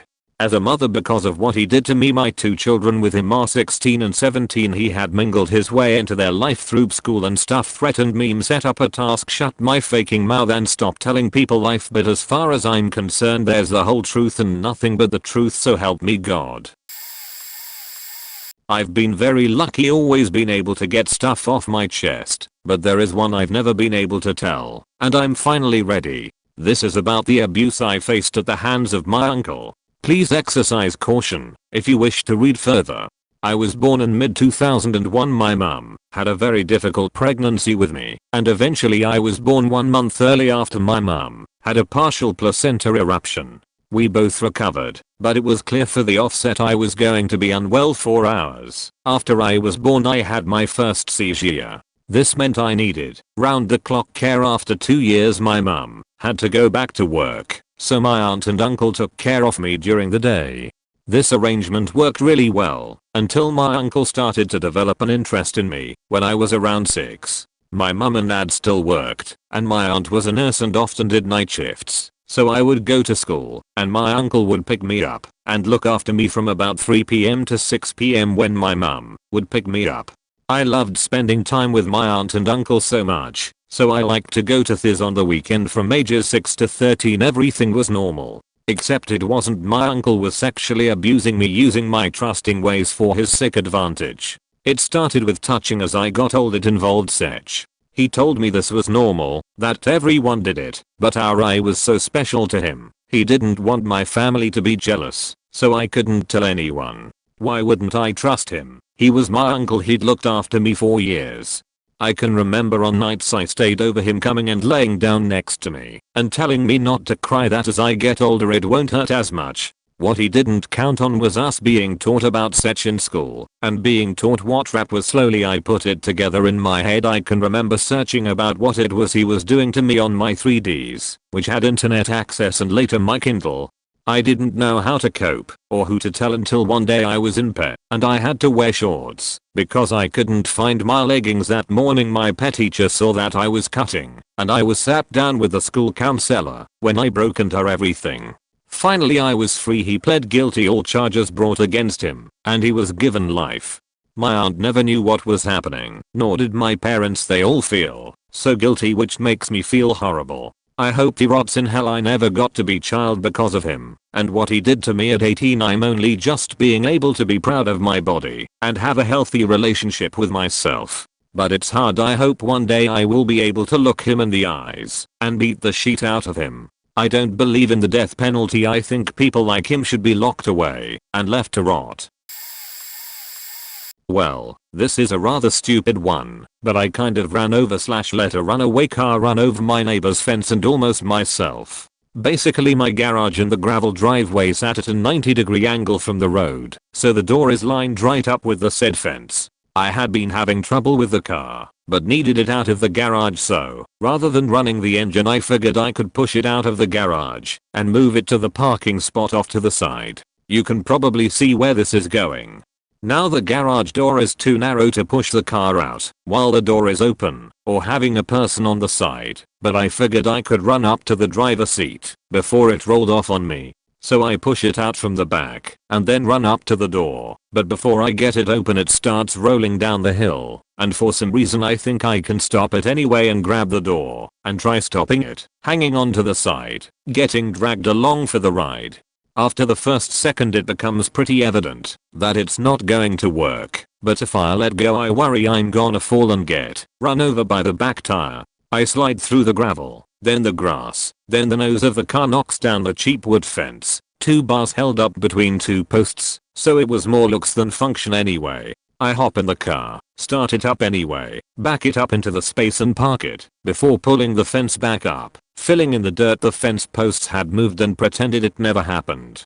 and there was only the smallest scratch in the car's paint that you wouldn't see unless you were looking for it, so I don't think anyone ever figured it out. That part of the fence did eventually fall over again about 2 months later, but it was a little late to come clean. Later I thought about how that world looked cool if I had been hanging out that window on purpose.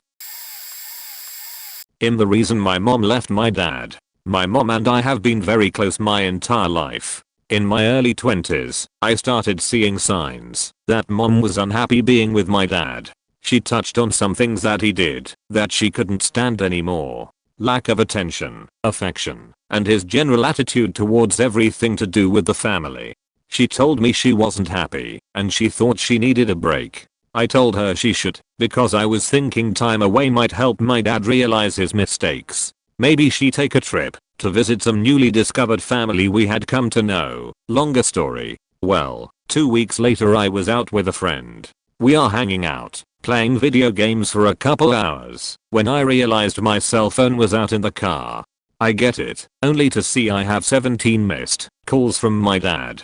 No messages. I called back, and he was in a panic saying mom was gone. She up and left. Wrote him a note telling him everything, and that she was actually leaving him for another man. Needless to say, I felt like I was kicked in the balls 100 times over. I had no idea about another guy in her life when we discussed her taking a break.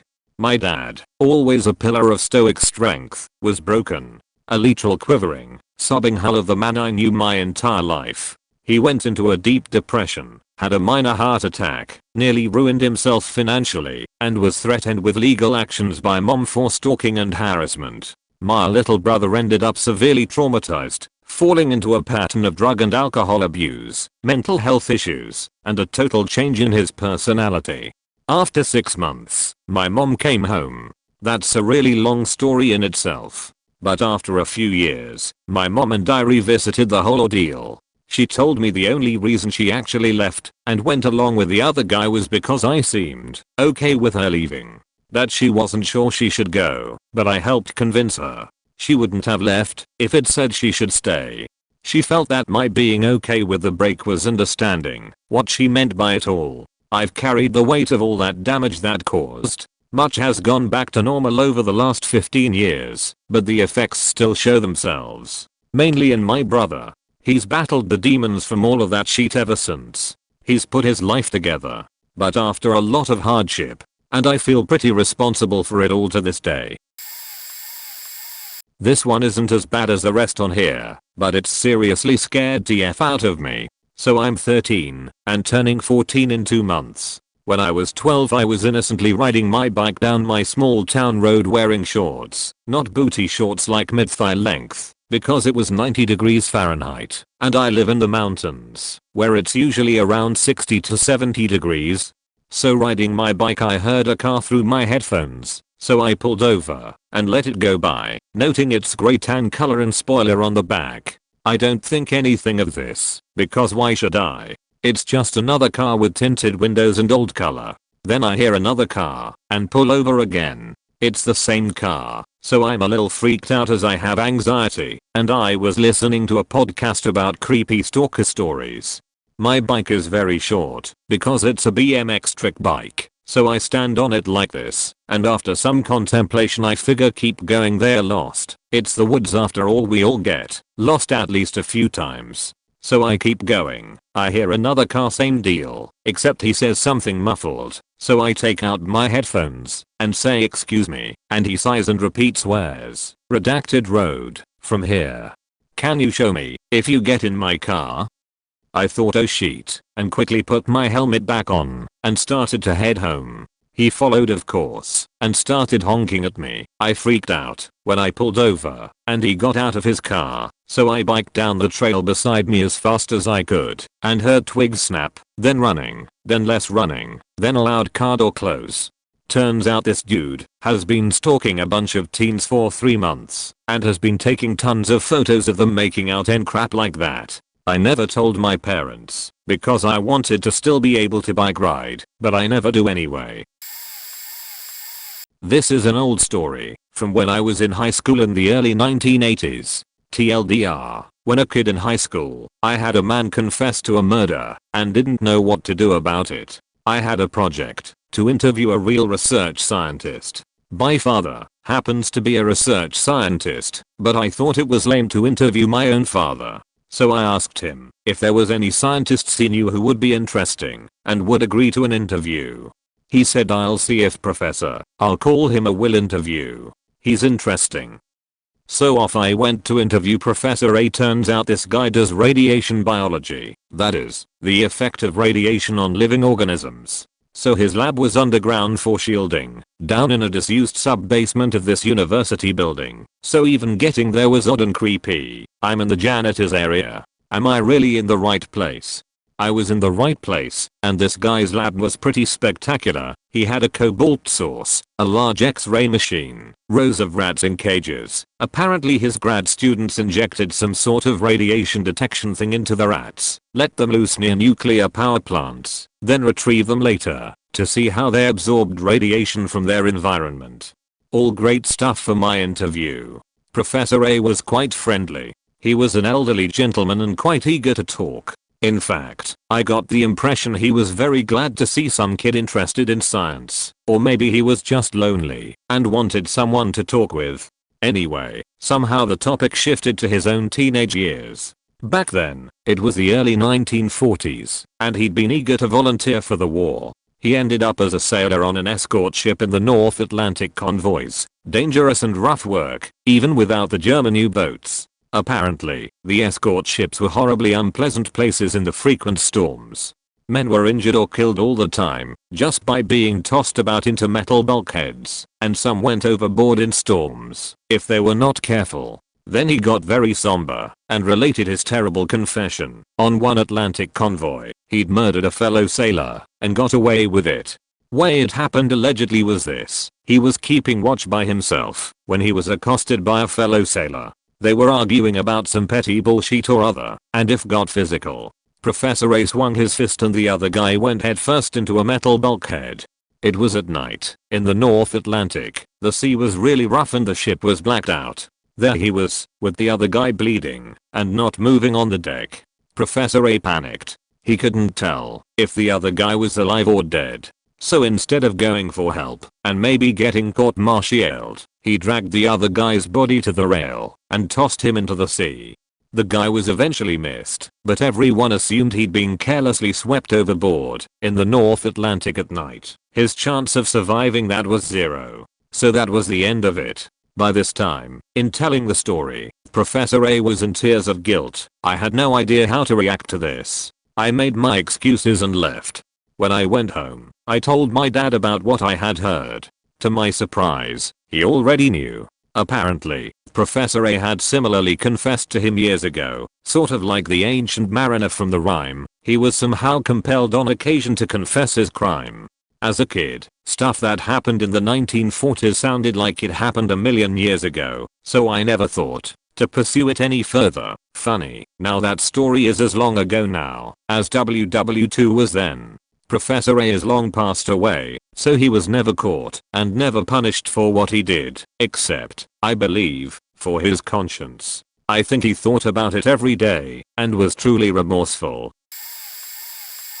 Fall of 8th grade. My friend got out of school suspension, so I decided to skip school and hang out with him the next day playing PlayStation 1 and watching movies, etc. His mom didn't know about his suspension, so our plan was to wait out in the woods until she left for work. For some reason she was staying home. That day we said fuck it and just started walking around in the woods trying not to get spotted by adults. We got bored pretty quick and decided to break into this old house in our neighborhood that we never saw anyone go in or out of. We made our way in through a second-story window and started looking around in drawers and dressers, and we found a decent-sized bag of weed and a tobacco pipe. We proceeded to spark up and got stupid high. When we got to the first floor we noticed there was a stark difference between the upstairs and downstairs. The first floor was very well kept where the upstairs was a mess with wallpaper, ripped off in random places, and unmade beds in weird places. We walked through the kitchen into a fully stocked old school library with old pictures of the house and the surrounding area. It was pretty cool.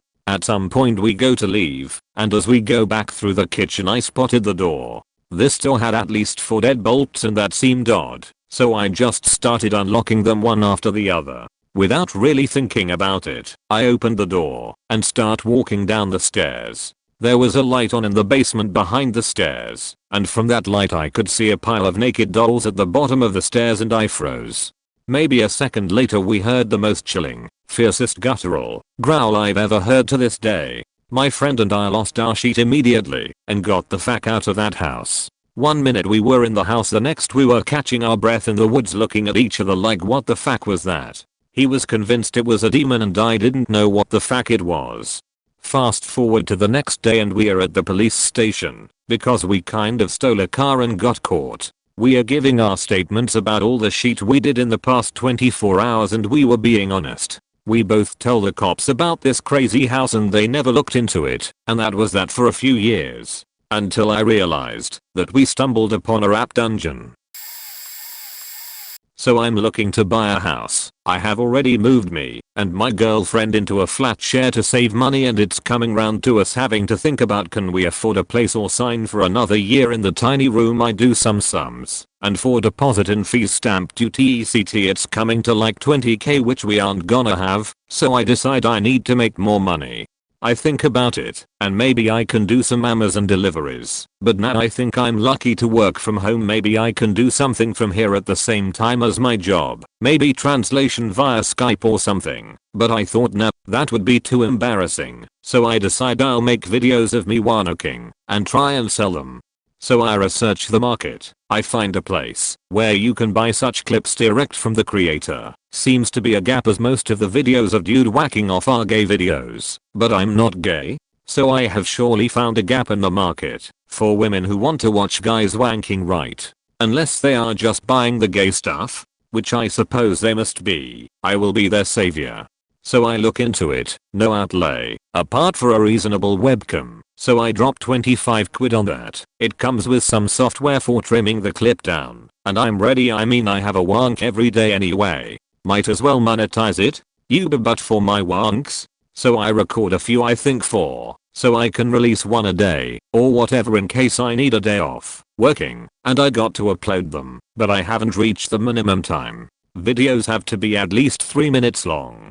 If only I wasn't so good at wanking. So those 4 are useless. So I start again. I also noticed to open your channel you need 10 videos to start with. It's a setback. It's taking me 3 weeks just to get this gold out there, but I persevere, and I've got the 10. I decide people might pay more for slightly longer videos, so I make each one 5 minutes, and the way I do it is I just start recording while I start looking for the born. My dick is all floppy, it's tiny. Maybe some women have a fetish about dicks that double in size. Or maybe they have a fetish about disguising themselves as someone's computer, and having that viewpoint. I also at this point resigned to the idea that it's gonna be men wanking to these, but that's fine. I upload, I sign off, I wait for the checks to roll in. Next time I sign in they aren't live. There is a problem, the descriptions are all the same. Well, duh. I essentially had copied, pasted and said, this is video 1 of me wanking at my desk, enjoy watching me get hard, and then wank until I come, and I just changed the video 1 to video 2. I thought that would be enough to fool a computer, I guess not. So I had to thesaurus the hell out of it. This is video 2 in the series of me slapping the monkey at my desk, what as my phallus becomes engorged with blood and I stimulated until completion. I had to do that for 10 videos. But finally I upload, I check the next day, I'm live, and because I'm new it hits the recent page. I'm getting some hits. I haven't now jerked it in days with all this admin, but I signed back in again, and I have an email to my dumb email, sales, / someone has bought 2 videos, 1 transaction. Didn't even buy one and test it, my marketing was enough. They bought episode 1 and 10. Who would do that? Who would spoil a box set like this? All the in-jokes aren't gonna make sense to you for episode 10. After this I drop off the recent page, and I'm struggling to find the energy, but I think I'll make some more, but I don't get any more sales. Maybe the reviews are out, maybe it's the Groundhog Day of wanking videos, but terrible, I don't know.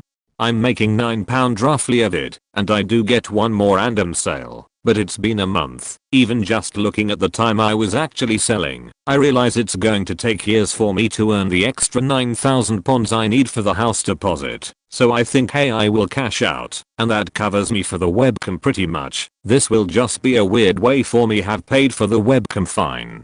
Nope. Can't cash out until you hit $150, and Brexit makes it even harder to get to that milestone. So my money is trapped. My pimp is gonna get to keep all the cash. How ridiculous. I shut it down cause I'm worried maybe I didn't hide my bedroom good enough. I worry someone will recognize the bedspread in the background of episode 6, which no one has purchased yet but is the best in the series. So it's over. I got a bit ahead of myself, and I have a mortgage advisor coming to the house. Me and my girlfriend have the day off to see him, and I feel like I'm wasting his time. We chat. I say, yeah, I dunno if we have near to a 10% deposit plus all these fees I didn't realize, having completely realized a month ago. He says, yeah, well, you do have the option of a 5% mortgage. Really? Then I think, if I can sell this webcam we actually have the money pretty much now. So moral of the story is, just don't film yourself wanking, there is no money in it. Plus you will feel super embarrassed when you tell a load of people. Okay folks, strap in for this is a bit of a long one. The following below is %100 true, and if I didn't witness it firsthand, I would have not believed it. TLDR is at the bottom. This happened over a 10-month period in the early 90s at the time AOL was big. So, as you can imagine, the internet was not a thing yet. I so wish it was, for it would have saved lots of trouble. During this time I have had a construction accident and was out on a medical. Arm was badly injured, 3 surgeries to fix, so I was not working. I had a monthly income from workman's comp and was living with my mom to save money until I was well enough to go back to work. I have this female friend, we will call Clear, name changed to protect the innocent, of several years, who had met a guy, I will refer to him as Asshole Thief, or At for short, and ended up getting married to him. At the time the marriage seemed legit. They got the license at the courthouse, had a service in a church, the stuff normal people do. I was a groomsman in the wedding. I discovered then I look really good in a tux. It is after that is when the strange and bizarre stuff started happening. Clear starts to notice odd things. For example, they had bought a new truck, and one day the back lift kit was missing. At says for the model truck people want the lift kit and will steal them. Another one was money, and it seemed there was never enough. Clear knew what it made at his job, yet he claimed for various reasons work was taking money from him. A third thing was it always seemed to have things show up at the house. He claimed he was buying and selling stuff to make extra income because of his employer's actions. Now Clear is somewhat of a naive and trusting person and took her husband's word at face value. Then other things started to happen. Money would disappear from time to time. Did not use a bank and claimed he hated them. He only wanted to work in cash. Clear had a job as well and was using her money to help pay bills. Then had lost his job at the manufacturing plant. We didn't find out why. He then gets a job at the local blue big box store as a stock person. It didn't pay as well, but it was money. Well, the money problems continued, and the odd reasons from Matt for them. At this point Clear develops a medical condition that makes it impossible for her to do office work. Her skin and joints was irritated to the point she was in so much pain she could not function at a job. If she rested a lot the pain would be about gone, but any physical activity the pain would return. She never did figure out what the root cause was, and no doctor had a clue either. It was at this point Clear was also 4 months pregnant. Well, soon after that Clear's mom, Clear and had lived with Clear's mom, asked Clear to poke her head in the attic to see if a box was there. Well, that was the day the sheet hit the fan. The attic was empty. This was an attic that was full of family stuff. Clear calls the cops and he comes home and reacts as if the place was robbed. A police report is filed. Now Clear's mom was smart and had her inventory of what was up there. Bless her, amazing mom, good person, and used that list along with pictures to file an insurance claim. They in turn get a payout to help replace the items. It was here where it claimed he had stored certain items up there that had a high value to them. This was accepted by insurance and the claim paid. Now I was getting a bit suspicious. During this time I spent a lot of time with Clea for I had nothing else to do, and she didn't either. I didn't speak up at first, but as time went on, we would talk about things.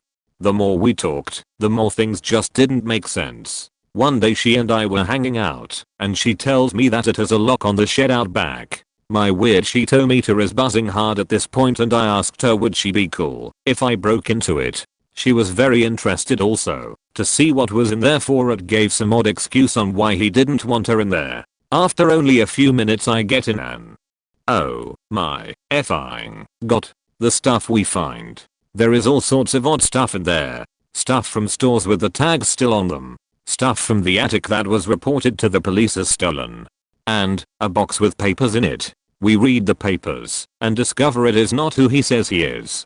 He used to live in California and has a wife there. There is also a phone number. We call it. A woman answers. We have a short conversation, but the gist of it is this. He told his wife in California they were divorced and left town. We asked if she ever signed anything when it came to this divorce. She said no. She thought it is how things worked in America.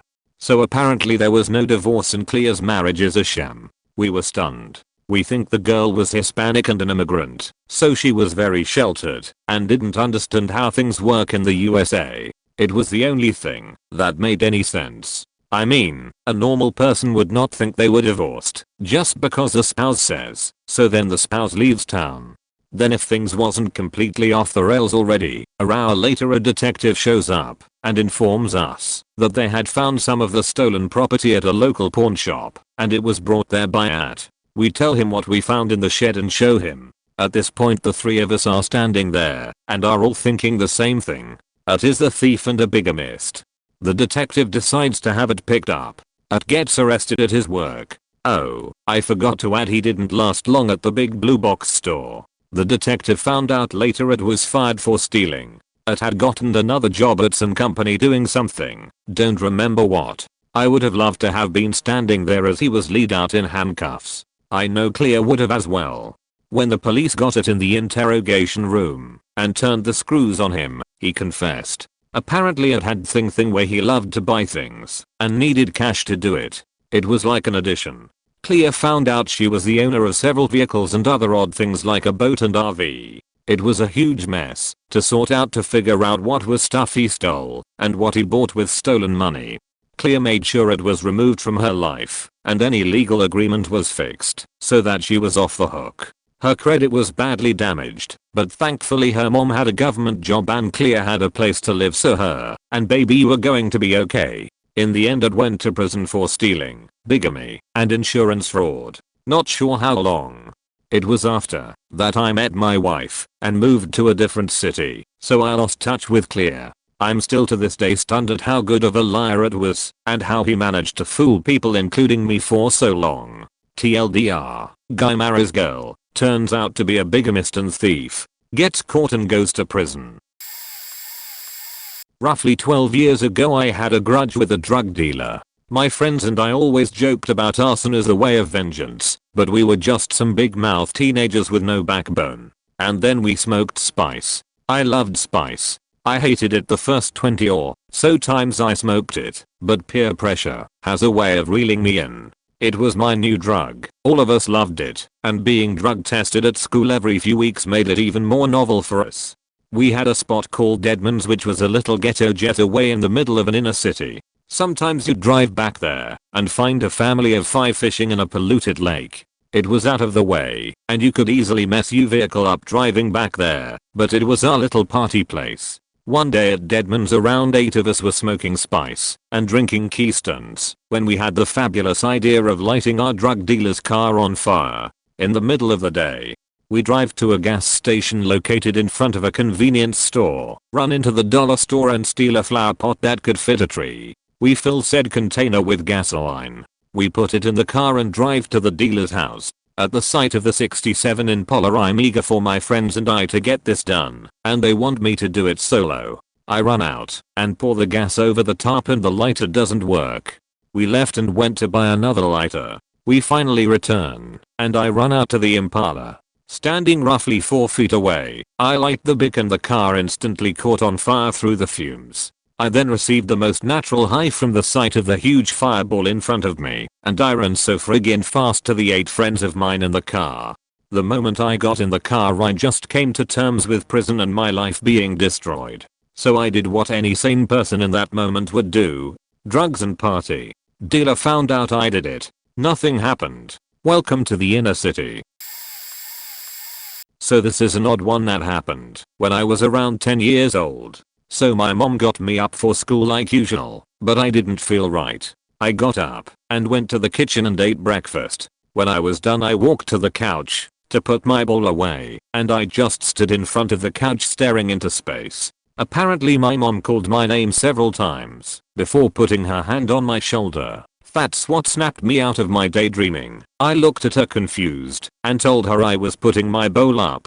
My mom assumed I didn't sleep well and guided me to the kitchen sink and told me to take a shower. So I went to the shower, turned it on, and went in with all my clothes on, and once again just stood there confused. After a while my mom went in wondering why I was in the shower for more than half an hour and realized there was something wrong. So she helped me out and watched me all morning making sure I was alright. So we got to school and she dropped me off because I seemed normal again.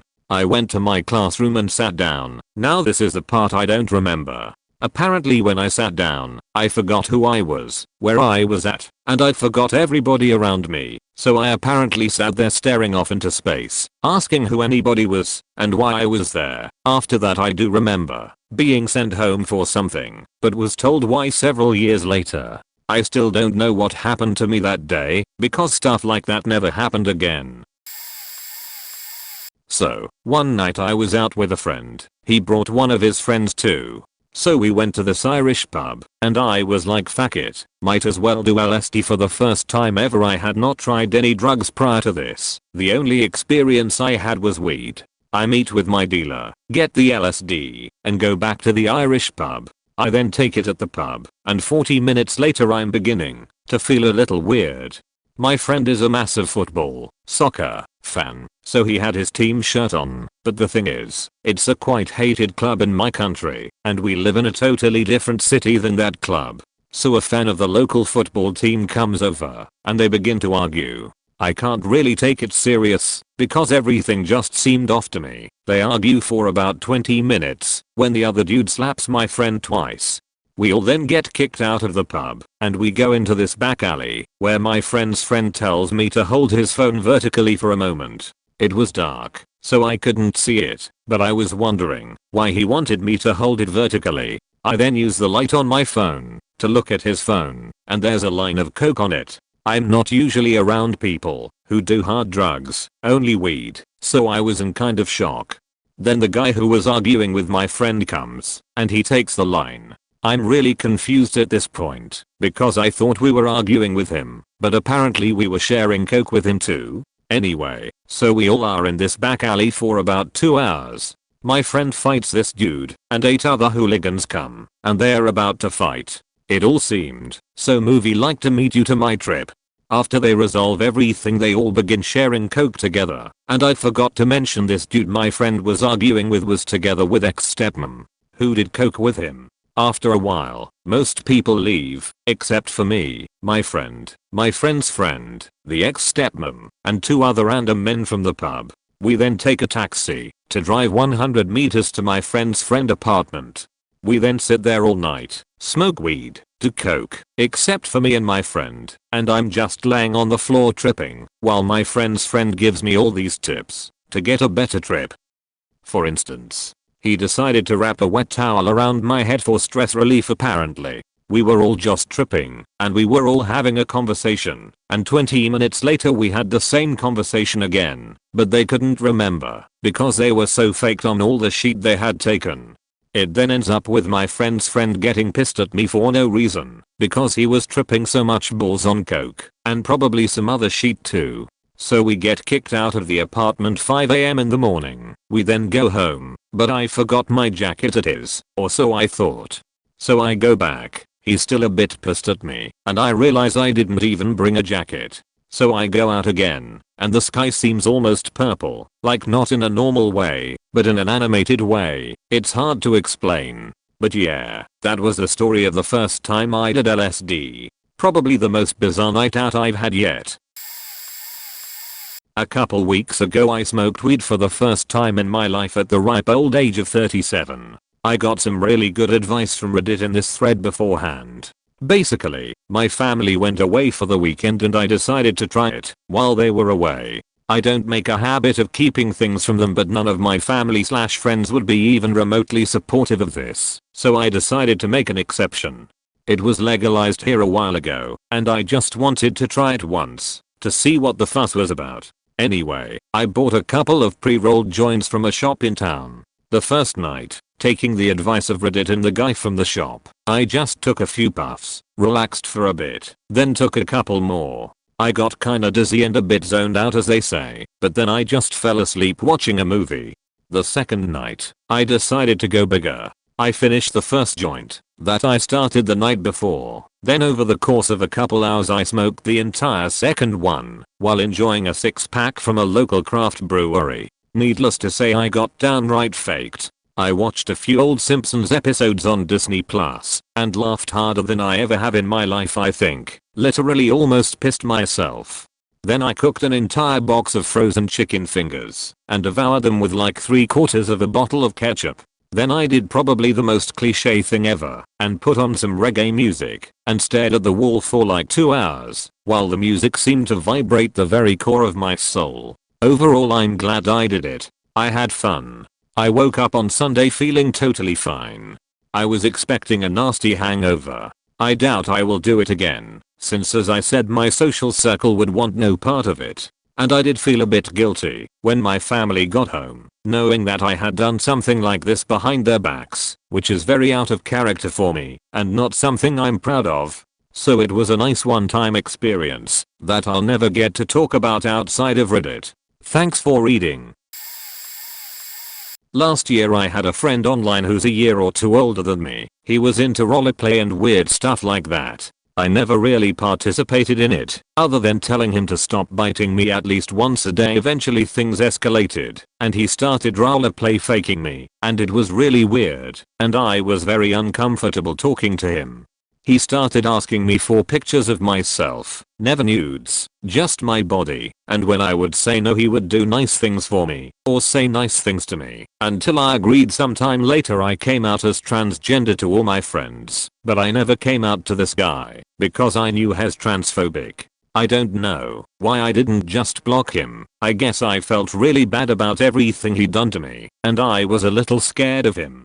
We had an on/off friendship for a while. Then recently he contacted my best friend and she referred to me as Adrian, while he referred to me as a B. My best friend asked him to call me Adrian, and he refused to. She told me what happened, so I contacted him and finally came out as trans. He said he's going to continue referring to me as a female because he's straight, and if he faked me he'd be gay, and he's not gay, and he went on and on about Adrian isn't me, and I've changed, and to him, I'll always be female, because that's who he loved. I tried explaining to him the whole transgender thing, but he didn't understand, so I asked my other friend to help me explain, since she's better with words than I am. This guy refused to talk in the group chat, because I should know how to explain it, since I'm the one experiencing it, which I understand, but I'm terrible with words. I tried to explain it to him but he refused, and eventually I was tired, so I told him that fine, he can call me a she and I don't care anymore, and he said see, I just wanted to know what you think, not what everyone else thinks. We haven't spoken in about a month now. I have a few stories to tell that I've never had the chance to tell. If this gets popular, maybe I'll tell you all about my fish story, aka the weirdest thing I found in the woods. But the story I'll share today was the weirdest thing that was dug up in my backyard. This happened about half a year ago. We live in a rental. After renting the house, we noticed that when it rains, a large waterfall would spew out through the gutters and would leak through the ceiling on the back porch. We, my family and the landlord, agreed to call a roofing company to fix the problem. The process took about a few weeks to get it done, because there was only 2 people doing the job with an entire roof full of shingles to replace, and they would come in once or twice a week. Everything was well and done and the shingles were replaced. The problem was fixed, so we all carried on. Not even a day after they left, I noticed my Kaipu was sticking her nose into one specific spot in the backyard and was digging at it. I would try to call her in because I was concerned she'll be digging up and eating what she's not supposed to eat, like some sort of dead and buried animal. She was very defensive over it too. She nipped when I tried to grab her, which she's not much of a biter, but eventually, she complied and went back inside. After she went inside, I bent over to find out what she was trying to dig up. I didn't see anything, but the smell. Oh my flippin' tomatoes, was it B.A.D. It sure smelled like something died there and was half decayed. I went to tell my parents. My dad got the shovel and began digging up what my dog found. It smelled horrible, but it wasn't a dead thing. Whatever it was covered in napkins and buried in our backyard. My dad hosed it down, and what was found inside was just a large orange blob of goo. My dad said it was squishy when he was holding it before it was hosed down, and it's definitely not something that died. It smelled bad, so it had to be organic. Then my dad told me something that explained everything. One of the two men working on the roof asked for napkins. My mom flipped when she found out. In 4th or 5th grade or something, I was sitting in a group of 6 people with 6 desks pushed together. One of the 6 was a friend of mine, and sitting next to him was this real troublemaker kid who was always doing some dumb shit and disrupting class. One day we were sharing something we wrote with the class, probably a poem or a story or something, and my friend volunteered. He was standing up reading his thing, and I was kinda slumped in my chair, my legs splayed under my desk. Now I hope I can describe the orientation of the desks so that this makes sense, so bear with me. Like I said, there are 6 desks pushed together as a table. I hope this formats correctly. 1, 2, 3, 4, 5, 6. Desks 1 and 2 are facing right, desks 2 and 4 are facing left, and desks 5 and 6 are facing forward, or up in the diagram I guess. The desks are rectangles, so 5 and 6 are wider across than the others, since they are oriented that way. My friend is sitting at desk 4, the troublemaker at 2, and me at 5. Also, whoever usually sits at 6 wasn't there that day. Okay, now that that is hopefully cleared up, we can continue.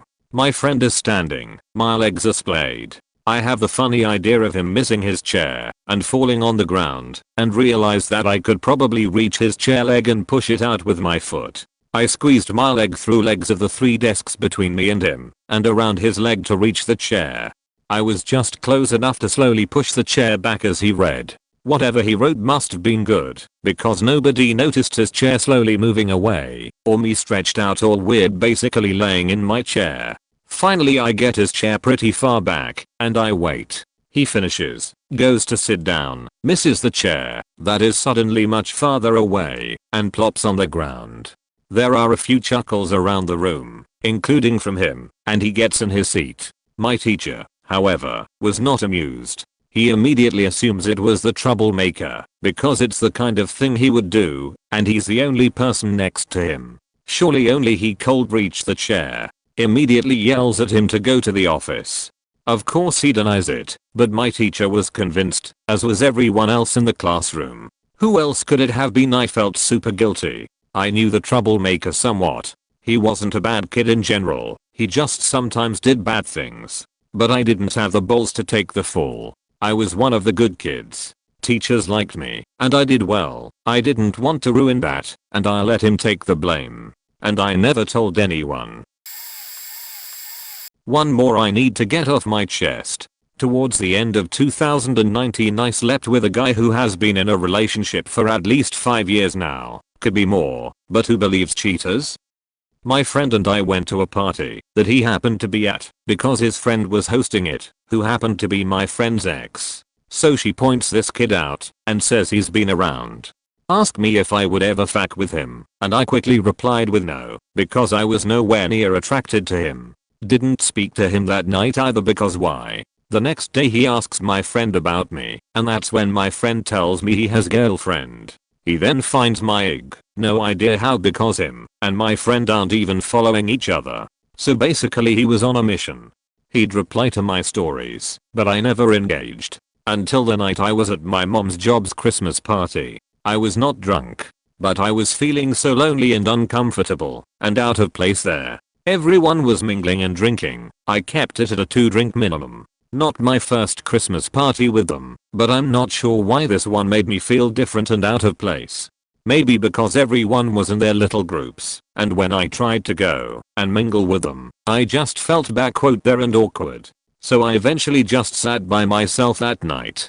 Anyways, I posted a video of myself, and he responded asking my location, because it looked like a spot near him. I told him it wasn't, it was a spot around my way.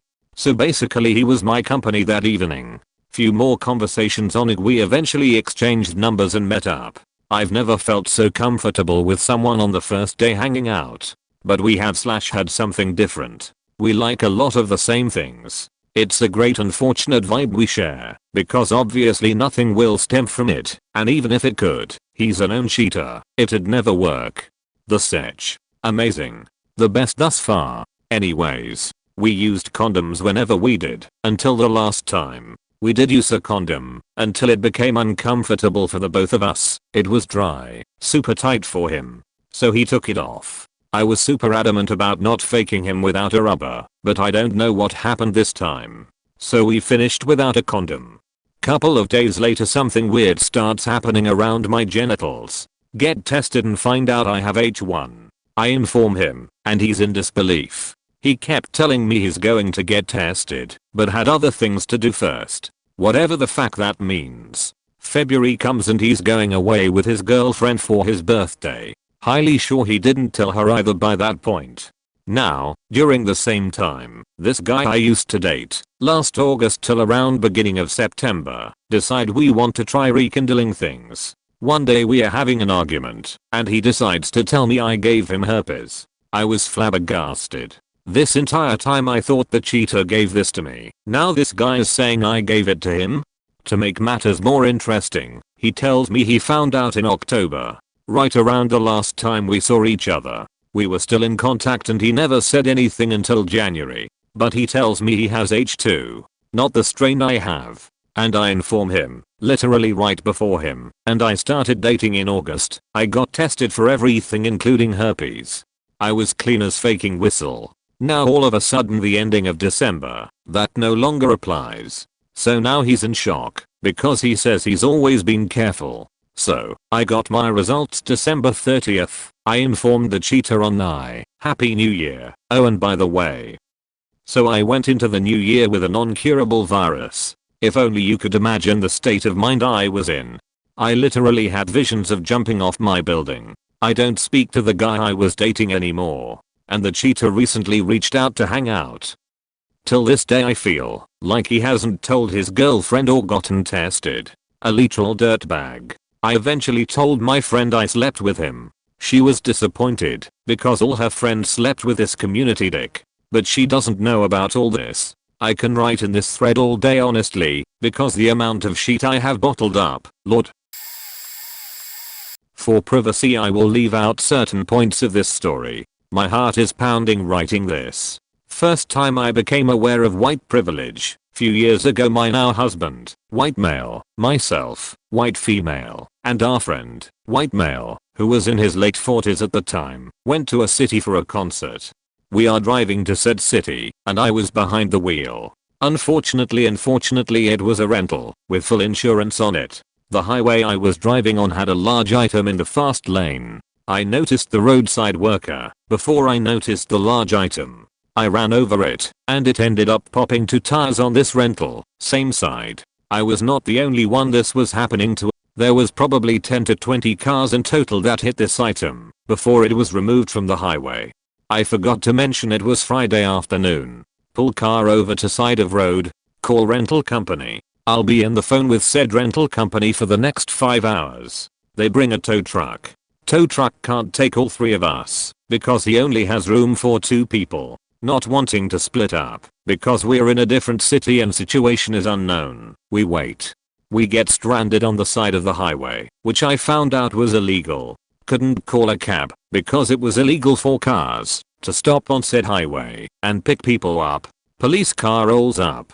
Young, African American woman. She proceeds to tell us we are breaking the law. I explain our car was a part of the large item in the middle of the highway issue. She states that she doesn't care, her shift is almost over, and she has 7 other cars to talk to. Figure it out. I begged her to take us to the exit, that is less than a quarter mile away. We couldn't get to it, because it was 5 lanes away. She said no. Before she leaves us on the side of the highway, she advises us to get in the car behind us, that is slowly rolling towards us. This car also had a flat, but was able to drive at 5 miles per hour. So we get into a stranger's car. This guy was really nice. He was a young African American. My husband gives him a joint to thank him for picking us up and taking us to the exit. Not sure what this man was thinking, because the state we were in did not legalize cannabis at the time. But he lights up the joint. All 3 of us decline. We're on edge and think it's a poor idea to be smoking it, but it's his car. I'm still on the phone with the car rental company. Young man pulls his car over the 5 lanes. A tow truck stops him. Apparently this man called a tow truck. Now he doesn't need it. Tow truck man definitely smelled the cannabis and is visibly pissed his services are no longer needed. Get off highway. Still on phone. Still driving 5 miles per hour 2 minutes after getting off the highway, and about a half a mile down the street, we get pulled over. A young Latina woman pulls us over. The dude doesn't know what to do with the joint, so my husband puts it out and shallows it whole. What a champ. I'm still on the phone with rental company, it's been hours, and I'm so over everything. Plus we are pulled over. During the pullover, this officer claims that this guy doesn't have good tags/plates. Flat tire, duh. Something else was wrong, can't remember. Then at the very end she hits us with, why does it smell like marijuana in here? We were done. I just knew it. At this time, I asked to step out of the car. It was hot as hell, and I was overheating. We have explained why we're in the car, and she allows me to step out because I'm on the phone with rental company. My husband and friend ask to step out of the car as well. She lets them. After a few minutes, she tells us we can collect our items and continue on. Given the situation, we didn't argue and did as we were told. 2 hours later, we saw the guy in the back of a police car. We assumed he was being arrested. I want to note a few things. I was wearing a shirt repping a grocery store/company. My husband and friend wore items that the average person would associate with drug use, festival hats and t-shirts. We, not the young man, had items on us that could have put us in jail for years. But we were never searched and never questioned. I think about that guy a lot. I think about both female cops a lot. I think about how much my skin played a factor into all of this. I think about what I would do not being older. I can't change the past, but I can learn from it and try to improve the future. In 5th grade, I went outside for recess with my friends to play kickball. During a particularly intense game, I was suddenly struck by a violent stomachache. I decided to sit down for a minute hoping it would pass. However, it only intensified, and I began to have the bubble gut sweats. I knew this was an emergency. I told my friends I forgot something inside the school and had to go back for it, but had planned to make a beeline for the bathroom. Now, the field was a pretty large distance from the school, so I began to speed walk, trying hard not to draw attention to myself whilst clenching my butthole, praying nothing escaped. As I'm finally about to reach the school doors, my crush, who had hardly ever spoken a word to me in my life, asked if I could help him with his homework that was due next period. As I'm about to respond, I feel my butthole release, and I begin sheeting my pants. Absolutely uncontrollably sheeting my pants. Without saying a word, and clearly profusely sweating at this point, I open the doors and run inside, knowing all too well I will now have to move to another country to avoid my crush for the rest of my life. I finally reach the bathroom and thankfully it's completely empty. I'm truly scared at this point of what I'm going to see once I pull my pants down, but can't afford to wait because I have been going in my pants for a solid 2 minutes at this point and the pain in my stomach was becoming unbearable. Just imagine a rushing waterfall being forced through a tiny hole. As the sweet release comes to an end, I'm finally faced with looking down. There was so much pop in my pants I couldn't even see my underwear. It had gotten on the floor to an extent that my shoe left a pop print. Being in 5th grade, I obviously did not respond to this rationally, which would have been immediately going to the nurse and going home. No, in my infinite wisdom, I dispose of the evidence by flushing my underwear down the toilet. I furiously scrubbed my shoes, furiously scrubbed my hands as it had gotten there as well, and I even found some on my shirt. How? The next issue was my pants, which were completely covered. However, I was wearing jeans, so it wasn't too obvious yet on the outside.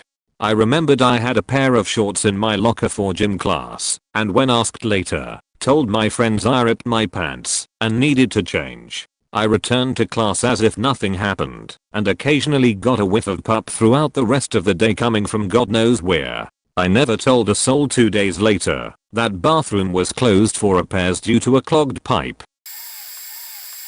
Okay, I've always wanted to tell this story and I guess I have the time now as we're in shelter in place and the baby's napping. This is a tale that has puzzled me for years, over a decade really. So I was like 15, I'm 30 now, and my friend and I, both females, were hanging out with a group of guys who we didn't really know, but were friends of friends.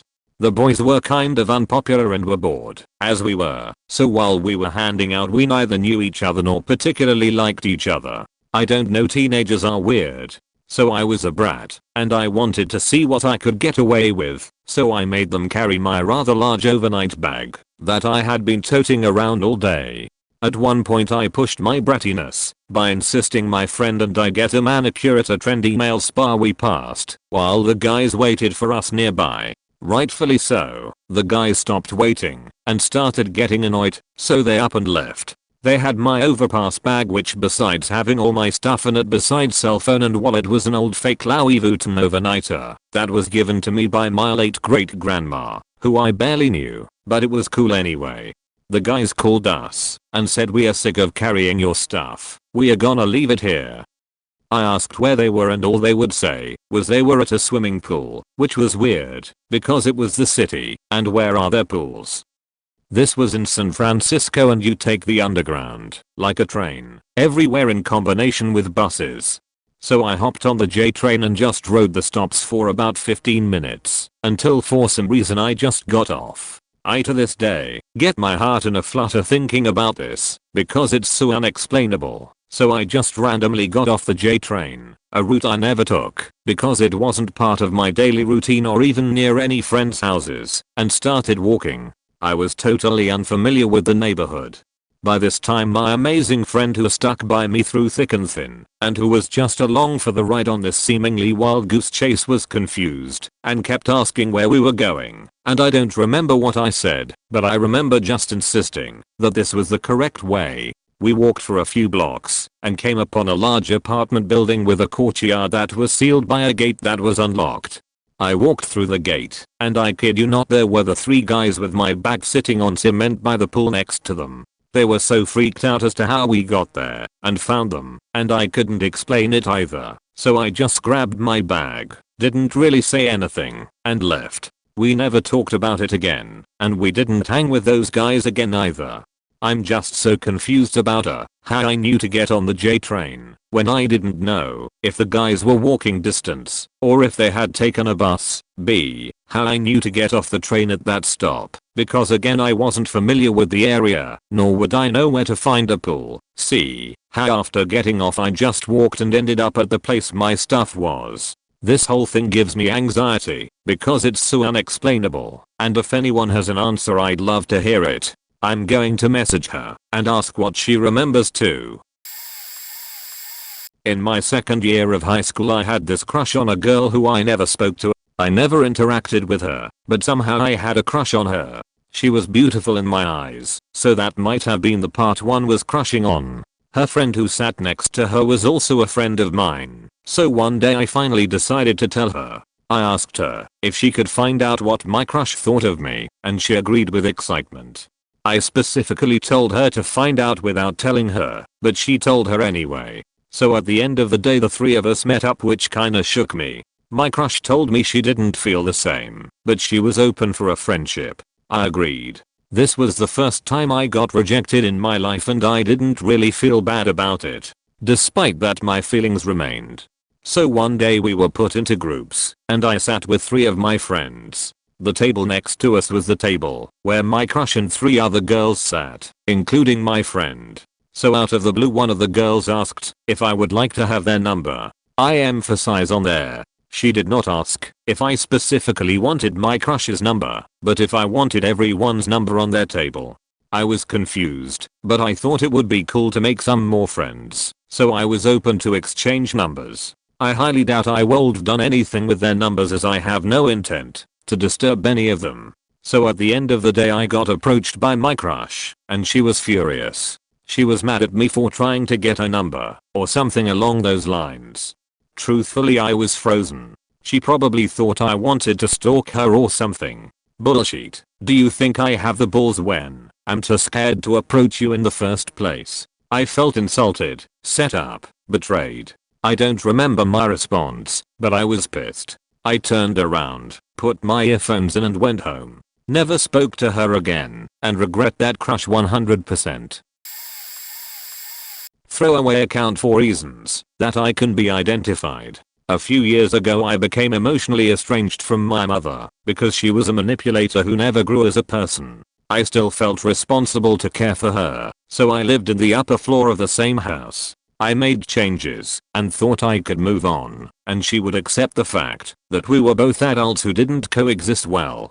I took time to make friends and branch out. Eventually I got married to a wonderful person who was accepting of the 2 kids I'd had previously. I knew him from years past as a mutual friend of a friend. We hit it off well, and we had grown up in very different families, but he wanted to meet both of my parents, who had separated when I was very young. He took it with a grain of salt that I felt responsible for my mother's care as she had been in a coma while I was a teenager and wasn't real sharp after that. Both meetings went well, and we decided to lease a property across from my mother. It was in the same city we worked in, and commuting was easy. As a team, my partner and I decided to allow my mother visitation of the children in our home.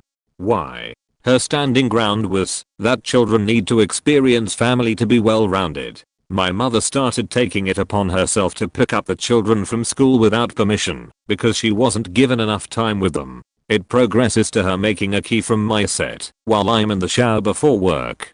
Something I wouldn't find out until I see her standing in my kitchen with empty milk jugs saying that her water was turned off. She was doing home improvements and pulled all wires out of the wall and ceiling, as well as tearing the plaster away from the walls. My mother has always been attached to my firstborn son. He was into sports and hung on her every word. The situation got out of hand when we used my mother for a date night when our babysitter fell though. She left the youngest child in the bathtub because her logic was nothing to get into no problems. The youngest is handicapped, so this was a huge red flag. My spouse and I decided to move to get distance. I refused to let my mother visit the new house. She was livid and tried to take the children from school again. She took it upon herself to tell the school staff we were using drugs and living in filth. It triggered a safety visit from Children and Family Services. The visit passed with flying colors. A month later it was reported again, this time from school staff. A second report triggers the big guns in our city. Drug enforcement and police showed up to do more through interviews. When I was interviewed I couldn't keep calm. I was angry and upset that I knew where this was coming from, but all the police saw was an irate adult blaming their concerned mother for being protective. The children were deemed to be in a dangerous situation when the interviewers talked to the children. Why is that, you ask? My oldest child blunted, said mommy and daddy beat me so many times I can't count during questioning. The state built a case and took the custody of the children to a jury trial. It was the worst time of my life. My mother had been coaching the children as their secret to go live with grandma and they could have anything they wanted while they lived there. The judge awarded temporary custody to my mother as the most caring adult who had consistently been in the children's life. The case went to trial, and state charges were pressed. The case was deemed vicious and heinous crimes against children. My mother went into court to say we sold and manufactured methamphetamines, chained our children to the basement walls, and beat them mercilessly. It is worth noting I've never even seen meth outside of TV, didn't have a basement, and the children had normal soccer practice bruises but nothing heinous or broken skin. The jurors choose to terminate my rights as the state played up my irritation at the nature of the case in questioning and my moving as trying to hide my crimes from family members' knowledge. My partner was allowed to work a progress plan to show they were fit to the judge and hopefully get the children back in their care. After 5 months, the judge, state legal team and caseworker discovered the children left outside for 3 days without food or water or a bathroom while in my mother's care. The children were immediately processed into state care. My mother fought this by saying the children would never be loved by anyone again to their faces. She told the children in front of the caseworker, while removing the children, they were better off going to live with the angels. The whole thing broke me as a person. I've shared this story with some friends, but never on Reddit, so here we go. I was the oddball cousin on my dad's side of the family. Ever since I was 7 years old, I've been fascinated with all things old, mainly things from the 20th century, but really any era of history fascinated me. This led to me becoming a collector of old stuff.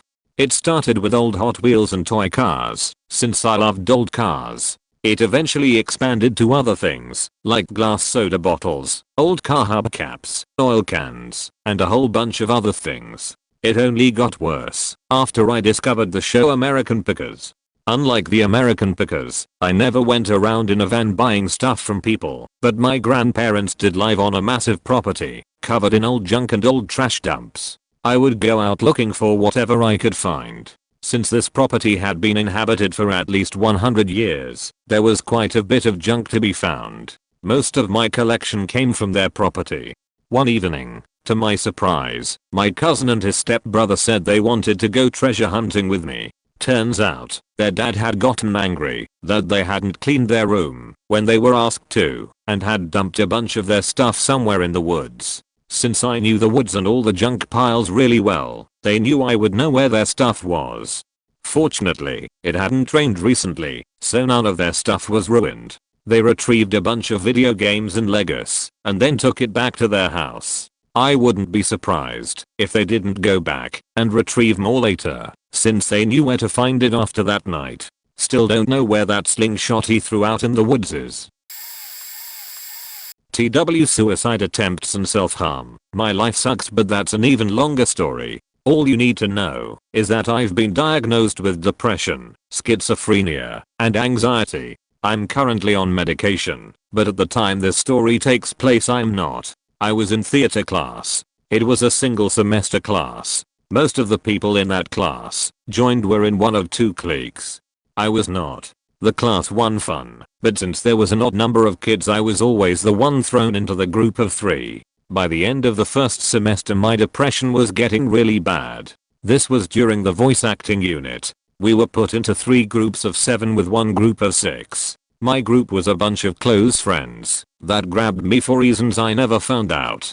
The assignment was that we chose a video and dubbed over it with a whole new story. We did one on YouTube that was a bunch of Scooby-Doo Mystery Incorporated episodes mashed together. For most of the unit I'd go to class, sit down with my group, and stare again wall until my next class. The only contribution I made was changing child and kid to spawn in an attempt at being funny. They assigned all the roles no one wanted to me, and I dealt with it. For the final my teacher took in off school grounds and to a recording studio. My depression was really bad this day, and I was convinced every single one of my actions was causing everyone problems. So during this, I stayed in the corner and did my lines. Because I didn't help with the script, it wasn't finished. At the end of the video some buff dude was teaching the class by telling a story about how he got beat up but won anyways. I just improvised about 4 minutes with my Irish accent that I've kept hidden from everyone for years. I was just about it in middle school, so I spent 2 years figuring out how to hide it. After I was done I realized everyone was staring at me. That bothered me, asking where I got the accent from and why I never used it. I never replied to them and kept quiet. We went to a room that everyone else was in. There was pizza, a Coke. I found a corner to hide in and did so. After about 10 minutes everyone knew about my accent and was pestering me about it. Since they refused to leave me be, people began to notice that I wasn't eating. They asked if something was wrong, and I still refused to answer them. Someone eventually brought me a piece and a Coke from the table and I thanked them in my first accent accidentally. They freaked out and was like, you do have an Irish accent. Oh wow.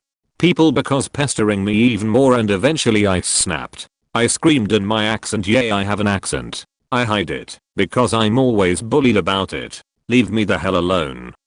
And booked it out of the room. The people in my group followed me, but I didn't notice. I left the building altogether and just kept running and running.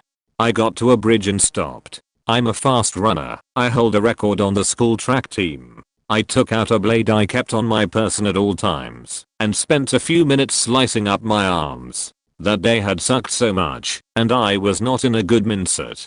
So I tried to jump. One of the people in my group that had chased after me grabbed me before I could. The rest of them showed up and dragged me back onto the bridge. I ended up in the hospital. People kept asking me questions and I never answered any of them. I've never told anyone about this, not the whole story, anyway.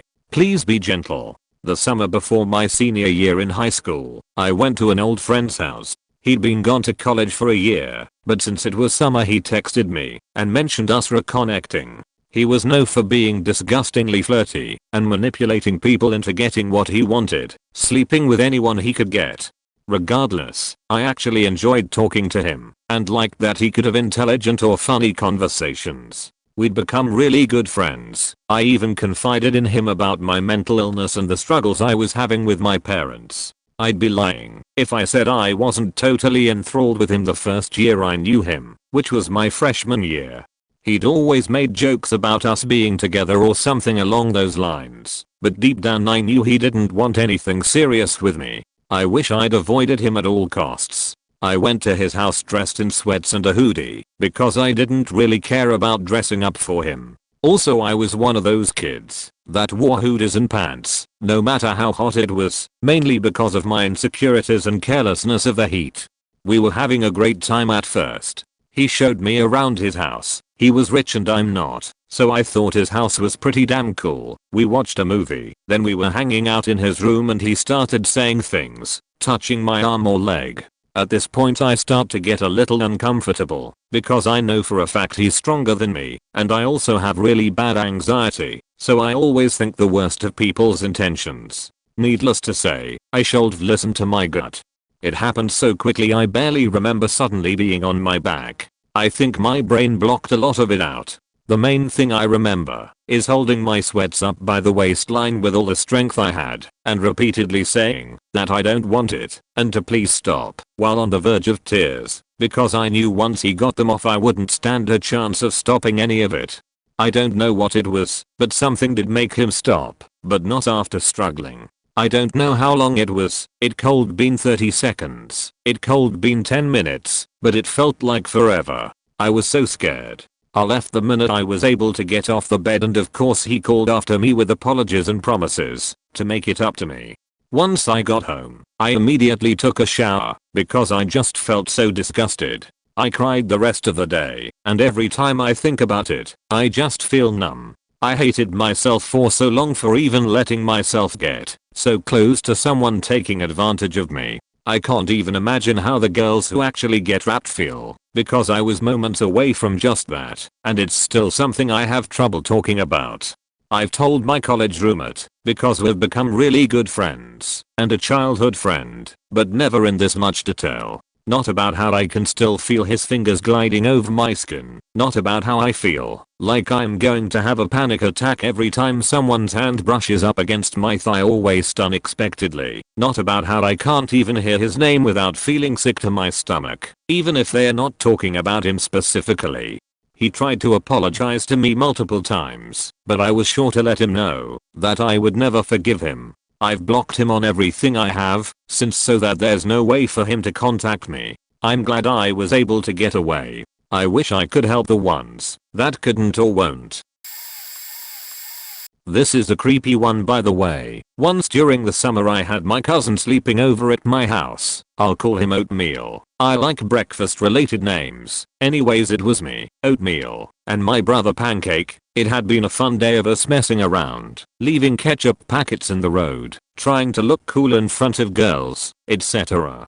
I had just fallen asleep, and I can't remember what I was dreaming about when I was woken up by oatmeal. He told me he had to show me something. So I climbed down from my bunk bed, rubbing the grogginess out of my eyes. When I look out the window, there is this boy looking right at me. He doesn't say anything. I sit there and stare at him when my fear takes over, and I shut the curtain. Breathing heavily, I turn to Oatmeal, who also was pale and terrified, and say, "WW, what was that?" He shakes his head because he doesn't know. At this point, Ryan looks out the window, but the boy's gone. We think it's over and sit there for a while until we hear a slight shaking. I don't know what it was, but it freaked the duck out of me. Oatmeal, not Pancake, are willing to go check the door, and so I do. I slowly approach the door, and before I can even touch it, it begins to shake. I back away feeling like I'm going to puke, and even through the thick curtain I can see two distinctive glowing orange dots like the eyes. I look through the curtain after the shaking stops but has gone. We didn't see him for the rest of that night or ever again, probably because we've never checked, no matter what we hear. For a few years I thought it was a dream until Oatmeal brought it up one day. "Remember that creepy little boy we saw out your window?" I was shocked. I thought it a dream and now it returned. That's my story. I haven't posted it on anywhere else because I haven't found a topic to place it on. Okay, this first started when in kindergarten, and it went on till I was in grade 3. I never stole expensive things, but just basic stuff like pencils, erasers, notebooks, sharpeners, mostly stationery, and occasionally food and hankies. I know, nasty, right? I came from a poor family and my parents could barely send me and my sister to the private school we were going to. I had to hear my parents argue because we always had money problems. My mom had a hard time finding food to cook for dinner and I'd see her cry alone sometimes. My dad was doing the best he could, but it wasn't enough. He got more stressed and starting drinking more, which brought more problems to the family. I didn't want them to worry more about money by telling I need things for school, so I started stealing. I used to tell my sister not to bother our parents if she needed something, but come to me, and I used to steal whatever she needed and give it to her. I never got caught, and since most of my friends were rich, they didn't care if they lost something. Except for this one time where this guy started crying because he lost a new eraser and our teacher decided to search every bag in the class. That eraser was in my bag. My heart was pounding and I was 100% sure I was gonna get in a big trouble. She came and checked my bag and looked at me. I couldn't look back in her eyes, but just like that she moved on to the next bag. I didn't know what happened, but after searching every bag in the class she concluded that that guy must have lost it somewhere else, and it wasn't stolen from the class. I was relieved and somewhat confused, and I thought maybe she didn't see that it was in my bag. After school she called me and said, "I found it in your bag," but I pretended I didn't see because that guy and his parents, who were new in the town, would make a big fuss about it. They had a history of doing so, and I'd have to report it to the principal, and you'd be in big trouble. The only reason I didn't do it is because you're a bright student. I believe you're not a thief and this was your first time. However, if I find you stealing again, I'll complain to the principal myself. From that day I stopped stealing, and it was hard to ask my mom to buy us things, but I did, until I got a scholarship for getting the highest grades in the class, and things got easier after that. Few years later, when our family was doing better, I found that teacher knew about our family situation. She just cared about me so much and knew I wasn't a bad student. I just had my problem. She even talked to my mom about that. And when I heard that, tears rolled through my eyes. Edit. I posted this r/true off my chest and r/confession, and some people thought that it's fake and I made it up. Well, it's not. Don't be that rude person, please. When I was about 13 years old, a friend of mine and I decided to build a fort in the woods. An underground fort. We thought about how cool it would be to have a secret idiot in the woods that nobody knew about. We talked for a couple of weeks of what we could keep there, like cans of food and jugs of water, sleeping bags, and how we could make a small fire pit with a metal pipe for a chimney that barely poked above ground. We would sketch out drawings, make plans, and talk about where we would build it and how it would have a hatch with some sticks and sand glued to the top for camouflage. We decided to build it at a place we called the UFO spot, or sometimes just the spot. It was a place that we named because of its oddity, a small sandy clearing in a thick part of the woods where nothing grew except for a few strands of grass and weeds. It was like something from a science fiction movie, like a place where an alien spaceship landed and had poisoned the ground. The woods surrounding it had a name too, that we took from the Hobbit stories. Fangorn Forest. We made up our minds and committed to each other that it would be there. We set off on a summer morning around 9 with 2 shovels, walked down to the dead end of a shell rock road, and continued on into the woods for about 30 minutes. That was where it was. The spot. We figured that no one else knew about it because of the RC Cola bottle we found the first time we stumbled across the place, half buried, laying on its side. Its painted on label was partially exposed and bleached white by the sun. The underside still had some colors left, white and blue. It must have taken years to get like that, undisturbed, slowly sinking into the sand. Any kid would have picked it up and turned it in at the convenience store for the dime refund. After talking about where to start, figuring out where the hatch would be, drawing out a sandy rectangle with long thin stick, we started digging. There was some charred wood mixed in with the dirt, which got us talking about Indians and the possibility of the clearing being a place where village bonfires were made. It was hard work in the hot sun, and within an hour, we had lost all enthusiasm for the project. We felt like giving up. Being too proud, however, neither of us admitting to the other of wanting to do so. That was when my friend hit something that made a hollow sound. We thought that it was some kind of old wooden crate, maybe containing hidden treasure. These woods were, after all, only about a mile inland from the intercoastal waterway. It was a historical fact that pirates had been in the area hundreds of years earlier. That was all it took, and we were back on track digging. Turns out that there was no hidden pirate treasure, but there was still something. We slowly uncovered what we correctly thought to be the floor of a cabin that had been there a long time before. Its walls burned down and abandoned. The wood planks that made up the floor looked rough, as though made by hand with axe and saw. Outlined with white sand in the crevices between, the planks looked to be 10 feet long and a foot wide. As we scraped away, the sandy outlines revealed a section that looked like a rectangular hatch, probably to the basement, we decided, which explained why the floor sounded so hollow when struck.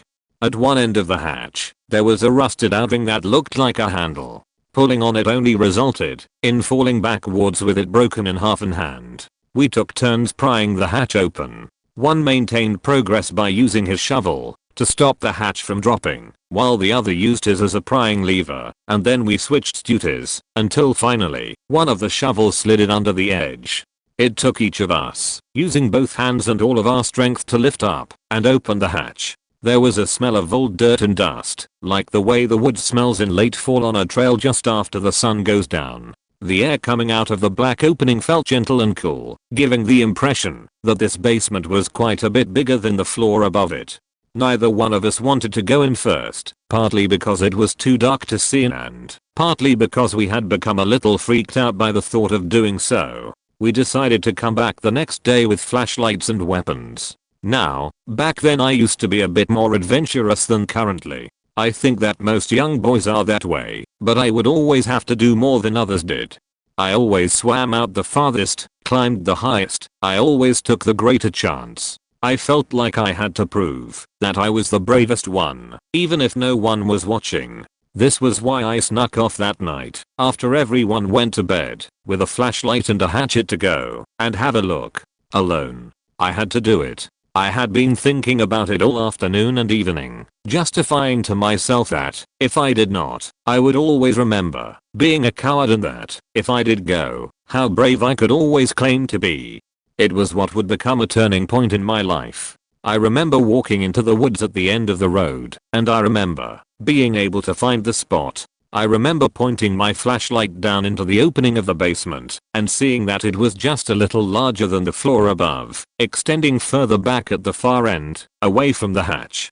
I remember jumping down, only about 4 feet, since the space was not deep, and I remember crouching and making my way to the far end.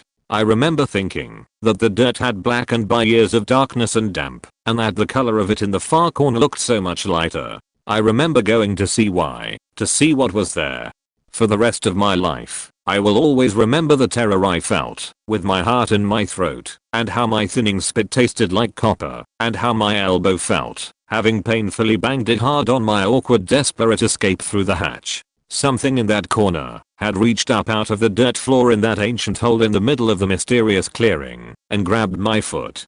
I ran for my life, as hard as I could, not in the direction of home, but deeper into the woods. That was the quickest way out. I ran to the dirt road by the canal that led out to Old Farms Road. I thought that I heard heavy footsteps coming from behind, but it was only my heart, beating painfully in my chest as I struggled for breath. Eventually, I could see headlights pass by up ahead on the road, and I felt great relief. Walking as fast as I could, unable to run anymore, rubbing the stinging wet knot on my elbow, I stepped onto the concrete sidewalk and went home. Along the way, I found myself wondering if it was real, wondering if anyone would believe me. By the time I finally got home, the moon was low in the sky, looming just above the black silhouette of the trees, looking as though it was stained by blood, and in the years to come I would wonder if it was because of what I had done. The next day, in the afternoon, I talked myself out of the possibility that something actually grabbed me. After double checking the time, ensuring that I could make it home before nightfall, I set out again to the spot. I stopped off at my friend's house on the way. After all, that was the original plan. But nobody was home. Just a barking dog, defending against intruders, friend and foe alike. I reached the spot and stood there in disbelief. Everything was gone. No floor, no hatch, no pile of dirt, and no clearing. Just a great big caved-in sinkhole with muddy water at the bottom. The woods had swallowed everything up.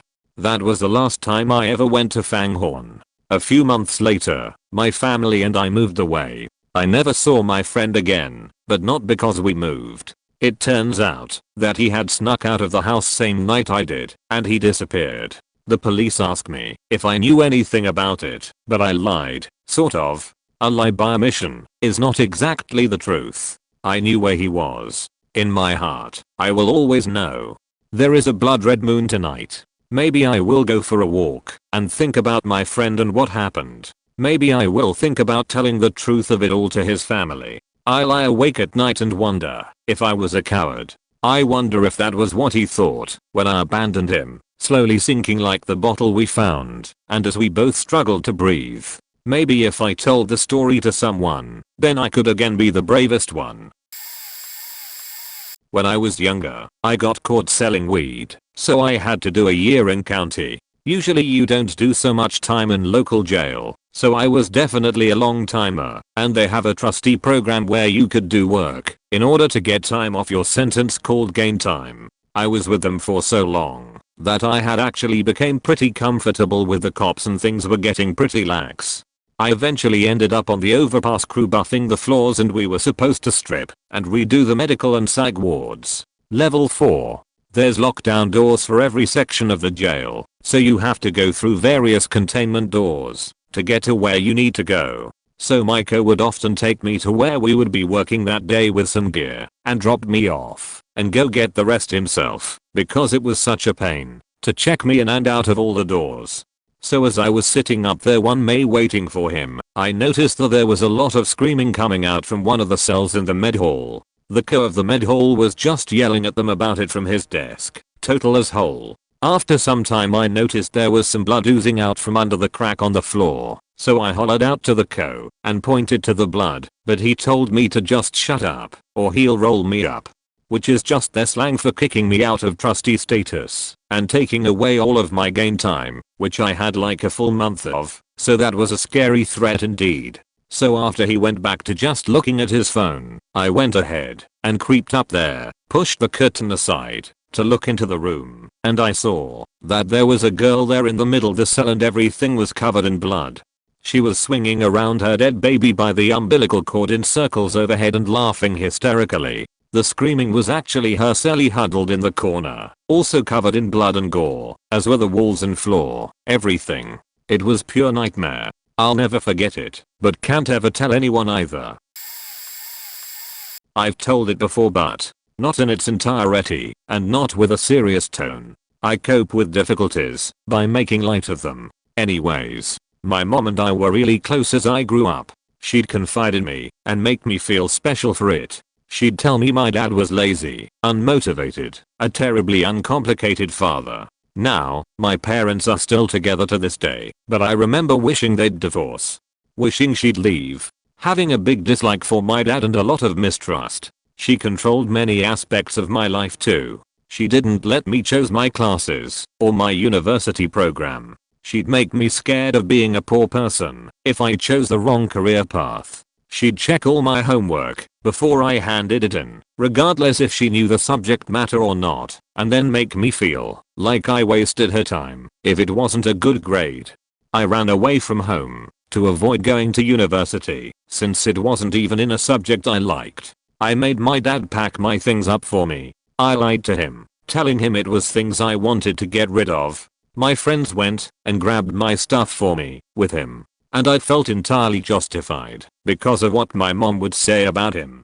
Fast forward 4 years to a Christmas dinner where my mom got sheet-faced and abused my dad in front of everyone. It broke me. I knew my mom was far from perfect. It's why I ran away from home. But that moment is something I'll never forget. I instantly remembered what I did, making him pack my things out of spite. My heart broke. I never told him how sorry I was. My dad and I now have a great relationship. He has his failings, but he's happy to see me happy regardless what I'm going through. He's awesome and we have tons in common. As for my mom, well, let's just say she and I don't have the same happy relationship that I do with my dad. It's polite, but tense. This is going to get lost, but I think about it every now and again. When I was in middle school, there was a boy who was kind of a social outcast. He was aggressive and disruptive, and didn't have many friends. He decided he liked one of my friends at the time, who was dating someone else, and he would purposefully run up to her and hug her and squeeze her.